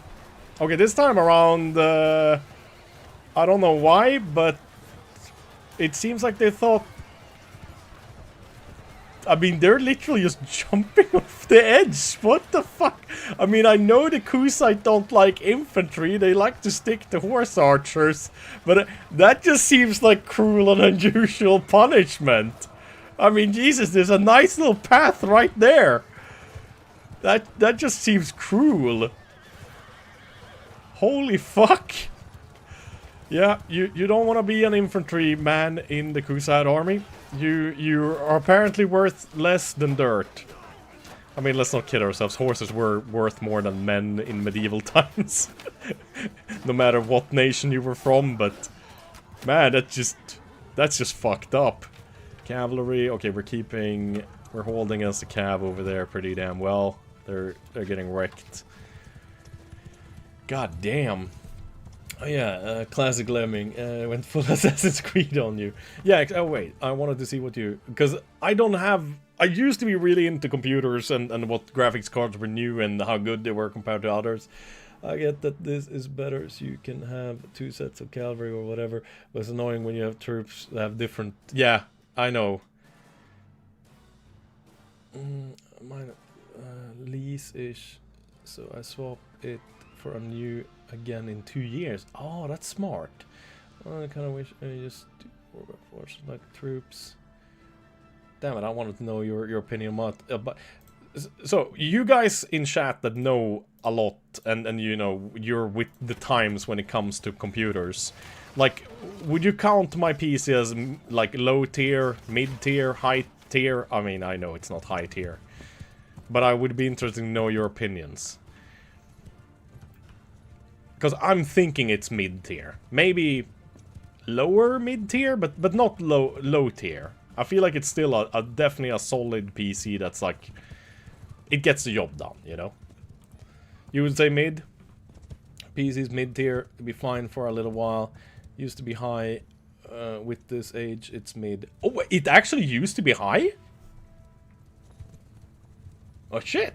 I thought it was a mid tier graphics card when I bought it, and the CPU as well. That makes me feel happy inside. I remember, oh, fond memories when I bought my first. I used to have Radeon cards since I was younger because we had those in my like home PC, and that's what I got to bring with me when I moved away from home. But then I remember getting my first. It was an NVIDIA 580, I think. And I was so happy with it. It performed really, really well. But I wanted to record in 1080p, 60 FPS for my Battlefield 3 videos. And a viewer contacted me and offered to send me one that he just had lying around. And I'm making faces because I'm pretty sure you just don't have a 580 lying around. That's like, that was a really good card back in the day. That was like, that was good shit. So I am pretty sure the dude just straight up bought it and sent it to me. It didn't end up being free though, unfortunately. I had to pay a lot of taxes to bring it into Sweden, so I think I ended up paying like $400 for it in the end. Anyways, like import tax or some shit like that. So that really sucked. But it was still a lot cheaper. I think it was like half the price if I would have bought it at a store or something and set that shit to SLI. And oh, I could play Battlefield 3 and get a solid 60 FPS all the time at 1080p whilst recording even. I mean, you could easily play Battlefield on high graphic settings, Battlefield 3 on high graphic settings. Oh yeah, shit, you guys are over there too, damn it. Fall back. They're not coming, so I'm not quite sure what's happening. You could definitely play it on 1080p and get solid 60 FPS just playing it with a 580, without a doubt. I had a pretty good CPU, I remember, for editing, I believe. And a big reason I always had a good PC. I don't think I ever had like a high tier PC, but I usually had a high tier PC, I believe. And a lot was thanks to Alina Systems. I think it is like a regional thing. But the people they used to have employed here in town, they were proper computer nerds. And I had to like fight with them, like the ones that knew me and knew what I did, that I did like YouTube and Twitch. I had to like fight with this specific person, one of the dudes, always, because he always tried to upsell me this, like, ridiculous shit. We're talking, like, super high-tier stuff. He wanted to always sell me that, because he was like, wow, you do this for a living, you should have a fucking better PC than me. Because he would have a super, super high-tier PC at home. Like, fucking ridiculous PC, and he always thought I should at least have the same, if not better. But I always had to fight with him, and like, dude, like, really, I know you love this stuff, and I know you're passionate about it, but I just need it to really work well. They're not coming.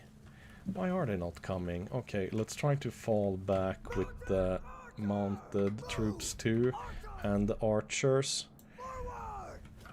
And the two-handed. Let's see if you guys spread out. Maybe these guys can actually come through.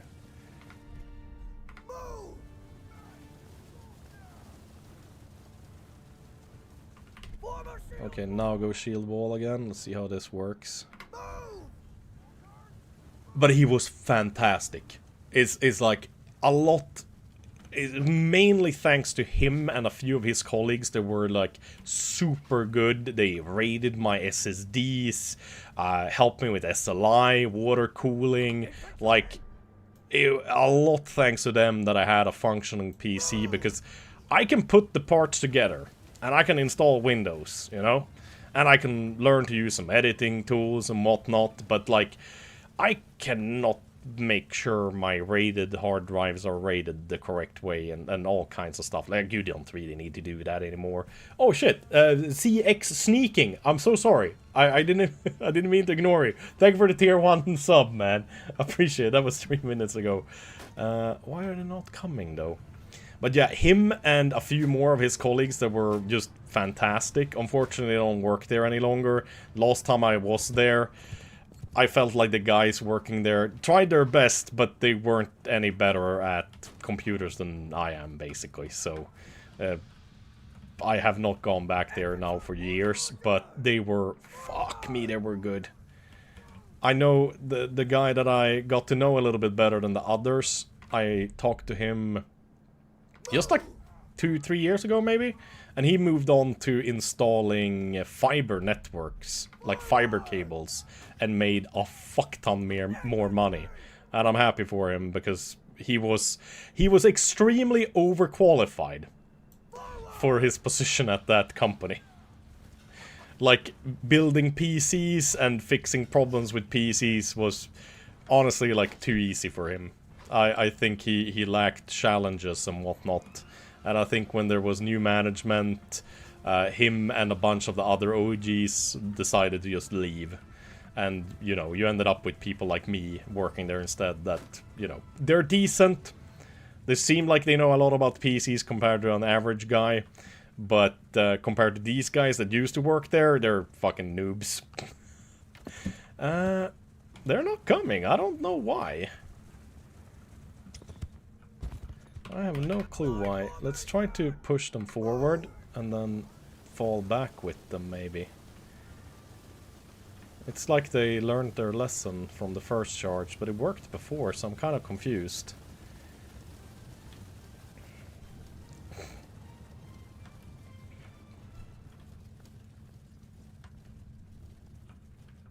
Okay, now come back. Maybe if we move these guys over here.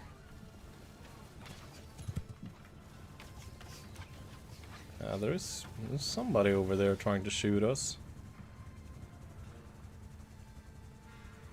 AI just isn't.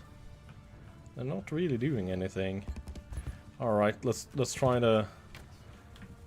Let's try to. One. Shoulder to shoulder. Let's try to get the companions over here. Let them loose. Whoop!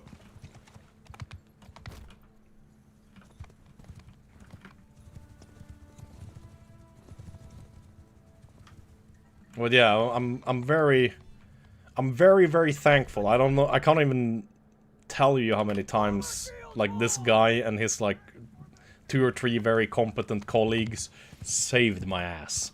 Like, like helped me first of everybody, you know, because they knew what I did for a living and they would watch the stream sometimes. But yeah, these were some very competent dudes and very nice. Very thankful for them.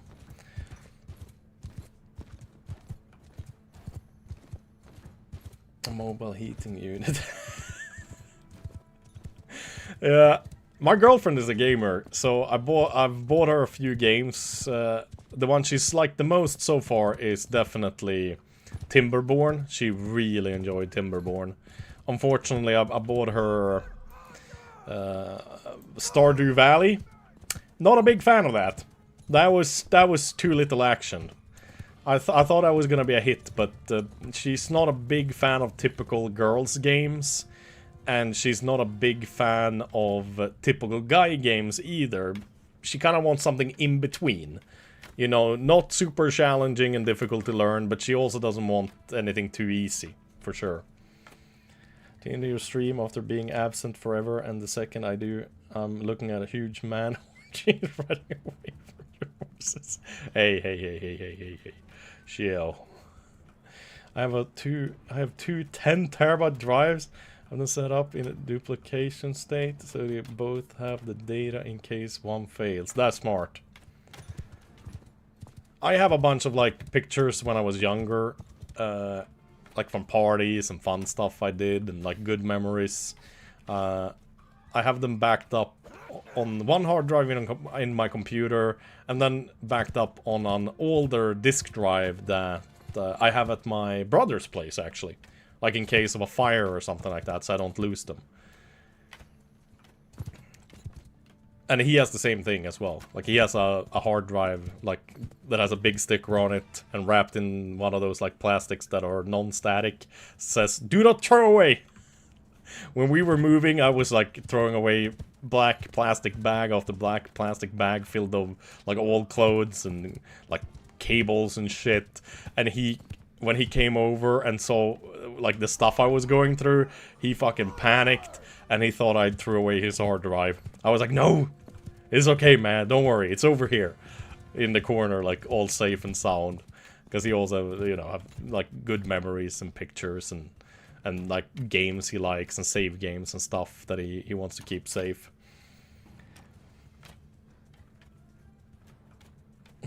Do you have your pre-YouTube ban videos saved anywhere?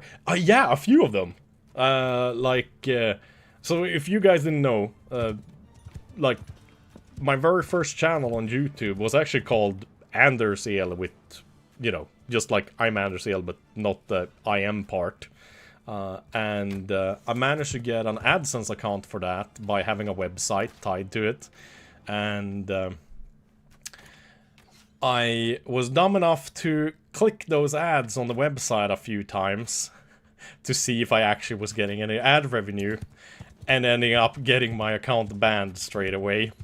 And my YouTube channel wasn't actually banned, but the problem was due to the fact that I had that AdSense account on that YouTube channel.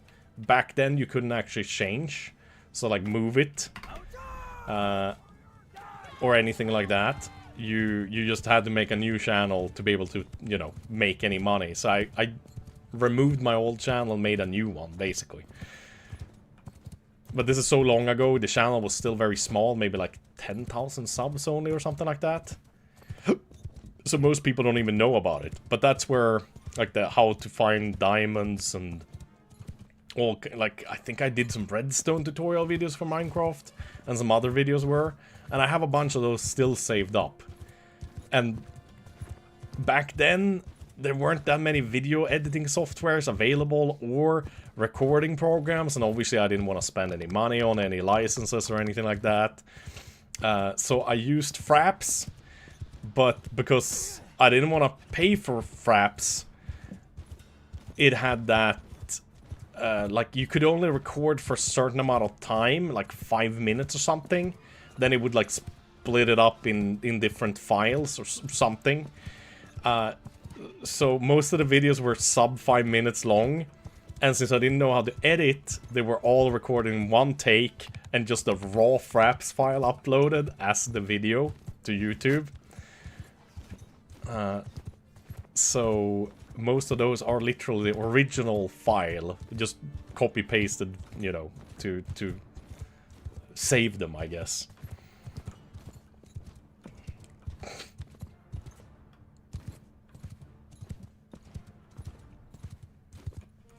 But yeah, hard drive has come a long way now since back in the day.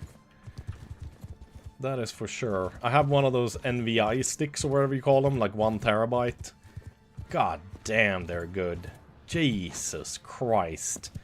I mean, I used to think that an SSD was fantastic, and a couple of SSDs rated were like godlike, but it's silly how good these drives are. It's just crazy. But I guess they are basically just big RAM sticks, right? So it's not that weird that they write so fast. But man, fucking Kusite, they really don't want to charge or come at all. All right, let's try to pull the soldiers back even more, even though I don't want to see if we can trigger them to come. It doesn't look like it. The footsteps from the horses did sound a bit louder. But they're not even going up on the cliff anymore. I don't really know what to do here. I feel like I'm inviting them to come down here as much as I can. Maybe move the archers back too.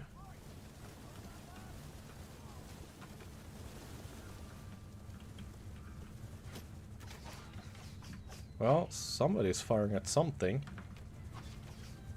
Oh, okay, some of the archers are coming down. I only like made a little bit of a... They only looked inside for a little bit.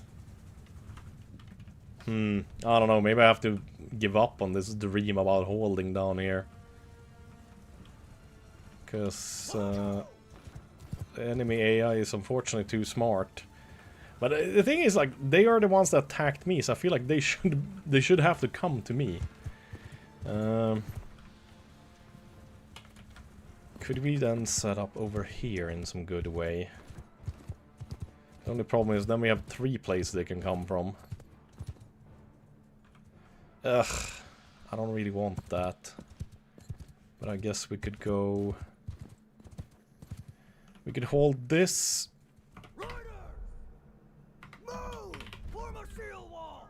Keep them in shield wall.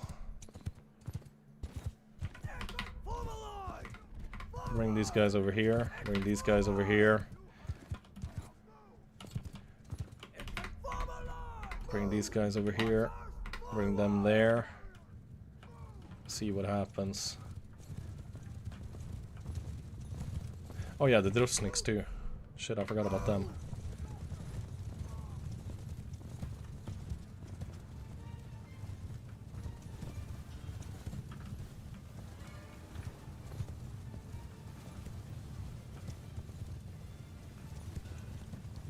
I just don't feel like this is as advantageous position at all. Well, move them there before we go into shield wall, though. Okay, well, they're definitely coming from behind now. Cheeky fuckers.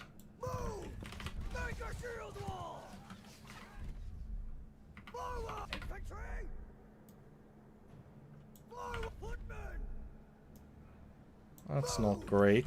Well, I mean, I guess it's good that at least they're moving.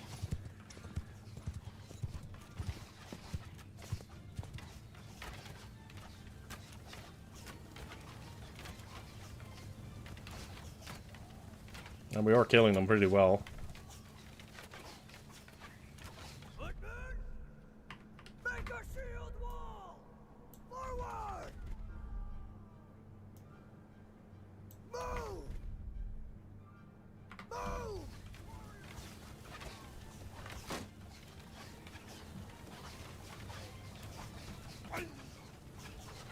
Well, we're winning the foot archer fight, though. Only thing is, I still don't see any horse archers even approaching.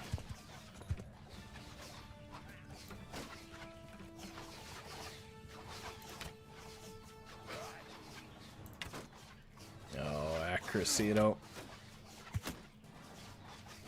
Gotta just kind of try to aim into the thickest groups of them. I'll come to you, Anders. Yikes, ban me, please. It was bad. It's okay, Ethan. I have a pretty high threshold for that stuff. You're not getting away that easy. You're gonna have to live with the stupid shit you say. I say stupid shit every day. Okay. Are they... Oh no, they're trying to... Okay, they're trying to... They got reinforcements. They're trying to reform with these guys. Alright.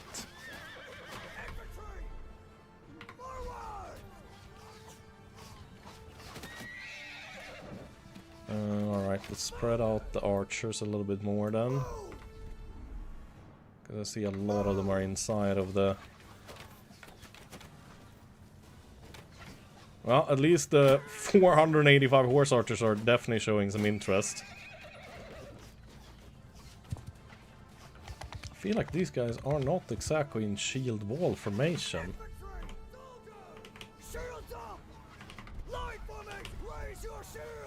Yeah, there we go. That's much tighter grouping. I like that more. Maybe I'm trying to squeeze them in too tight of a hole. Well, the Rustings are pretty much out of ammo, so let's move them there. Maybe the enemy can't sneak through that little gap too easily.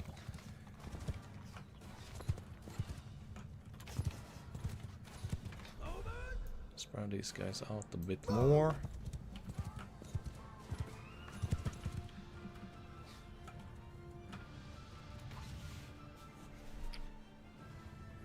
This fight ended up taking a lot longer. I thought I was super clever to hide down here. Maybe I should have just found a better spot somewhere else on the map. Because the AI don't seem too interested in fighting here. I mean, they happily send their infantry, even off the fucking walls. But not much else. Oh shit! That's a hell of a gap.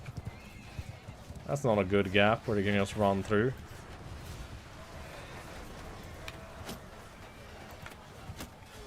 Well, it's not exactly high tier units. I think we're alright.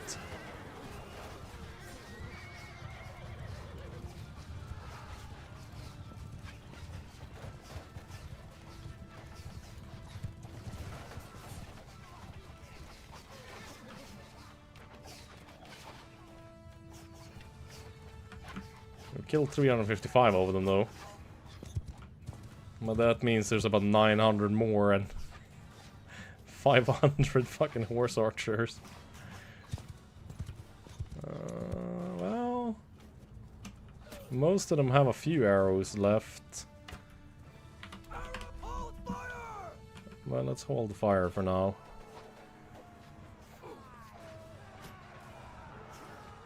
Well, at least they're not throwing them off cliffs at this point.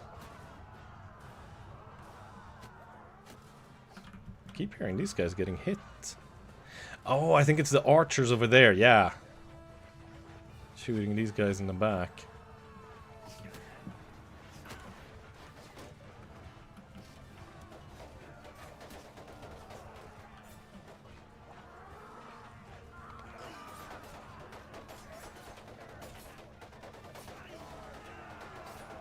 The fuck? Who's killing my Indomitable men?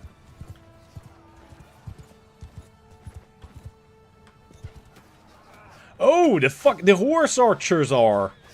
Oh, those fuckers. Okay, let's move them.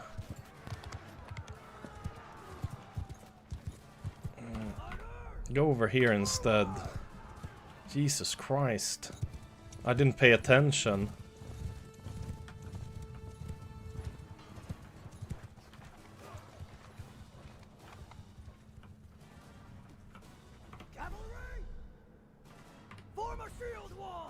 What are you guys done?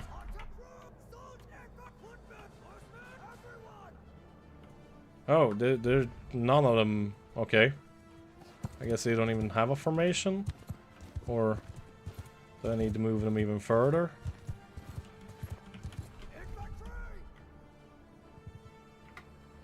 I can move them over there then, I guess. No, no, no, damn it, that's the wrong group. Okay, no, they are reacting, it's just they didn't light up. That was the Huskars, wasn't it? Yep. You guys, stay. You're not supposed to move.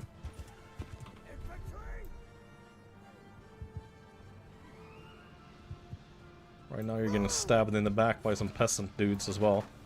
That's not very smart.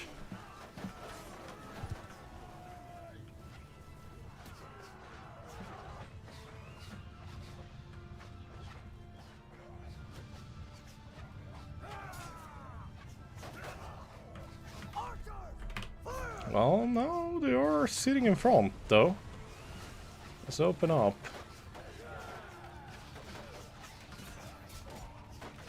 Ooh. Yeah, we might lose a lot of Sky Gods here. Maybe... Well, it doesn't look like they're coming from behind, so maybe we can...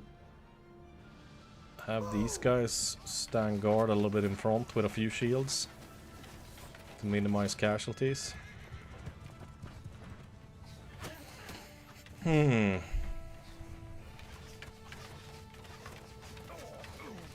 Oh, that's rough. That is a lot of casualties. God damn. Well, it would be a lot more in open field combat, though.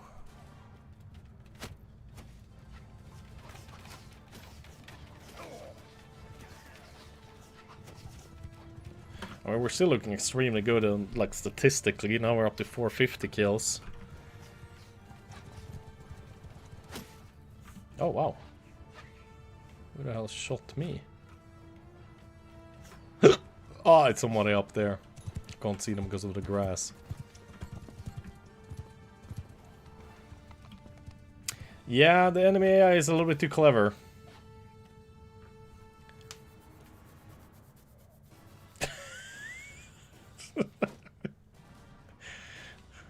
I told you you're a cheeky git, Nick. You know you're a sneaky git. I don't really know how to solve this. I don't know, maybe we just have to fight them in the open. I still think we can win that. It's just gonna be massive casualties due to all their horse archers. Well, now they are kind of... A few of them are riding down here.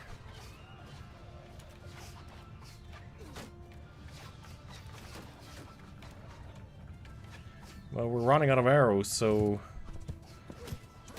we're not really doing much.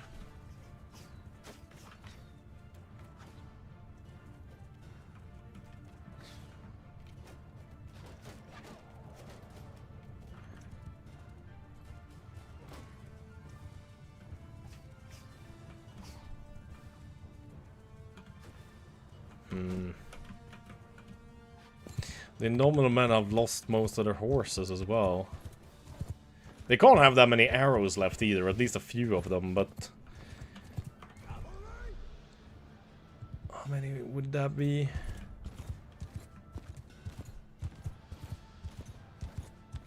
Maybe 30 on horseback?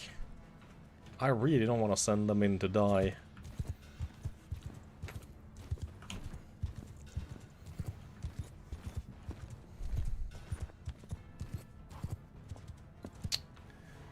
Maybe we should try to move over here, see what happens. They might potentially show up then. Only problem is now we don't really have any archers to pick them off.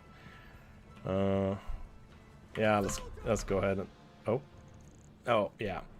I've started losing so many men that now I might not be able to move them around without crashing either. Let's see, can I attempt to continue? I could.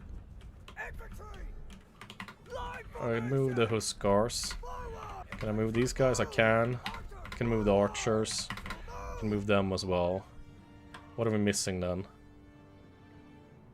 That's only the infantry then, yeah. Let's see what happens. Infantry! Move!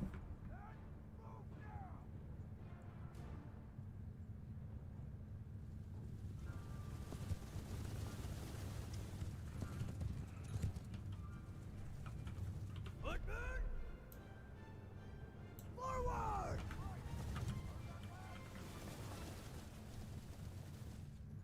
Oh, crash. Yeah, I think I'm just gonna maybe have to accept that we have to do a big field battle. It doesn't seem like the AI is willing to... Well, maybe at least we can come out up here.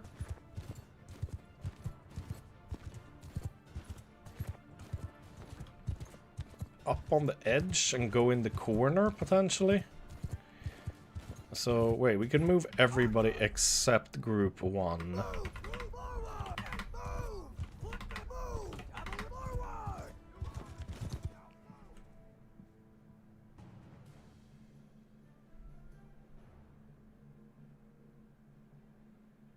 Man, why are those guys so slow? Might still be in shield wall. They might also still be in shield wall.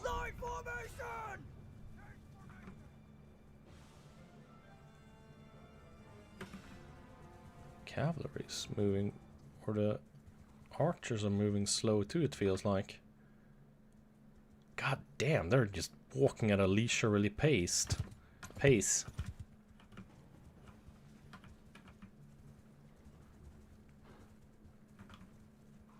They're just staying over there.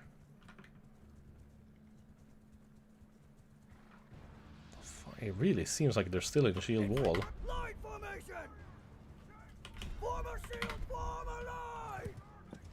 Okay, follow me. Follow me. Follow me. Well... Follow me. 7, 6... Yeah, it seems like they hurried up a little bit at least.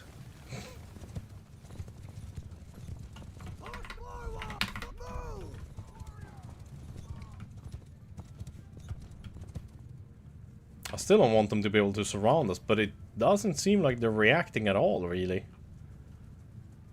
Are they just like standing there now? No, they're not.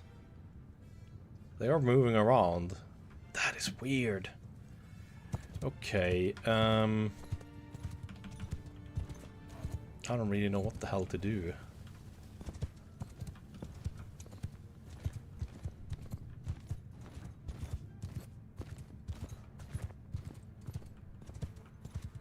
I mean, we're gonna get surrounded no matter what I do here, really.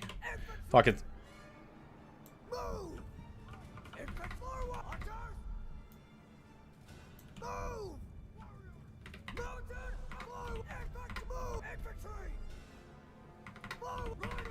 No, 5. We're supposed to go here.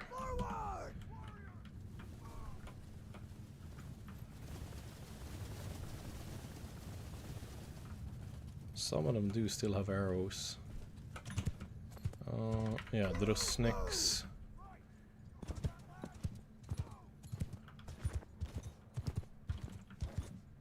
I don't know.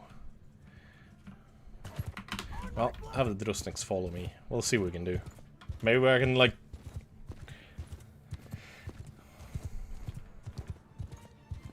aggro them in some way. But we have been stuck on this fight forever and ever now, it feels like.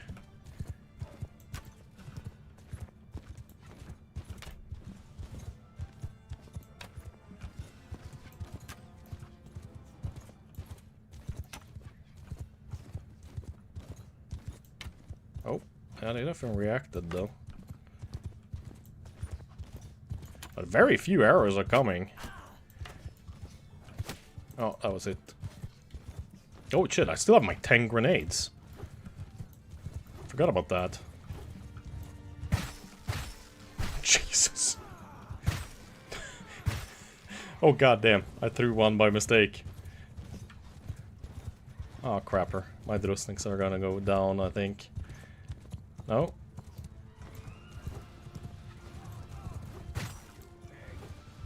Well, that's all the grenades.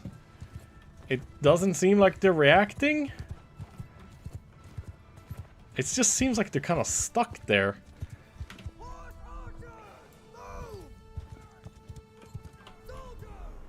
Okay, we'll see what happens.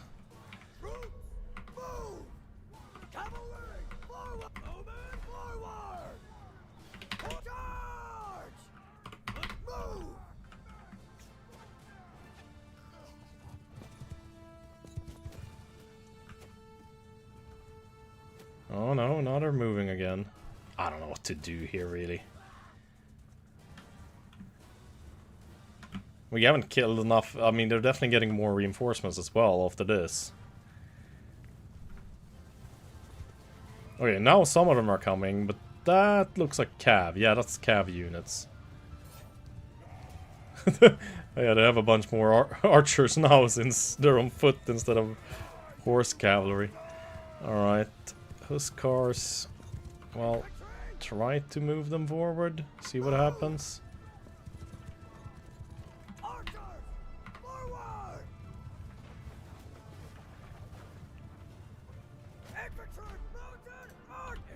Yeah, it seems like they're kinda just standing there.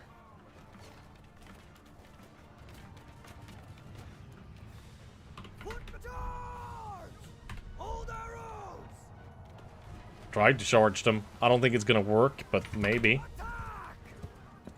If they're stuck there in a corner, I think the Huskars are gonna eat them alive.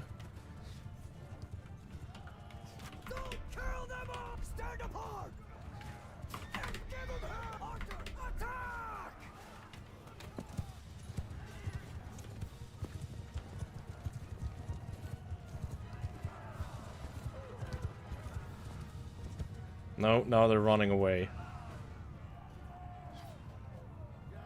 That's such weird behavior.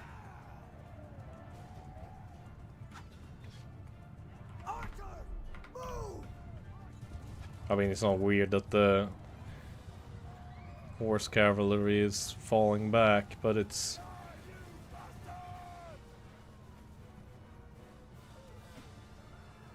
Oh shit, they're going for a charge now. Okay, maybe they're out of arrows, or did we corner them?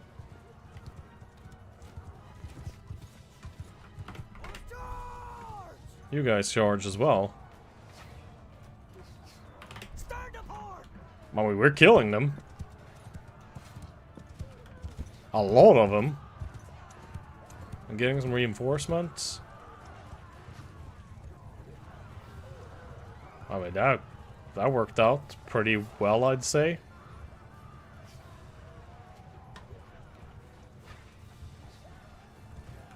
I'll take it.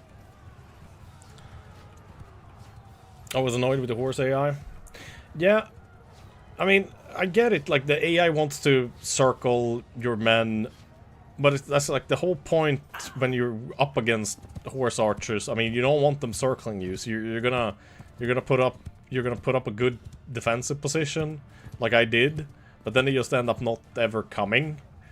So then it's kind of like, well, what the fuck? What do I do? So even though they attacked me, I still have to go after them for there to be a fight. But I mean, this, I'll take it. 30 dead. That's very acceptable. Skygod's actually got 236 kills. Damn. Huskar's up to 300 almost. Indomitable men already 100 now after I let them loose. But they are going down though. Yeah, this fight is over. Alright. Nope, not bad. Can't complain too much. Let's go to help our infantry over here.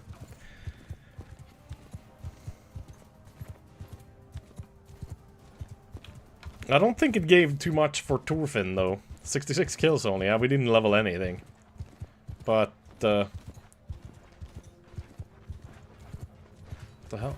Oh yeah, these are the ones that lost their horses. Oh wow, they're just chopping right through them.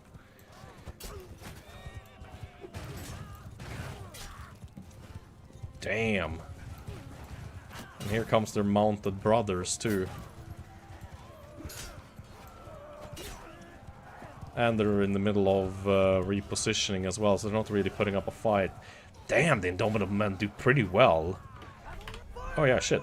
I also forgot. I've been holding their fire this entire time. Could have used some throwing spears.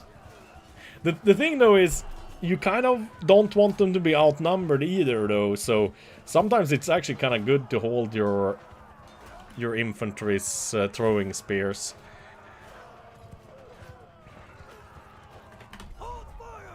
Just so they all just mob the enemy together.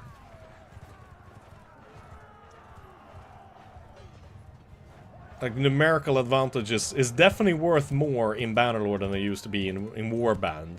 In Warband, you could have like 10 elite units and they would slaughter 100 like peasant-ish units, like recruits, if they were good enough units. Whilst in Bannerlord, they will get swarmed, they might take out 10 or 20, but then they're gonna go down. Like, you're not gonna see them kill like 50 of them. Not in the same way. Because, you know, your attack will get interrupted all the time and whatnot. In Warband, it was really hard for low-tier units to do any damage to, like, a properly armored knight. 336 we know. 115 morale. Well, it's pretty alright. Not too bad. Not too bad at all. And we have a crash. I'll take it, though. I think that's gonna be... Enough. Yeah. I choose. Enough. Stop. I give up. I give up. Enough. Stop. Enough. Enough. Enough. Shit, I think we captured all 10. Not bad. Let's check in case... Oh, yep. We want to recruit you. Any more madmen? No, it was only one. That's a shame. I was hoping for some more. We'd lose...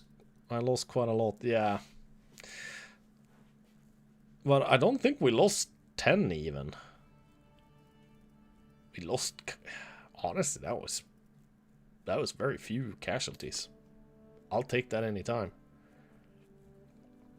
Make the prisoners Nikis, give them your troops your armor. Unfortunately, we can't take the armor off the prisoners. The game don't work that way, but I bet you there's probably a mod for it. I'll be extremely surprised if there isn't. I do want to save a lot of the armor so we can level up our units later.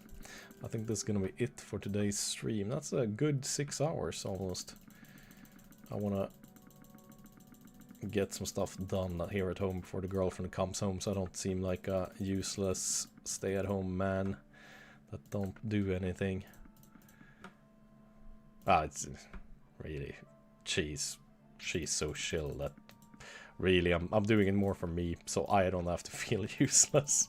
I don't think she would complain or say anything, if I'm gonna be honest. Ooh, 3 war mounts. That was it? Wow. That was not a lot of horses that survived that battle.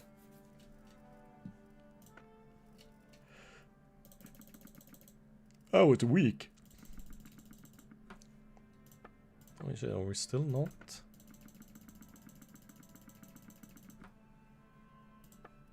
Jesus. Well, I can't be bothered moving the rest. I think that's close to being 10k. Show mercy. Well, we took the castle. Not bad.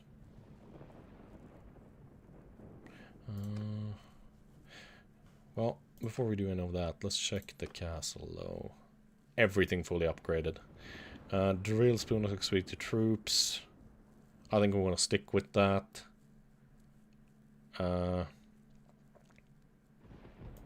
Probably then wanna... Let's see here. Benel's Castle. It's training. Oh shit, I don't even remember which. I think... Was it number 4? No, that was a ton of dudes. Was number 3? Oh, that was only Huskars. That was number 1. Yeah, that had slightly less troops at least. Okay, improved training, yes. Recruitment. Recruiter follow template, yes please.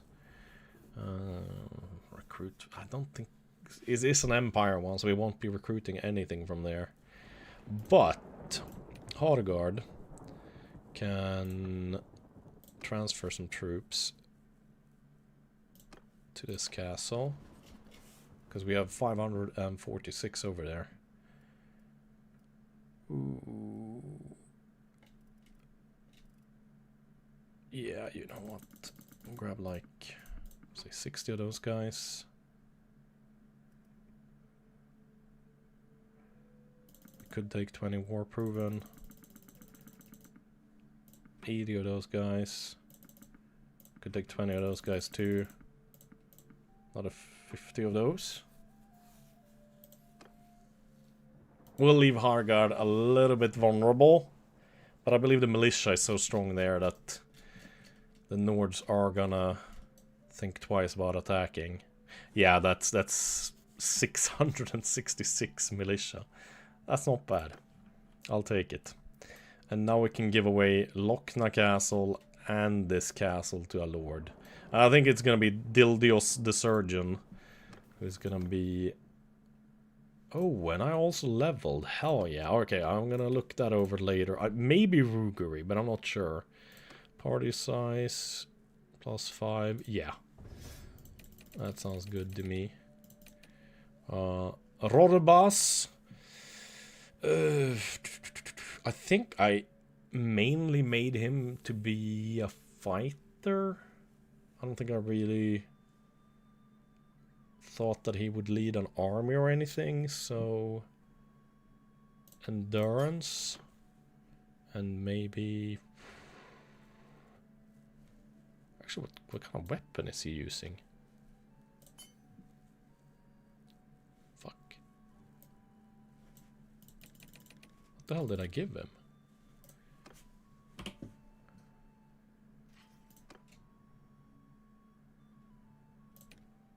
Oh, he has a Huskar spear. Well, we can give him a proper bow now. That's awesome. Can you... Oh no, shit, I'm out of 166 pound bows. Damn, that's a shame. Oh, and you don't even have a melee weapon. Wait.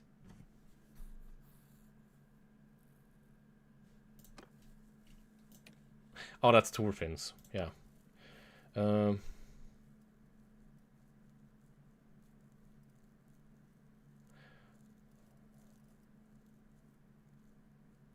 speed. I mean, the reach is not really made for horseback.